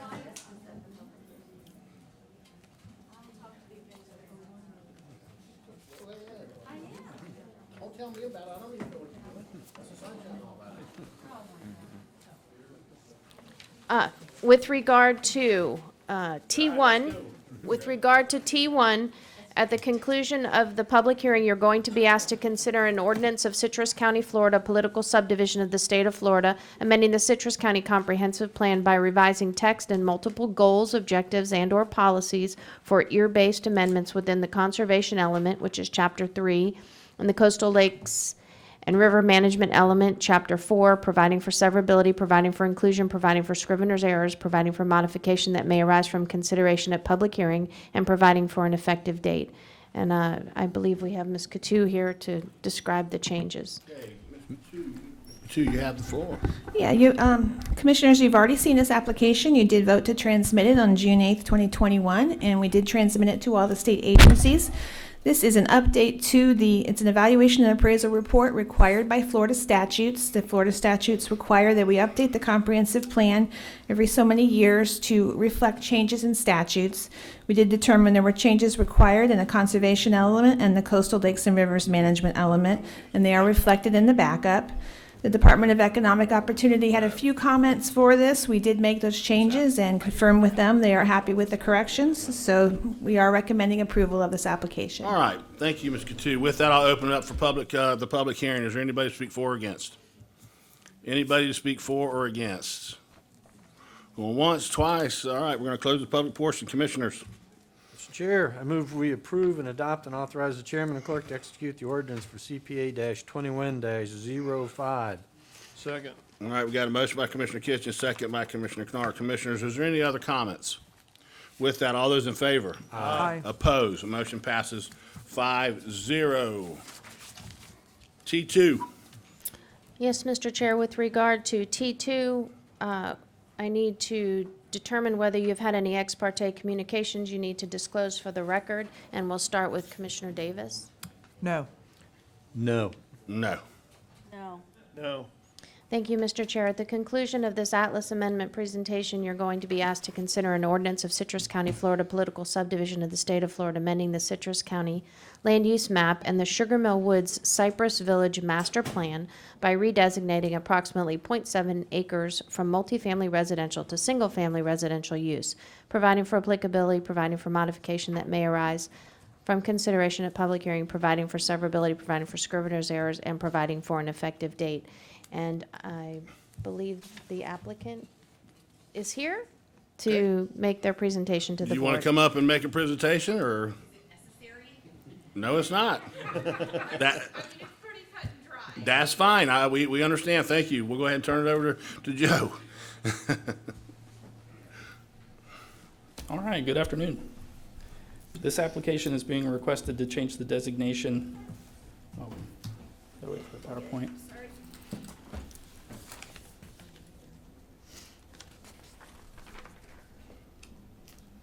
Here we go. This application is requesting to change the designation on the subject property from multifamily to single family. This is a trend we've been seeing in Sugar Mill Woods lately. We've had multiple applications over the last couple years to do this. This application is compatible with the adjacent area. All the other properties on Beach Court are single family. And all the findings of fact have been found to be positive findings. And the Planning and Development Commission recommended approval of this with conditions on their July 15th hearing. Okay, thank you. Is there any comments? Seeing none, we'll go ahead and open it up to public hearing. Is there anybody to speak for or against? Anybody to speak for or against? On T2, one more time. With that, we're going to close the public portion of it. Commissioners? Mr. Chairman, I am very familiar with this area. And as I know the board members are aware, we've had some of these come to us in the past. It definitely fits the surrounding property. So based on competent and substantial evidence and findings of fact, I would move that we approve, adopt, and authorize the chairman and clerk to execute the ordinance for AA-21-02. Thank you. Got a motion, got a second by Commissioner Kennard.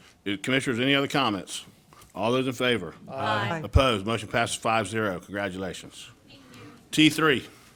Yes, Mr. Chair, with regard to CPA AAPUD-21-09, have you had any ex parte communications you need to disclose for the record? And we'll start with Commissioner Davis. No, ma'am. No, ma'am. I attended the PDC meeting and just watched that hearing. Made no comments. No. No. Mr. Chair, at the conclusion of this hearing, there will be two ordinances you're going to be asked to consider. So I'll start first with the Comprehensive Plan Amendment Ordinance, and that's an ordinance of Citrus County, Florida, political subdivision of the state of Florida, amending the Citrus County future land use map by redesignating approximately 0.8 acres from the general commercial district to the high-density residential district, providing for applicability, providing for severability, providing for codification and scrivener's errors, providing for modification that may arise from consideration at public hearing, and providing for an effective date. And the Atlas Amendment is an ordinance of Citrus County, Florida, political subdivision of the state of Florida, amending the Citrus County land use atlas map by redesignating approximately 1.5 acres from the general commercial district to the general commercial district and the high-density residential district with a planned unit development for multifamily use, providing for applicability, providing for severability, providing for scrivener's errors, providing for modification that may arise from consideration at public hearing, and providing for an effective date. And I believe that Thank the you. applicant's Yeah, thank you. representative is here. Okay, the applicant would come forward and make their presentation. Welcome, thanks for being here today. Commissioners, good evening. My name is Juan Guerra. I am president of Guerra Development Corporation. We're the engineer of record for this project. We're located at 2817 Northeast 3rd Street in Ocala, Florida. We have been working on this project for about 5 years on behalf of Mr. and Mrs. Robbie Hilger. And as I said to the Planning and Zoning Commission, every once in a while during our 30-year practice of engineering and development, we come across a project that we classified as transformational, and this is one of those projects. We believe this project would take a property that is an eyesore in its current condition. Bless you, Commissioner. Excuse me. And convert it into something that will be something that we can all be proud of. The residents, it will be definitely not an eyesore as it is today. It would be a property that would produce a revenue for Citrus County, which it hasn't for so long. And in addition to that, I think it will maintain and protect the character of the river, which is something that I know very much that the Commission wants to protect. Over the last few years, we have been dealing extensively with the Army Corps of Engineers, with the Water Management District, with Citrus County staff, both Army Corps of Engineers and Southwest Florida Water Management District, who you have delegated the protection of your wetlands to, have approved the project as it currently is. And in addition to that, I want to thank Citrus County staff because over the past 5 years, it has not been easy.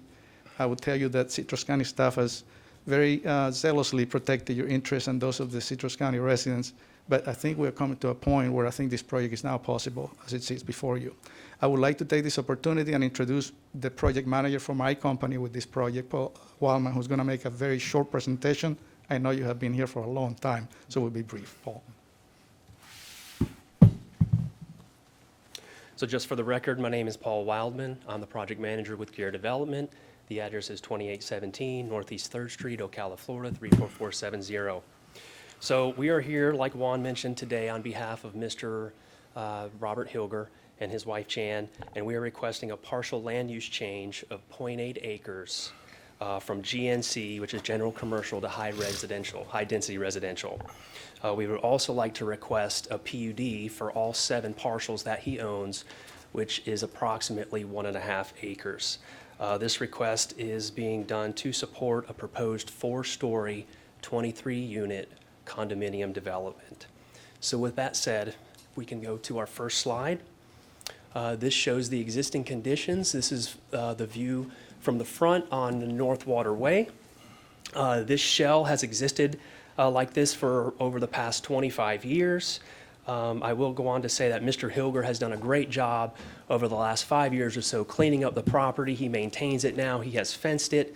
There has been nefarious activity that's occurred around the site, adjacent to the site, and he has helped to buffer some of those activities.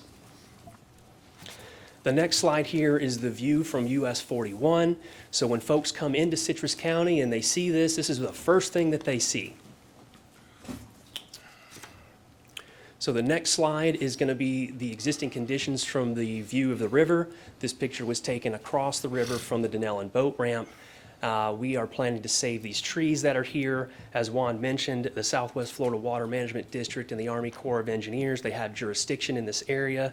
We have worked with them to secure permits, and we are continuing to work with them to continue the lease process as well as update the HOA documents with the district. The next slide here is the existing conditions for the structure.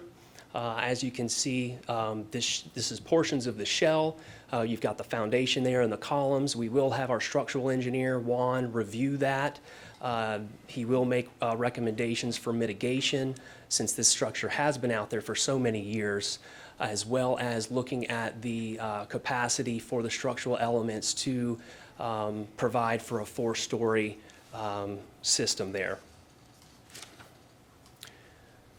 These two photos here, just some photos of the neighborhood. The one on the left is one of the properties that Mr. Hilger did purchase and is now part of the application. That mobile home has since then been removed from the property. The property on the right, the red brick house, is just one of the adjacent properties next to the development. One of the items that staff brought up was the drainage in the platted streets. So I'd like to just share a couple slides on that. The slide on the right is the existing platted street called 2nd Street. It is a low area that was created some time ago. There are pipes and inlets that work through that system. The picture on the right is a picture of one of the drainage pipes that is in the platted street, which is not functioning as intended. This is the plat of Denellen. You can see the 7 properties that our client owns. They're outlined in red. I just want to make note that this is from 1888, and they did not account for any stormwater back then at that point in time. You can see 2nd Street. You can see the unnamed street there. I don't know if this will work here. There's the unnamed street. There's 2nd Street on the plat. If we move to the next slide, jumping forward in time, we also have some historical records. We have 2 surveys, one from 1991, one from 1985. The one on the left is from 1991. It does show waterway here, and it does show an existing drainage retention area that's fenced in within the limits of the platted street.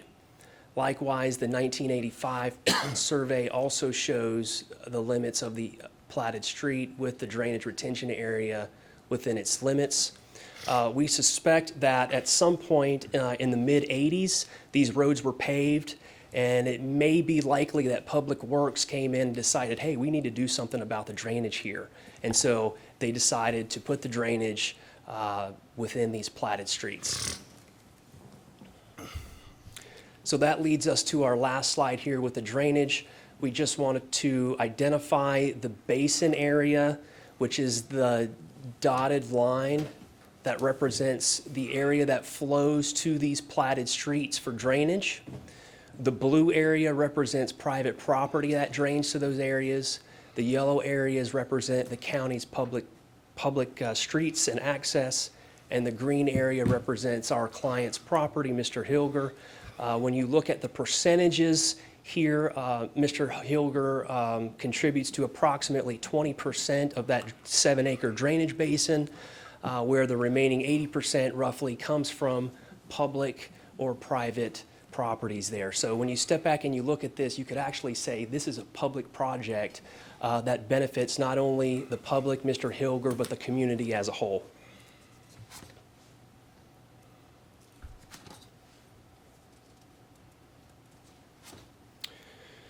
So this is the existing conditions for zoning and land use. As you can see, Mr. Hilger's properties are outlined in blue here. This is the 0.8 acres here that we are requesting the land use change on next to the river. These other 2 pieces will remain commercial as shown, but all 3 will be included in the PUD. One of the approaches to the PUD is it's a creative type of application. And so we want to utilize that as the application to move forward, to look at these three pieces together. You've heard of the Three Musketeers, right? All for one and one for all. We need that same approach with this specific development. All three of these you need to combine to act as one development in order to move it forward. For example, we have parking on this piece here, which is the side along the river. We also have off-site parking here across the street. So we need all of those pieces together to work to make the puzzle be a successful project and to look at it as a whole. Juan mentioned wetlands, and we do have wetlands with this project. We have gone through and we have very, very minimal impacts with wetlands, 0.03 acres of primary impact with this project. We have mitigated those impacts and completed that process with the Water Management District. I would ask that you would look at this in terms of protecting the wetland from a land use perspective. If this project doesn't move forward, something happens, another developer comes in, it's zoned commercial right now. Somebody could come in and maybe perhaps put a gas station here. Somebody could come in here and put a car wash. And so in approving this application, you would be limiting those high-risk uses and protecting the wetlands at the same time for that. We believe that this project is compatible with the surrounding uses. There's a condo adjacent to it. We're proposing condo units. You can see the commercial swath that comes through there, and one day that will all be developed out and will be compatible with that specific area. Our next slide is going to be our front view of the proposed building there. David King is going to be the architect that submits the building plans. Did a very nice job with this. You can see the landscaping that's there, the facade. Just really did a nice job there for the front of the building along Waterway. If we go to the next slide, this is the rear of the building. You can see the veranda that's there. It's elevated above the wetland to help protect that. Just a very nice view for the folks that decide to move in there. And this is going to be the view that folks see when they come into your county from Denellen. So a whole lot better than the previous view, and we'll look at that in this next slide, which shows the existing condition there on the left with our proposed condition on the right. This next slide is just our PUD concept plan that was submitted with the application. You can see we are going to utilize the existing footprint here on the building. We have the parking with a carport in the front. We have the veranda decking with the tree save in the back. We have our piers here that come out to the dock system. We also have the wetland buffers here that have been approved by the Water Management District in green. Our DRA that is proposed to be shared within the Citrus County platted streets that is interconnected with this same existing system here within the platted streets. And then this is an additional area for drainage. We have our off-site parking here. And as far as unifying these together to help bring them together because they are separated by the water street, our driveway access will be lined up together. We will have signage that will show that this is parking for the Confluence development. The landscaping will match that same style and theme. We'll have the crosswalk here to bring that all together as one package. If we go to our next slide, that's going to be just a cross-section of the proposed conditions in the wetland area. We have the veranda decking here with the tree save. We have the tree saves in the center there where the wetlands are, and then we have the dock system within the river. This brings us to our last slide, and just want to reiterate that we have complied with the Citrus County Land Development Code in regards to wetlands. As the Water Management District and DEP regulate wetland protection, allowed wetland impacts on water bodies and environmental concerns on the local level for the county. Likewise, we wanted to point out the Florida statutes, which does permit inside roadways, water storage areas, drains, culverts, retaining walls, and so forth. So we feel like that's going to be a satisfactory system. a shared use under an agreement that I believe Public Works is up for considering. So with that said, Juan, do you have nothing else to add? All right, So I would end that at this time. Any questions? Mr. Chair, I have a quick question. Noticed with the recommendation, there's 23 conditions. You have no problems with the conditions? The 23 conditions by staff we have evaluated. We do not have any objections to those. Okay, thank you. All right, thank you. Appreciate it. Good. Joe? Yes, sir. Good afternoon. Joe Hockadell, Principal Planner with Land Development. This application is to, apologize, let me get my, yeah. There you go. Good job. Got it. This application is requesting to change a portion of the subject property to high-density residential from general commercial and to establish a plan unit development on all the parcels you see highlighted here. There is an existing structure that was constructed in 1994 but never finished, and it's been like this ever since. This shows the existing land uses as they exist now, and this is what they are proposing. They are proposing a master plan with a 4-story, 23-unit condo building with a veranda, boat slips, and off-site parking, on and off-site parking, as well as using the 2 right-of-ways for drainage retention. Due to the site restrictions, basically the size in relation to the roadways and the wetlands and water body, the applicant is requesting multiple deviations for this project. I'll just run through what they are real quick. They're requesting deviations for setbacks from the right-of-way. They're requesting deviations for wetland and waterfront setbacks. They're requesting a weighted ISR, impervious surface ratio calculation for the entire plan unit development. They're also requesting a weighted floor area ratio calculation for the entire development. They're requesting to use off-site parking as well as the parking design, although they do meet their parking number. They're requesting a deviation for landscaping, signage, as well as stormwater within the public right-of-way. They are going to meet the facade, pedestrian circulation, number parking, loading, and lighting standards in the Land Development Code. And so staff does have some concerns with the project. Specifically, they don't meet the wetland buffer requirement or the floor area ratio requirement as it is written in the comprehensive plan. And the scale and intensity of this is a bit uncharacteristic of the area. However, the applicant has addressed those concerns by reducing wetland impacts, proposing mitigation, and using the weighted ISR and FAR calculations to address the scale and intensity. And so the Planning and Development Commission did recommend approval of this application with the conditions proposed at the August 5th hearing. Okay, thank you. Any questions for Joe? Any questions for Joe? Okay. Yes, I do. Okay. Joe, have we, in the history of Citrus County, ever used an easement as, done what we were doing with the retention? I mean, you're taking this road and this other area, and we're gonna make that the drainage area? To my knowledge, we have not done that before. Okay, so we're really thinking out of the box to try to get this done, okay. Hey, Commissioner. That's a good thing. That's a good thing. Yeah, agree. I didn't say either way, gentlemen. All right, any other thinking questions out for of the Joe? With that, I'll be seeking a motion. Mr. Chair? Yes, sir. I'd make a motion that, let's see here. Now I gotta open the public hearing, don't I?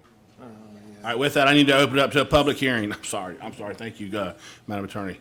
Is there anybody to speak for or against? Anybody to here to speak for or against? Going once, twice. All right, we're gonna close that portion. Commissioner Kennard. Yes, sir. I'd make a motion that we authorize the chairman and the clerk to execute the ordinances for CPA-AA-PUD-21-09. And all, SA and B, correct? Yeah. And I'll second that. So we got a motion, we got a second. Is there any other comments, commissioners? All those in favor? Aye. Opposed? Motion passes 5-0. Congratulations. We look forward to that project being committed until Robbie and Janet thank you for doing that investment. That's going to be a gateway to our community. Thank you. All right, T4.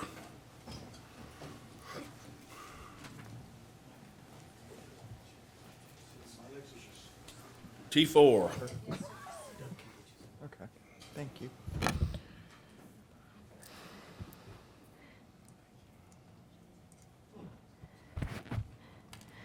Oh, boy.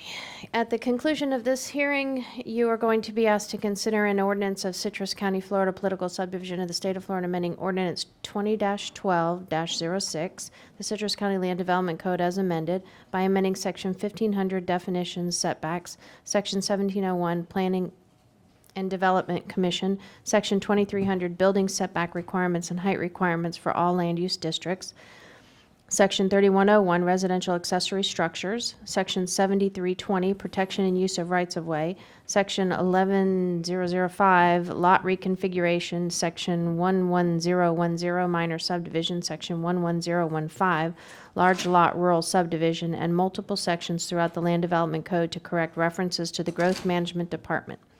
Providing for severability, providing for conflicts of law, providing for codification, providing for modifications that may arise from consideration at public hearing, providing for scrivener's errors, and providing for an effective date. Thank you.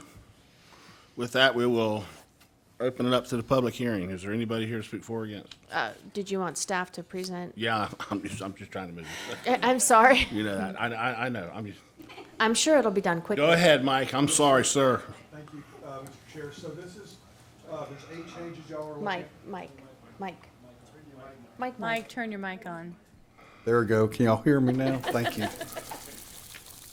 Okay, good evening, Mike Sherman, Growth Management Department. Tonight for the board's consideration, there's 8 changes to the Land Development Code, and we started talking about these back in, I think it was May.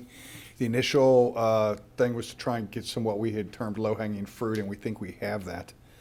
The Planning and Development Commission looked at this on, I believe, July 15th. They recommended approval. I can go through the changes if you'd like. The first one, you've already seen this one here. We had come up with a definition section for setbacks. We want to move that to a more appropriate section of the code. It has not changed from what y'all looked at previously, where you measure the setbacks from the property line to the building line. The next one is establishment and purpose of the Planning and Development Commission. The board wanted us to get rid of the term limits because we've had some pretty good boards, and so this ordinance will do that. There is no term limits if you all approve this ordinance. Mr. Chair? Yeah. Yeah, I'm going to jump in real quick. We're not getting rid of term limits because we've had good members. We're getting rid of we've had good boards. We're getting rid of term limits because we had a couple good members who unfortunately termed out. Yes, sir. Thank you. All right, just want to make sure. No, I appreciate that. The next one addresses the accessory dwelling units in section 3101G, and it allows amends allowable square footage and removes the requirements for family members and caretakers in the accessory dwelling units. The next one's protection of and use of rights-of-ways, and this just clarifies that permits are obtained from the engineering department instead of the land development department, land development division.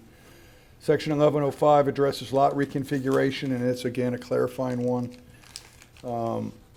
noting that this process can be utilized only for unplatted lands. Section 11010 minor subdivision, and it revises the standards for clarification again, that this process can be only utilized for unplatted lands. Section 11015 is large lot rural subdivision. It also revises the standards for clarification. And the last one changes references in the planning, in the land development code, where it refers to the planning development department and development director to the growth management and growth management department. And that covers all the changes. All right, thank you. Commissioners, any questions for Mr. Sherman? Okay, seeing none, we will open it up to the public hearing. Is there anybody here to speak for or against? Going once, twice. We're going to go ahead and close the public portion, commissioners. Mr. Chair. Yes, sir, Commissioner I make a Kennard. motion, we authorize the chairman and clerk to execute the ordinance for OA-21-04, Land Development Division. Okay, we got a motion by Commissioner Second. Kennard, second by Commissioner Davis. Commissioners, any other questions, comments? All those in favor? Aye. Opposed? Motion passes 5-0. Thank you. Okay, thank you. All right, we will now go back to the consent agenda. Is there anything that you want to take in entirety or pull it? I think we passed the consent. Did we agenda. pass that one? I think so, yeah. Yeah, I thought we already passed I that. think we're open to the public, I think is where we are. No, we did open No, to the he did public. that. I think we're did on open to the bids. public, then I came back. All right, so Okay. we're on at E1. Mr. Chair, Bids. motion to approve item E1, A through M. All right, we got a motion by Commissioner Kennard, Second. second by Commissioner Davis. There's only one thing I'm gonna say, L. I would really like to pull L and talk about it separately, if you don't mind amending your motion. Not at all, I'll amend my motion. Okay, will you amend your second? To pull L, Yes, and- all right, so yes. we got a motion and a second to all of them but L. Is there any public comments? Any public comments?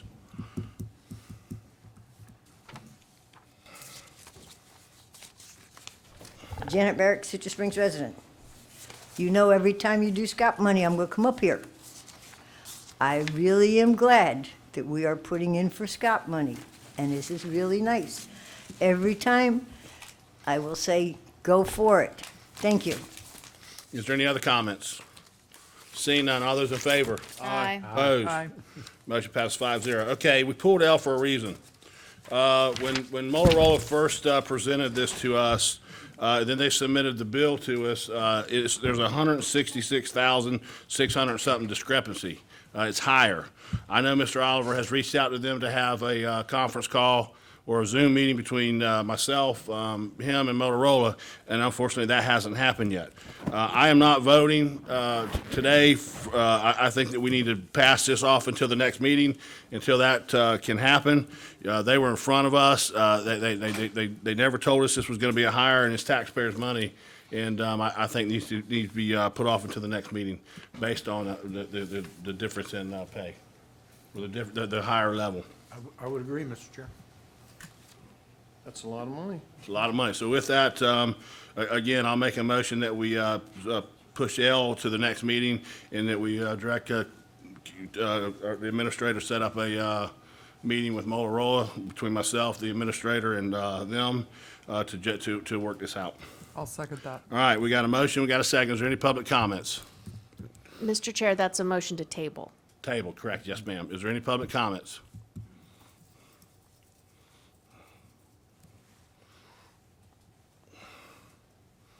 Welcome. Commissioners, appreciate your time. Rob Richardson, Motorola Solutions. For the record, in the proposal that we shared with staff, the $166,000 discrepancy was if we were to bundle the WatchGuard body-worn solution at the same time as CAD. You elected at the budget workshop not to move forward with the body-worn solution, so that discount went away for the bundle. And that was in the proposal. It was clearly stated that it was Okay. a bundle discount. Okay, with that, what I would do is reach out to our administrator. Let's get a Yes, Zoom sir. meeting set up, and we'll have a conference call, and we'll vote on this at the next board meeting. Okay. All right, any Thank other you, sir. comments? Any other comments? All those in favor? Aye. Opposed? Motion passes 5-0. Mr. Chair? Yeah. My fault. You went rather quick while I was chewing. Oh, I'm sorry. On item M, Okay? we voted to pass it, and it might Right. not be an issue, but I just had to ask, do we really need to spend that kind of money on Survey Monkey? I mean, is that gonna serve a real function that we need to spend that kind of money, or is that just a nicety? That's my only question. Okay. We use SurveyMonkey for all of our tracking of applicants for the CARES money, and we've got a number of other uses countywide for it. What it permits is people to attach forms to it and things like that, and you can go through multiple review processes. That's great. It's It's an all- incredible piece of software. That's all I want to know. Just want to make sure we just weren't out, cruising public opinion or whatever. So. All right, E2. Randy, are you going to read them, or we're going to have Ms. Scott read them? Yeah, I'll let Ms. Scott read them. Thank you. E2 is budget transfers,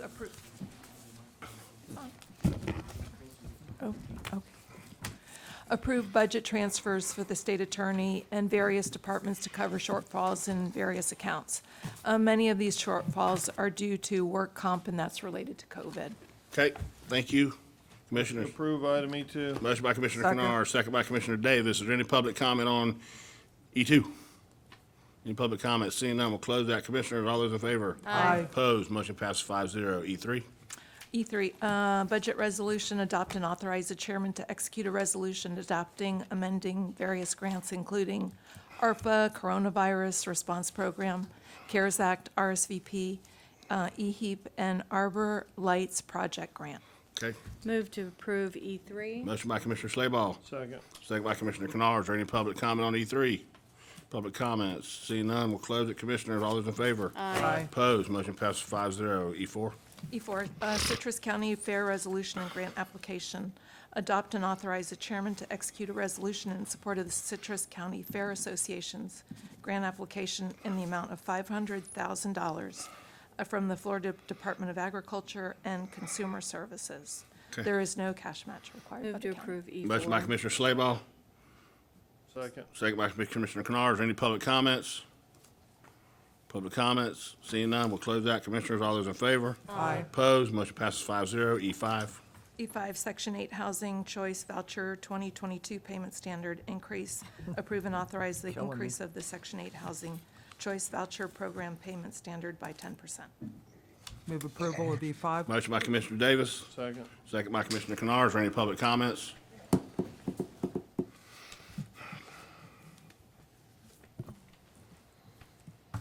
Janet Barrett, Citrus Springs resident. You're going up by 10%.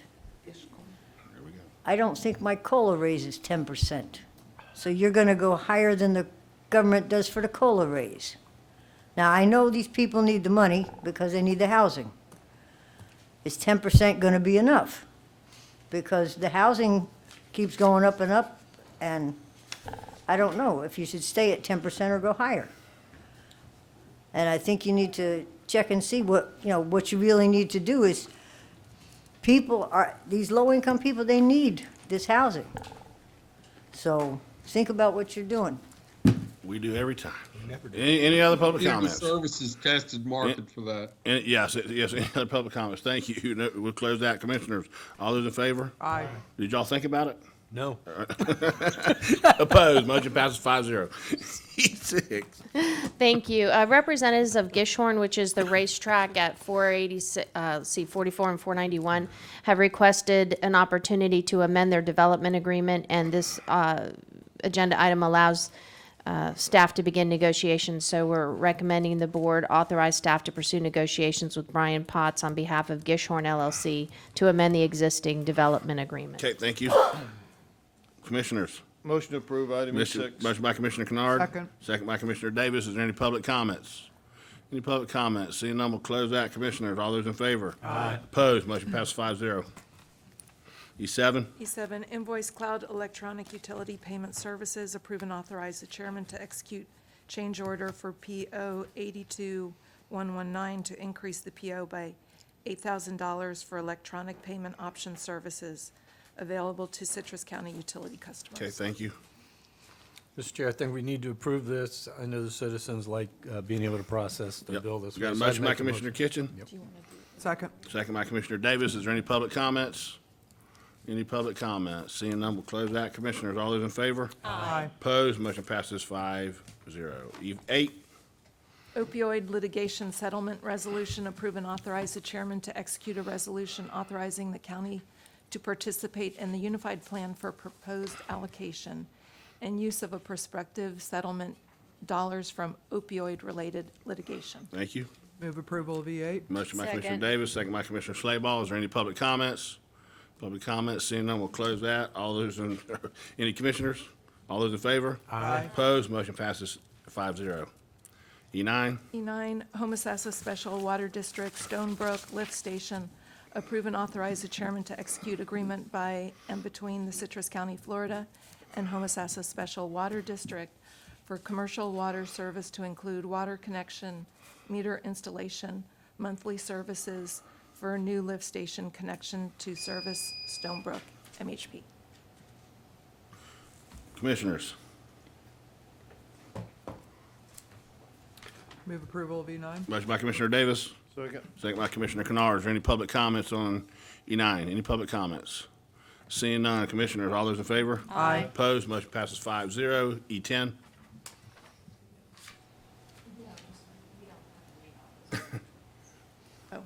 E10, Water Resources Citrus HNA LLC, proposed temporary construction easement and utility and access easement, okay. A, B, C, and D. Commissioners, Move approval of E10. motion by Commissioner Davis. A, B, C, D. Thank you. Second. Second by Commissioner Kennard. Is there any public comment on E10, A, B, C, and D? Seeing none, we'll close that. Commissioners, all those in favor? Aye. Opposed, motion passes 5-0. E11, E11, Citrus County Septic Connection Incentive Program Grant, LPF 0902, Amendment 1. Approve and authorize the chairman to execute the amendment to the agreement. okay. Please Commissioner? note that limits the connections to certain projects, that they're project-specific. So we need to make sure as our projects get done, hopefully DEP will continue to have money and we'll be able to include those down the road, but there's no guarantee that we're gonna get this. They have indicated their intent on doing it, though. Okay. Thank you, Commissioners. Motion to approve, item E11. Motion by Commissioner Kennard, Second. second by Commissioner Davis. Is there any public comment on E11? Any public comment? Seeing none, we'll close that. Commissioners, all those in favor? Aye. Opposed, motion passes 5-0. E12, E12, Nomi Health, Inc., MOU and land use agreement with Citrus County for COVID-19 testing services. Approve and authorize the chairman to execute the memorandum of understanding and land use agreement for Nomi Health, Inc. and Citrus County, Florida. The term of this agreement shall begin on September 15th, 2021, and shall continue for 1 year unless earlier terminated by the parties. okay. And this is a private company. They're gonna operate Monday through Friday, 7 to 7, according to Tito, Saturday and Sunday from 8 till 5. Thank you. Move approval of E12. Motion by Commissioner Davis, second by Commissioner Kennard. Any public comments on E12? Any public comments? Seeing none, Commissioners, all those in favor? Aye. Opposed, motion passes 5-0. E13, E13, fiscal year 2022 residential resurfacing program. A, board approval of the fiscal year 2022 residential resurfacing roadway in the amount of $3 million or $4 million. And then B, board approval of fiscal year 2022 MSBU roadway list. Commissioners. Mr. Chair, Yeah. the obvious question is, Yes. we'd want to do 4 million. Did we allocate the other million from the Duke money? Or if we move forward with the 4 million, I mean, we budgeted 3, where are we Where's the proposing other the million? the other million coming from? I believe it's Duke. Is it the Duke Fund, or formerly known as Duke Fund? Is that what we said? Boy, you use that Duke fund a lot. Yeah. We've spent have those to. Duke funds too many times. What about, Uh, Chair? Randy, Randall Olney, can you He's come here. to the front and explain We this? got him. Good afternoon, Go Mr. ahead. Chair. We weren't sure if we're going to get the $1 million in Duke funds when we put this list together earlier this year, so Okay. that's why it was right. presented this way. Commissioner Kennard, and I'll come Commissioner Davis. Yeah, I'm gonna suggest that there's some monies that we have been taking out of the gas tax funds and using for stormwater. Now stormwater has its own dedicated funding source, so these gas tax dollars, I think that we can go to $4 million in road resurfacing. I would support 3 or 4 million, but I think that we can go to 4 million using the gas tax money. And I would just like to introduce the idea, we're not gonna deal with it today, obviously, but I would like for this board to readdress the density portion of our formula for repaving streets. I'm not sure it's getting us where we need to be. I agree. Okay. Commissioner That was the point I wanted to make, that we just freed up the stormwater, the gas tax that we were putting to stormwater. so. Gotcha. Is Okay. that $1 million? Randy, how much is that, or Mr. Scott? Do you It's know? We know how about $1 much? million. Okay, perfect. Mr. All Chair, right, there you go. I'd make a motion, we move forward with the $4 million list, and also approve, I guess, the requested streets from the Citrus Hills MSBU. Okay. Citrus Citrus Did I say Springs. Hill? What did I say? You said Citrus Hills. I think you meant Citrus Citrus All right, Springs. so we got a motion by Commissioner Kitchen, Second. second by Commissioner Kennard. Is there any public comments? Thank you, Randall. And I will point out, I don't believe there's a single street in here in my district, but that's okay. That's all right. Janet Barrett, Citrus Springs. I'm very glad to see that you approved 4 million, and you added on our MSBU money from Citrus Springs as a tack-on so that we can get some roads done in Citrus Springs. Not very many, but some, and I'm gonna go home and print out copies for our meeting for Thursday night so people can see exactly what roads are gonna be paved in 21, 22. Because that's gonna be the first thing they're gonna ask me at the meeting on Thursday night. Well, is my road gonna be paved? Okay, and then I'm gonna ask them to come to the next meeting and ask you why their road isn't getting paved. We'll answer it. And I'm sure you'll have an answer for them. But I do agree with Commissioner Kennard. You need to start looking a little bit more into how you're doing these. Citrus Springs has 1/4 of all the roads, and we don't get 1/4 of the money spent in Citrus Springs. And we do spend a significant amount of our MSBU money to help us get our roads done. And if you come out there, yes, there are a lot of roads that have trees and grass and no pavement whatsoever. So Okay. it's gonna cost more to do our roads than anybody else's roads, and I understand that, so. Okay. Thank you for approving at least the 4 million. All right, thank you. Any other comments? Any other comments? Thank you. With that, I want to correct you, unfortunately, again. When you look at the money that has been spent in Citrus Hills or Citrus Springs the first year, and you want to tally that out, Citrus Springs has got more money than any other district out there because when we first started this program, I believe you got $10 or $11 million done out there. So that factors out. So I guarantee you got a lot more roads than my district did. So, Commissioner, any other comments? There's 4 roads for Homosassa. I think the commissioner. I think I was thinking of Sugar Mill. Right. Sugar Mill wants to know when they're getting. Oh, okay. All right, is there any other comments? All right, all those in favor? Aye. Opposed? Motion passed 5-0. E14. E14. Yes, this increases the building division by 2 positions, permit specialist and non-res coordinator. This is supported by the Builders Association. It's due to the volume within building right now. I would note at some point in the future, don't know when it's going to be, when construction tails off, we'll have to adjust staffing accordingly. Okay. Chair, I move to approve E14. Motion by Commissioner Slayball. Second. Second by Commissioner Kennard. Is there any public comments? You know, we're trying to get out of here. Hey, you made me sit through that. This is Janet No, Barrett. I didn't make you sit through it. This is Janet Barrett, Citrus Springs, Sirius. I really think that 2 people is not gonna be enough at this point. You may need 2 plus 2 part-timers, because we are really going to town at building in Citrus County, not just Citrus Springs, but in Citrus County. But I like the idea that you're finally gonna add somebody. All right, is there any other comments? Thank you. All those in favor? Aye. Opposed? Motion passed 5-0. F, outstanding items. Looks like 7 has been completed. Yes. Okay. Commissioners? Yes, 7 has been completed. I'm going to be adding I'll make sure that it's, they've already put the DOT thing up on the website, but I'll give you that link for that. We want to amend the chamber contract for $30,000 to the YMCA based on your all's direction, and then extend the core contract for an additional 6 months is what I heard. Correct. I have a question. Okay, Commissioner Kitchen has a question. Yes, sir. I thought that there was a while back, I believe Commissioner Kennard brought it forward, about the setting a policy for flashing lights at private schools. Do you remember that? Yep. And it was brought to somebody called this week and said, what do we do? And I said, we've already passed that policy. I referred them to staff, and it was told to me that we did not pass that policy. So my understanding was we sent it back to staff to create the policy to bring back to us, and I guess it disappeared someplace. So my question is, do we still want that to happen? And did it ever come back to us, or did it not? Madam Attorney? It hasn't disappeared. It is coming back to you, and I'm working on the policy. Okay. So that should be added to the unfinished business list, because in my mind, it was we voted to move forward with it to create a policy.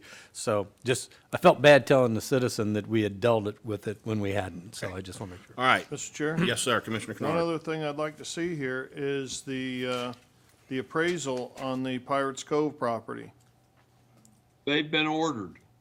I can put it on the list, but they've been ordered. I think they're due back by the end of the month, I Okay. believe. All right. All right, with that, I'll look for motion. Motion to approve item F with the changes. Okay, motion by Commissioner Kennard, Second. second by Commissioner Slayball. Is there any public comments? Any public comments? Commissioners, all those in favor? Aye. Opposed, motion passes 5-0. G1 Legislative Priority List. Okay, on the legislative priority list, I'm gonna let Gene, I put together He the left. thoughts that each of you all had or that I've gotten from you, and Gene's gonna do it. One of the things we need to be is focused on our asks, so we're all on the same sheet of music, if you will, because I think that makes it a lot stronger on the request side. These are in no priority order at all. That's up to you all, but the purpose of this is to have that discussion and get this the way you want it. Hey, thank you, Mr. McGee. How are you, sir? Fine. How are you, Mr. Chair? Great. You have the floor. Well, now that the easy stuff's over, we can get to the legislative agenda. Before you is a list of things that I believe you all agree on, and I think there are other items that you may want to talk about and add. I would say the one thing that's not on the list that's the most important thing every year is to kill all the bad stuff. Yeah. Something pops up every year. Last year, they tried to take away your ability to mess with or to adjust the way that you collect waste in the county. They would tie your hands, and so we stopped that. So every year, my first job is to stop any bad thing from happening up there that would affect you. Doesn't appear on the legislative agenda, but it's how we spend most of our time. There's a saying in Tallahassee that it's easy to kill a bill and it's really hard to pass a bill. So I would ask you to think about that when you want to add to the legislative agenda. It's hard to get things done.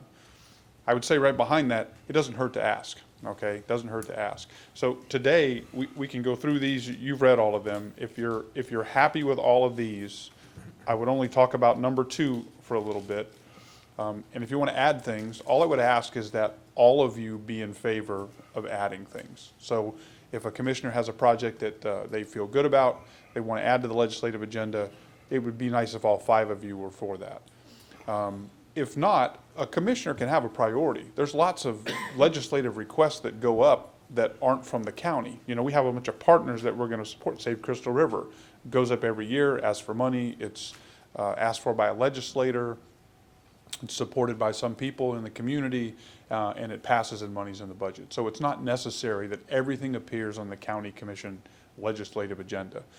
If it does, I would ask that all 5 of you kind of be in favor of it. And so that's what I would ask you to have that kind of conversation today. I would add on number 2, it says work with a federal delegation. I don't think we're going to get the federal money. I'll just be honest with you. I've worked with Representative Webster and that process up there. I don't know that we're going to see money from the federal government to do that airport anytime soon. So I would ask maybe to convert that and let me go chase that money at a state level to try to get that done.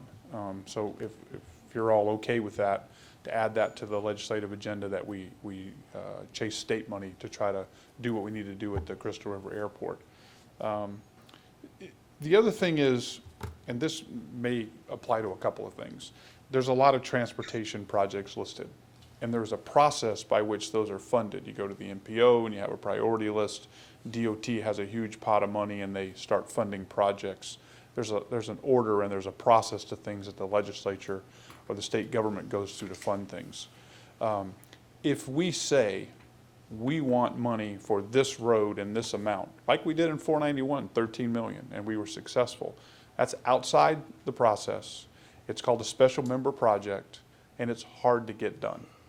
It just is. You're going outside the process. You're just saying, me, put me at the top, give it to me.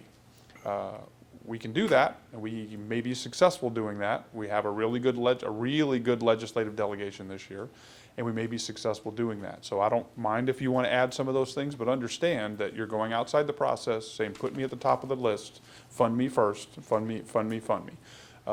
And that's just harder to do, frankly. So we can triple the size of this list, and I may come back in front of you when I do my, Commissioner Kitchen ordered report, and we won't be as successful as we were last year. We can keep the list small, and we can probably get it all done. It's totally up to you.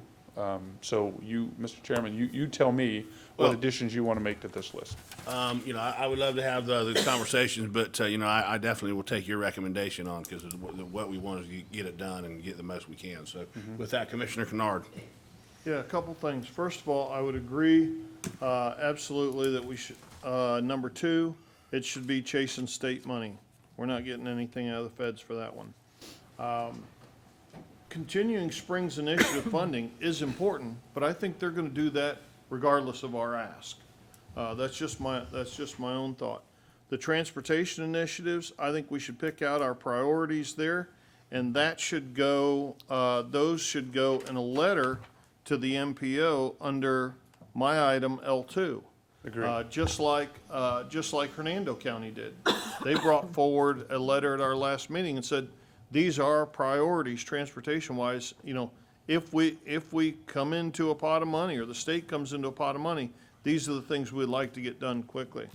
And last but not least, and then I'll shut up about this stuff, the Ford Island Trail multi-purpose path has been our #1 legislative priority the past 2 years, and there's no ask for it here.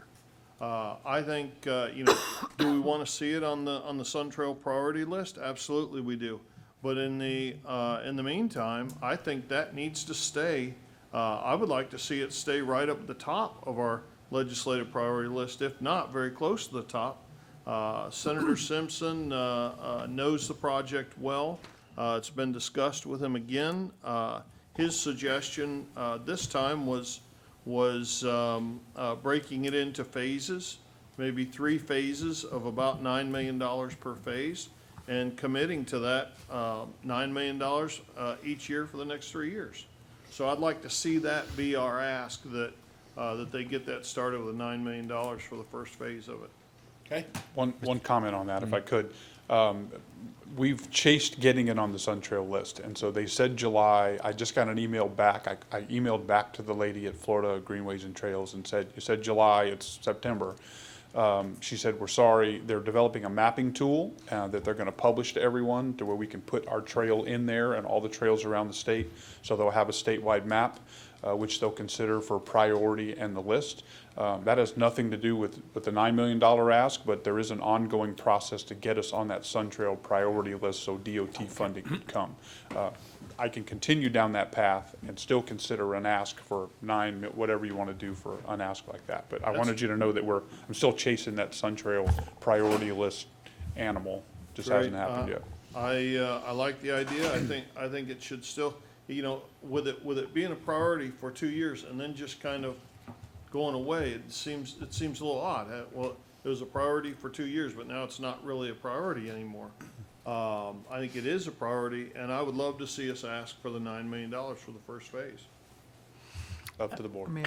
Yes, ma'am. Yes. I was just going to ask a point of clarification. Are you saying that the transportation initiatives need to go under the MPO except for the Fort Island Trail? Yes, that's on our list of transportation, was it transportation alternative projects with the MPO already. But those get prioritized, alternating between Hernando and Citrus County. And so, you know, there's, as that transportation alternative money comes available, then they plug it in there, or Sun Trail money, then they plug it in and see how far down the road. What I'm suggesting is that particular project, that we make a direct ask of our legislative delegation for $9 million for the first phase of it. But in terms of priority, are you talking about this document, making it a priority on this document versus the MPO priority? Yes, yes. Because I would, you said at the top or near the top, extending that runway to 5,000 feet is way more critical for economic development in this county than the Fort Island Trail. I'm fine with however you want to jockey those two. You know, I've got to say, I'm fine with keeping the Suncoast Parkway extension on there. But again, that's another project that I think Is probably a done deal. we just need to express that this is what we want done. I don't know that it needs to be a specific request of the county. You know, as long as we're expressing that this needs to happen, this is the right thing to do to take it to 19. What are our big asks from our legislative delegation this year. I think it's an extension of the runway and that first phase of the Fort Island Trail. I would, just to clarify a little, Mr. Chairman, if I might. Yes, sir. Think about it this way, if you're the legislature, we can come up and ask for money as a special member project. 5 million for the Inverness Airport last year. Special member project, no process really, just give us 5 million and we will spend it like this. Or you can go through like the MPO process for a road. You know, you go to a local or regional board, it ranks it, and then it's DOT who's really asking the legislature for the money. That's the process. Septic to sewer, you go through a process with DEP, and DEP asks the state for the money. It's always best, and you're a lot more successful if you're inside that process and you have that cover of a state agency that you've gone through some process and the agency's asking, and then I can work behind the scenes to support that agency budget request. So I'm not saying don't pull out Fort Island Trail, but then we're outside the process. You know, we're outside that MPO, and we're saying, hey, look, this is super important to us. We want our legislative delegation to try to get us that money. So. Do you have anything else? Mr. Chair, Commissioner Slaybaugh asked for the floor. Absolutely, yes, sir. Thank you. I was just curious, this is my first cycle with this, and you said that the past 2 years it's been at the top of the list, but it's not there now. Can you just explain to me why?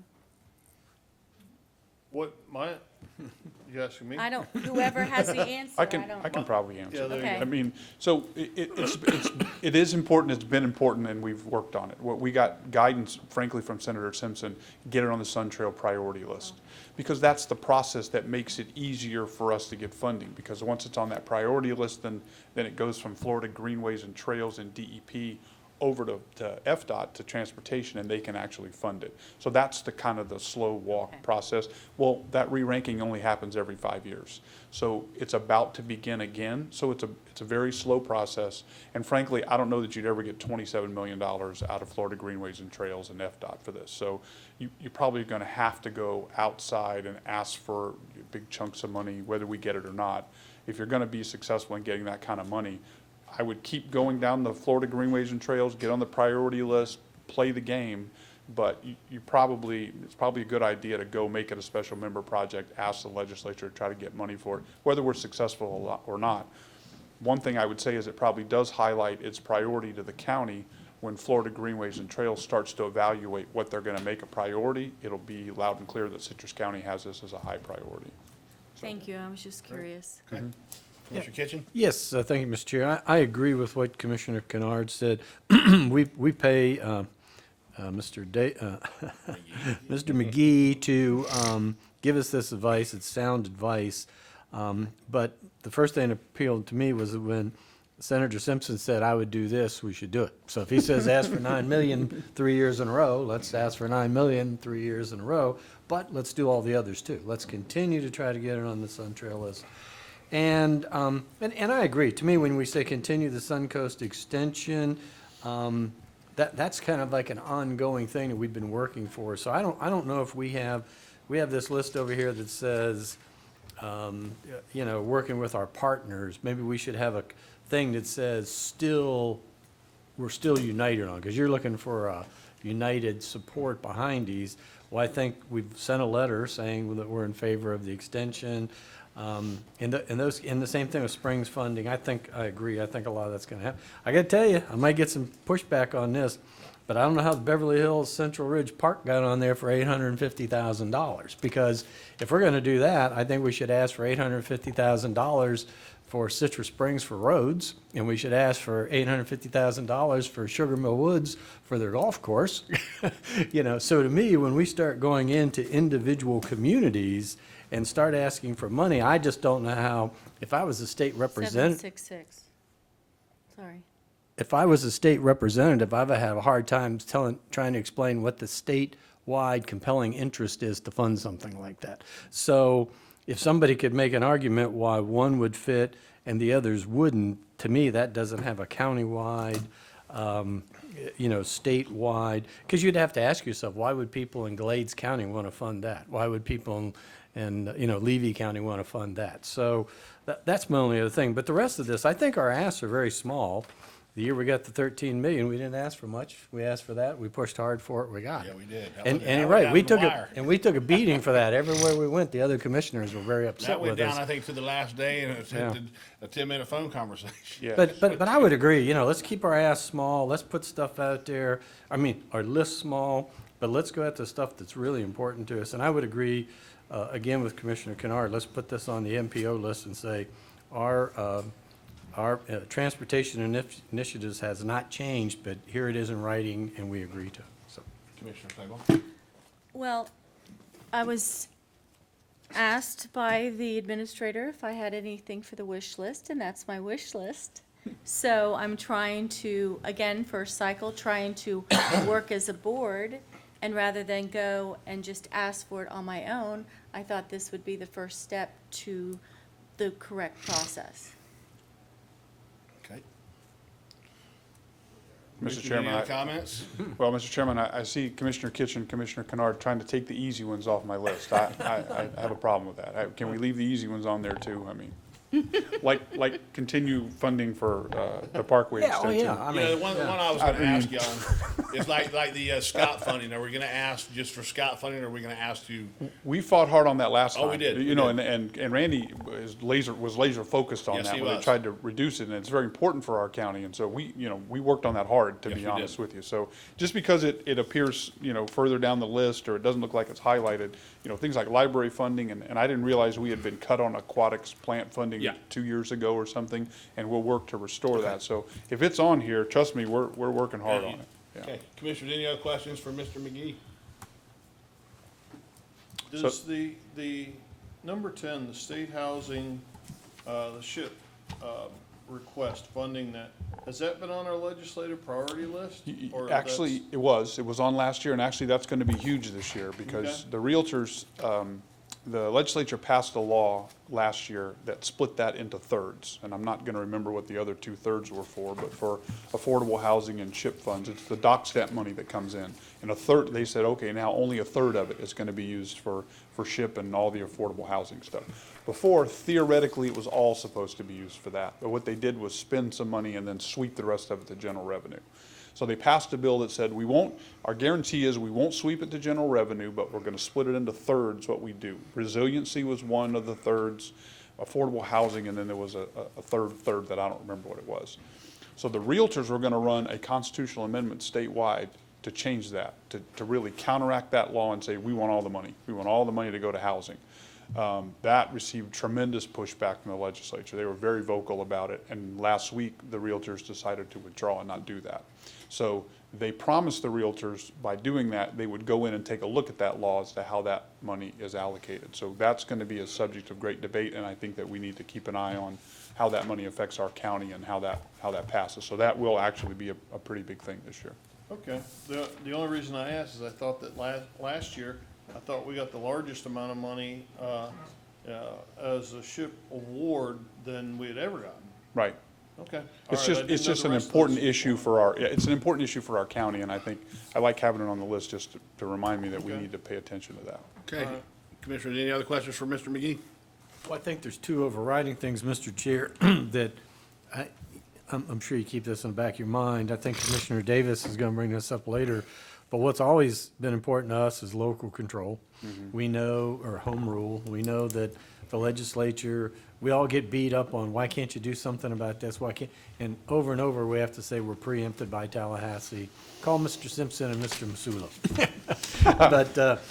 But you know, that, and the other thing is we keep talking about the unfunded mandates, and people say, well, just don't say it generally, be specific, but we see that all the time. We talked about one the other day, and we've been through so much today, I can't remember it, but, even the citizens pass it on us, the $15 minimum wage. Well, as far as I'm concerned, that's an unfunded mandate that people need to be aware of that, so I think people are going to know as we go down the road, all these things that sound good have really long-term consequences. So just an overriding thing, I think our position is we're very much we've always said it in the past, except for Commissioner Smith. He's the only guy that ever voted against local control and local preference. But Well, he's not here now. Yeah, so, but I think that goes without saying. And that's what FAC is about, and these guys participate in that. So I would just throw that out to keep them. The Florida Association of Counties does a great job advocating for all counties on local control and issues that affect all counties. And I participate with them, listen to their calls, go to their meetings, and try to help them with their initiatives. Where I specifically pay attention, though, is when it affects us, like the waste bill last time and things like that, so. All right, any other questions? Thank you, sir. Okay, I don't know if you need a motion or whatever. Do we need a approve it. motion or you want a consensus? Let's take a motion. Commissioners? I move we approve the presented legislative priorities list for 21-22 with the recommendations that we've heard from and given to our lobbyists. Okay, got a motion. Second. Got a second by Commissioner Slayball. Is there any public comment? Any public Make comment? sure that I get them right. What I'm gonna ask Mr. McGee to do is put them down on paper, and then I'll email them to you for, make sure we got it the way you want it. Okay. What? Thank you. What? I wrote them down. All right, with that, we'll close the public comment. All those in favor? Aye. Opposed? Motion passes 5-0. Thank you. G2. G2, approve modified criteria for Career Source Job Credit Program. Approve changes to program with Career Source as outlined. Okay. Career Source told me that they only had one taker on the other money, that employers were apprehensive to use that money. They suggested these changes. It is an industry sector. We wanted to stay with industry sectors that enhance the skills of our workers. It does raise the salary to $25 an hour, but we're trying to focus on manufacturing, logistics, and the other ones in the backup. But Okay. with your permission, I'd like to ask Rusty to change that. Okay. Commissioners. Make a motion to pass G2. Motion by Commissioner Slayball. Second. Second by Commissioner Kennard. Is there any public comments? Any public comments? Seeing none, we'll close that portion. Commissioners, all those in favor? Aye. Opposed? Motion passes 5-0. We've already taken care of G3. We've already been through our presentations. Is no advisory. Is there any committee reports? I got a quick one for you, Mr. Chair, just from the TDC. I'll skip the TBRPC because I kind of told you about that one. The key one, I think I'd want to pass on to you guys at the last TDC meeting. We were given a couple bullet points, which I'll share real quickly. The average savings to a household due to tourism in Citrus County is $278. In one quarter last year, in 2020, in the COVID year, economic impact from tourism in one quarter was $100 million. And a quick statistic of the multiplying factor of tourism, one overnight visitor equates to $595 in economic impact. So, Okay. thanks, sir. Is there any other Yes. committee? Yes. Mr. Davis? Not really anything. We did meet with 4CF, but not really anything to report on that. The substantive thing, all of you were emailed by Randy Oliver, and you should have gotten a printout Yeah. today from Doug. Does anybody have any issue with this? Because I now serve on Community and Urban Affairs for FAC, and then the similar committee on NACO. Right. And we meet next week in Palm Beach. So I just need to know if you have any issues with this document. No, y'all already had your Zoom meeting too? We did, Yeah, so okay. I just need to know that I have basically support of the board for all of this. You got next support week. of the board. Okay. Sounds good to Good to me. go then. Yes, you do. All right, any other committee reports? Anybody- No. any? Okay, with that, Commissioner Davis, anything? No. Okay, Commissioner Kennard, you have one on L2. Yes, I do. You guys have already heard this a couple times now. The Hernando County had a letter prepared by I believe it was their economic, their economic development board or economic advisory board, submitted a letter to the MPO with a handful of their transportation priorities. And I just thought it would be wise for the Citrus County to also put together a letter highlighting our transportation priorities as well. If and when some of this infrastructure money comes out of the state or comes out of Washington, it would be nice to be able to advocate for it at the MPO level. Okay. You know, I think, I would note that I've attached the MPO list on it.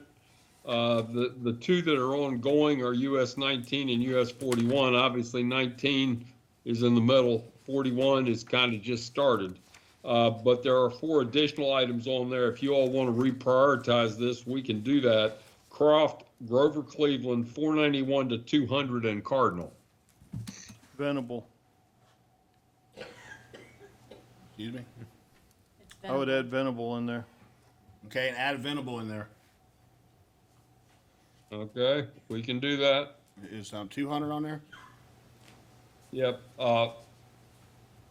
No, just 491 to 200. You want to put 200, that's a state route, so they would Yeah, be it is. totally responsible No, for that. that's fine. I mean, I don't have any problem with what we have in front of us. Okay, you want me to put state route 200, including the bridge? I think so. Where I do you mean, see because if this 491? infrastructure comes down, and if any chance of getting the turnpike over here with the industrial park, that's definitely something to ask for. Especially the bridge. Especially the bridge. I mean, that's gonna be a major, there's more accidents on that bridge than people realize. It's worse than the intersection. Turnpike comes across, it should be in somewhat close proximity to that project. Correct. So I think we put it on there and ask for it. I mean, Commissioners, I don't know what you think. But that would be my suggestion. Yeah, that was on, Commissioner Slaybaugh just mentioned 491 from Beverly Hills out to 200. Should that be on this list, or? No, I think. I've got it on the list on the right list. now. It is there. I can't see it. I'm like trying to see it. I just looked at it as well, didn't see it there. Yeah, I think it is. Wait I a thought I sec. saw it there. Bypass 41. I don't US know. 41 to 200, is that what we're talking No, about? it's not on there. US Randy. 491, West Pine Ridge to US 41. Okay, it's item number 7 on the last page of the There it thing. is. There it is. Okay, all right. Where do you see it? Item 7 on the package, page 818. Oh, I don't have that page. All right, so it is on there, correct? Yeah. Okay, so are we good with that? Can I see Commissioner. the second page, because I haven't. I'm like searching. I don't. So that'll get prepared, Mr. Chairman, and then come back for us to vote on to take to the MPO? Is that what we'll That's do? what I would say. Okay. All right, we got that? Okay, I see We'll it. prepare a letter. All right, thank you, and then bring back the next meeting. Okay, Commissioner Slayball, anything? No.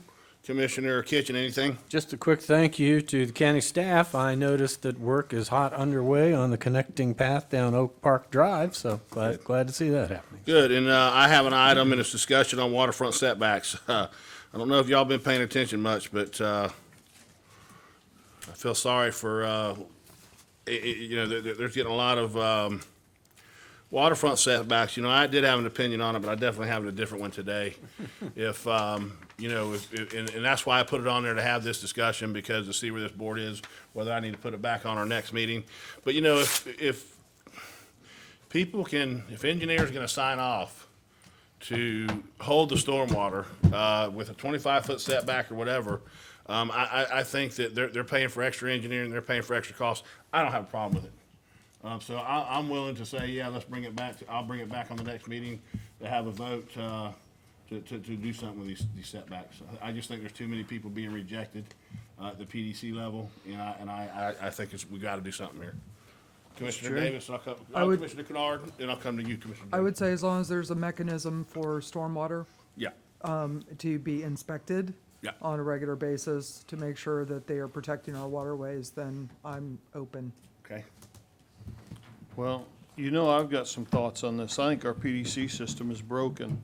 I've said this for quite some time now. So I would welcome some change there. I would love to see us have final say, over the applications that come before the PDC. All right, so I'm gonna make a motion that that I put this on. Mr. Chair? Yes, sir. Hang on just a second, I'm not sorry. done. I'm sorry. I'm not sir. done. Sorry, sir. In June of 2018, we were addressing the setbacks, And at that time, the message that was delivered to us from the PDC was that, and I've got down in quotes here, that we were putting the cart before the horse because we needed to address stormwater first, and then we could address the setbacks. So I was on the short end of, or the losing end of that vote, split vote 3-2. That was in 2018. We still haven't addressed stormwater. Now, there were a group of folks that got together and worked on our entire stormwater chapter of the LDC. That work, the body of work from that group, I've passed along to Randy. It has sat, not just at his desk, but it has sat out the Lecanto Government Building. A full red line version has sat out there since I sent it out there. I don't know if we're the ones that are supposed to bring forward these massive LDC changes, but there were a group of very knowledgeable folks that got together and worked on this, spent a lot of time on it. It's time to address stormwater, and it's time to address these setbacks. Okay. And I'd love to see us address the PDC, but I'll save that for another day if we need to. All right. Mr. Chair. Yes, sir. I think I mentioned to you once before, there was some limited discussion at the TBRPC when it came up about why not have pipes run directly from roofs straight to the water. Then you wouldn't have it, then you could have zero setback, right? Because their point was, their point was that you probably do, the water's degraded probably more by having it run off the roof through the yard, whether it's 25 or 35 feet, than it is to have it come straight off the roof and right into the water. So I guess my point is there's some different thinking out there. So yeah, I mean, let's have the discussion and see what comes up. Okay. If you can handle the first flush, which means it's when the sediment and stuff comes off the roof, if you can handle the first flush, that probably would be okay. But I've asked Randall and Brian Kaufman to check with Swift Mud as it relates to what their standards are on that. Okay. Well, I'm not sure that, I don't know. It's a much longer discussion we're gonna have today. So I'm not sure that we're ready to go down the road of just a straight shot from roofs to waterways. But the train of thought, or I guess the method of controlling this stuff now the focus has been on controlling the nutrients and not the volume of water. If you can stop the nutrients and let the water go, that's the whole goal in this now in stormwater management. Getting back to your comments about nearly absolutely everybody being senselessly denied their application at the PDC, I can't wait for that discussion, and I would love to take the teeth out of that board. Well, agenda item. Well, y'all can do away with the PDC and just have a special master hear everything, and then you don't have to worry about a board. I mean, if you want that. Or we give the PDC some latitude to use some common sense on these things. Then we'd be the last day of it. So anyway, with that being said, so I'm going to go ahead and make a motion that it will be on my agenda at the next meeting to discuss waterfront setbacks and vote to move forward with changes to the LDC. Mr. Oliver, I would like you to send that document that Commissioner Kennard's talking to all the commissioners, so they have time that we can review it and go over it and see if we want to make any kind of changes to it. Okay, I'll see what Mr. Only has, yes. All right, so I got a motion. Mr. Chair, I don't think you need a motion. You can put anything on Well, your agenda you want to. I want to do it because I know we have some people here to make some comments, so okay. I'm Then just I'll trying to do it I'll the firm second- way. I'll All right, so we second got a it. motion by, a second by Commissioner Kitchen. With that, we'll open it up to the podium. I know you've been sitting here a long time. 3 hours, thank you, Clark Stillwell. It's broken, okay? Brenda McKinsey, my office, other people are bringing projects that are environmentally beneficial to the water bodies, and we're being denied because of rather archaic variance standards, which were created in the 60s and have no relationship, none, to stormwater setback and water quality issues. I'm going to file my last variance hearing. You heard me, Ms. Lynn, is Thursday this week. I'm not Your filing. very last one? I'm not filing them anymore. I'm not going to waste my client's money under the current system. That's how I feel about it. It's going to be denied. And then next week, I'll file my amendment, and you'll have something to talk about in 2 weeks. And basically, what I'm going to say to you is, I'm not going to talk about coastal high hazard, because that's a whole different set of factors. But I want to talk about lots, green 1990, AE zone, meeting stormwater criteria and enhancing stormwater criteria, and allowing them to proceed under limited circumstances without even the necessity of a variance. I think it's appropriate. I think people are coming in and saying, hey, I need 5 foot to put my pool in, okay? And they're being told, no, you can't have a pool because you already have a house. And because you already have a house, you have a reasonable use of your property. And item number 7, under the variance criteria, says, unless you're denied a reasonable use, you can't get a variance. Well, that's a whole new debate, because that language focuses on what we call use variances, and we don't even allow use variances in this county. So it's been very frustrating for these folks. I cannot tell you how many I've said, don't even try. But they own a piece of property, they want a screen porch. Okay, they already got a house, got a reasonable use. No, you can't have a screen porch. That's where we're at. There's an answer.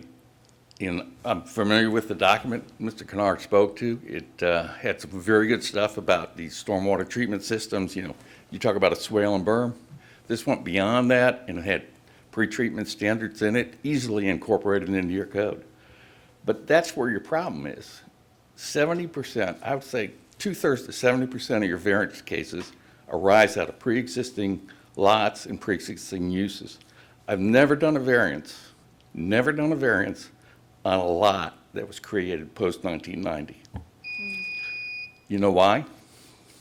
Because no one has created any lots after 1990. So therein lies the problem. You know, your 1986 code, it allowed variances, 50-foot setback off of the water body, okay, natural water body, and a 15-foot setback off of the canals.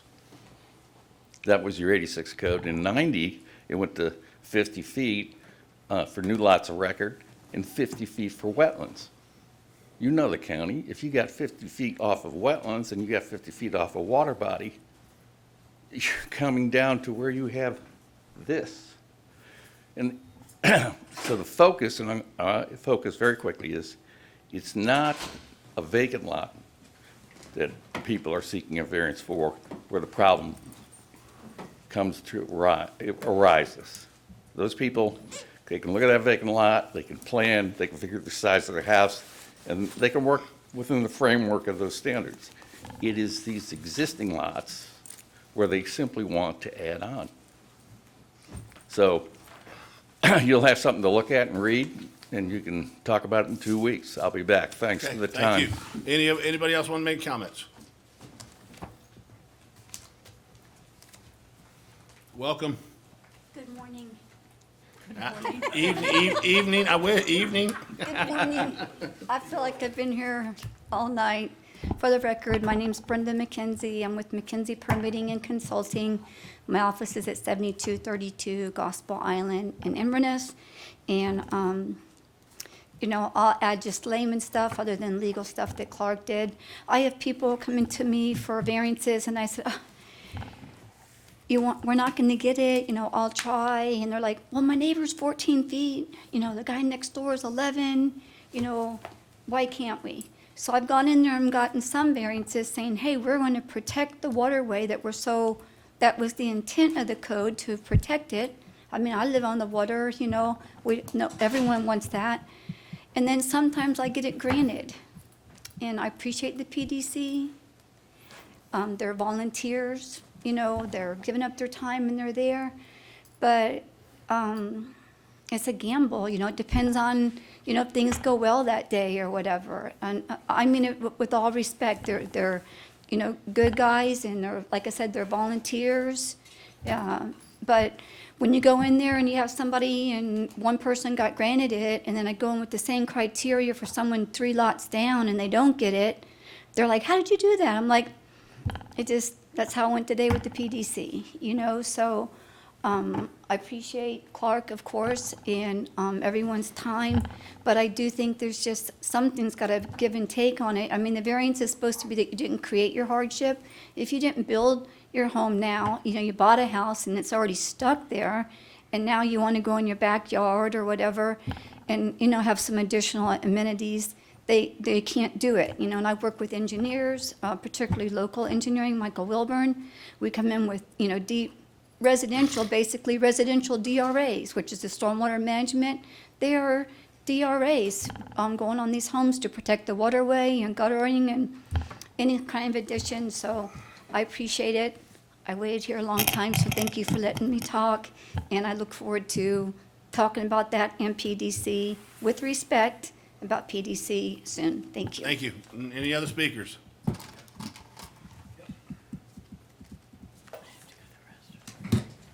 Frank Papson again.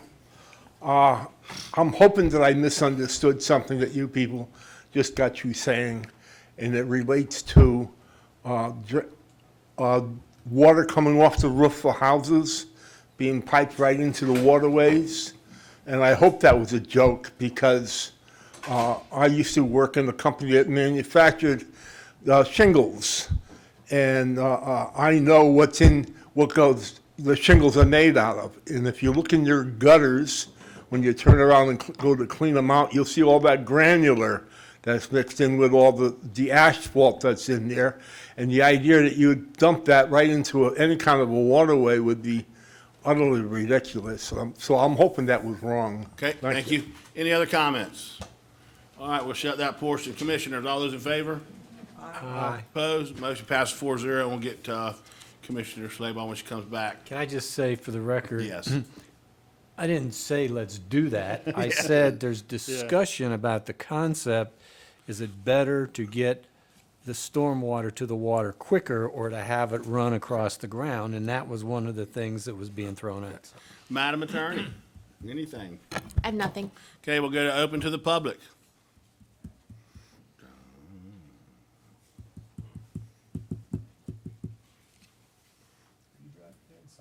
Janet Barrett, Citrus Springs. Number one, the $10 million plus paid out the first year by the Board of County Commissioners for roads, residential road resurfacing and repaving, mostly spent in Citrus Springs. The roads were not chosen by the Citrus Springs residents. They were chosen by the Citrus County, okay? There is a map, and we had no say in it.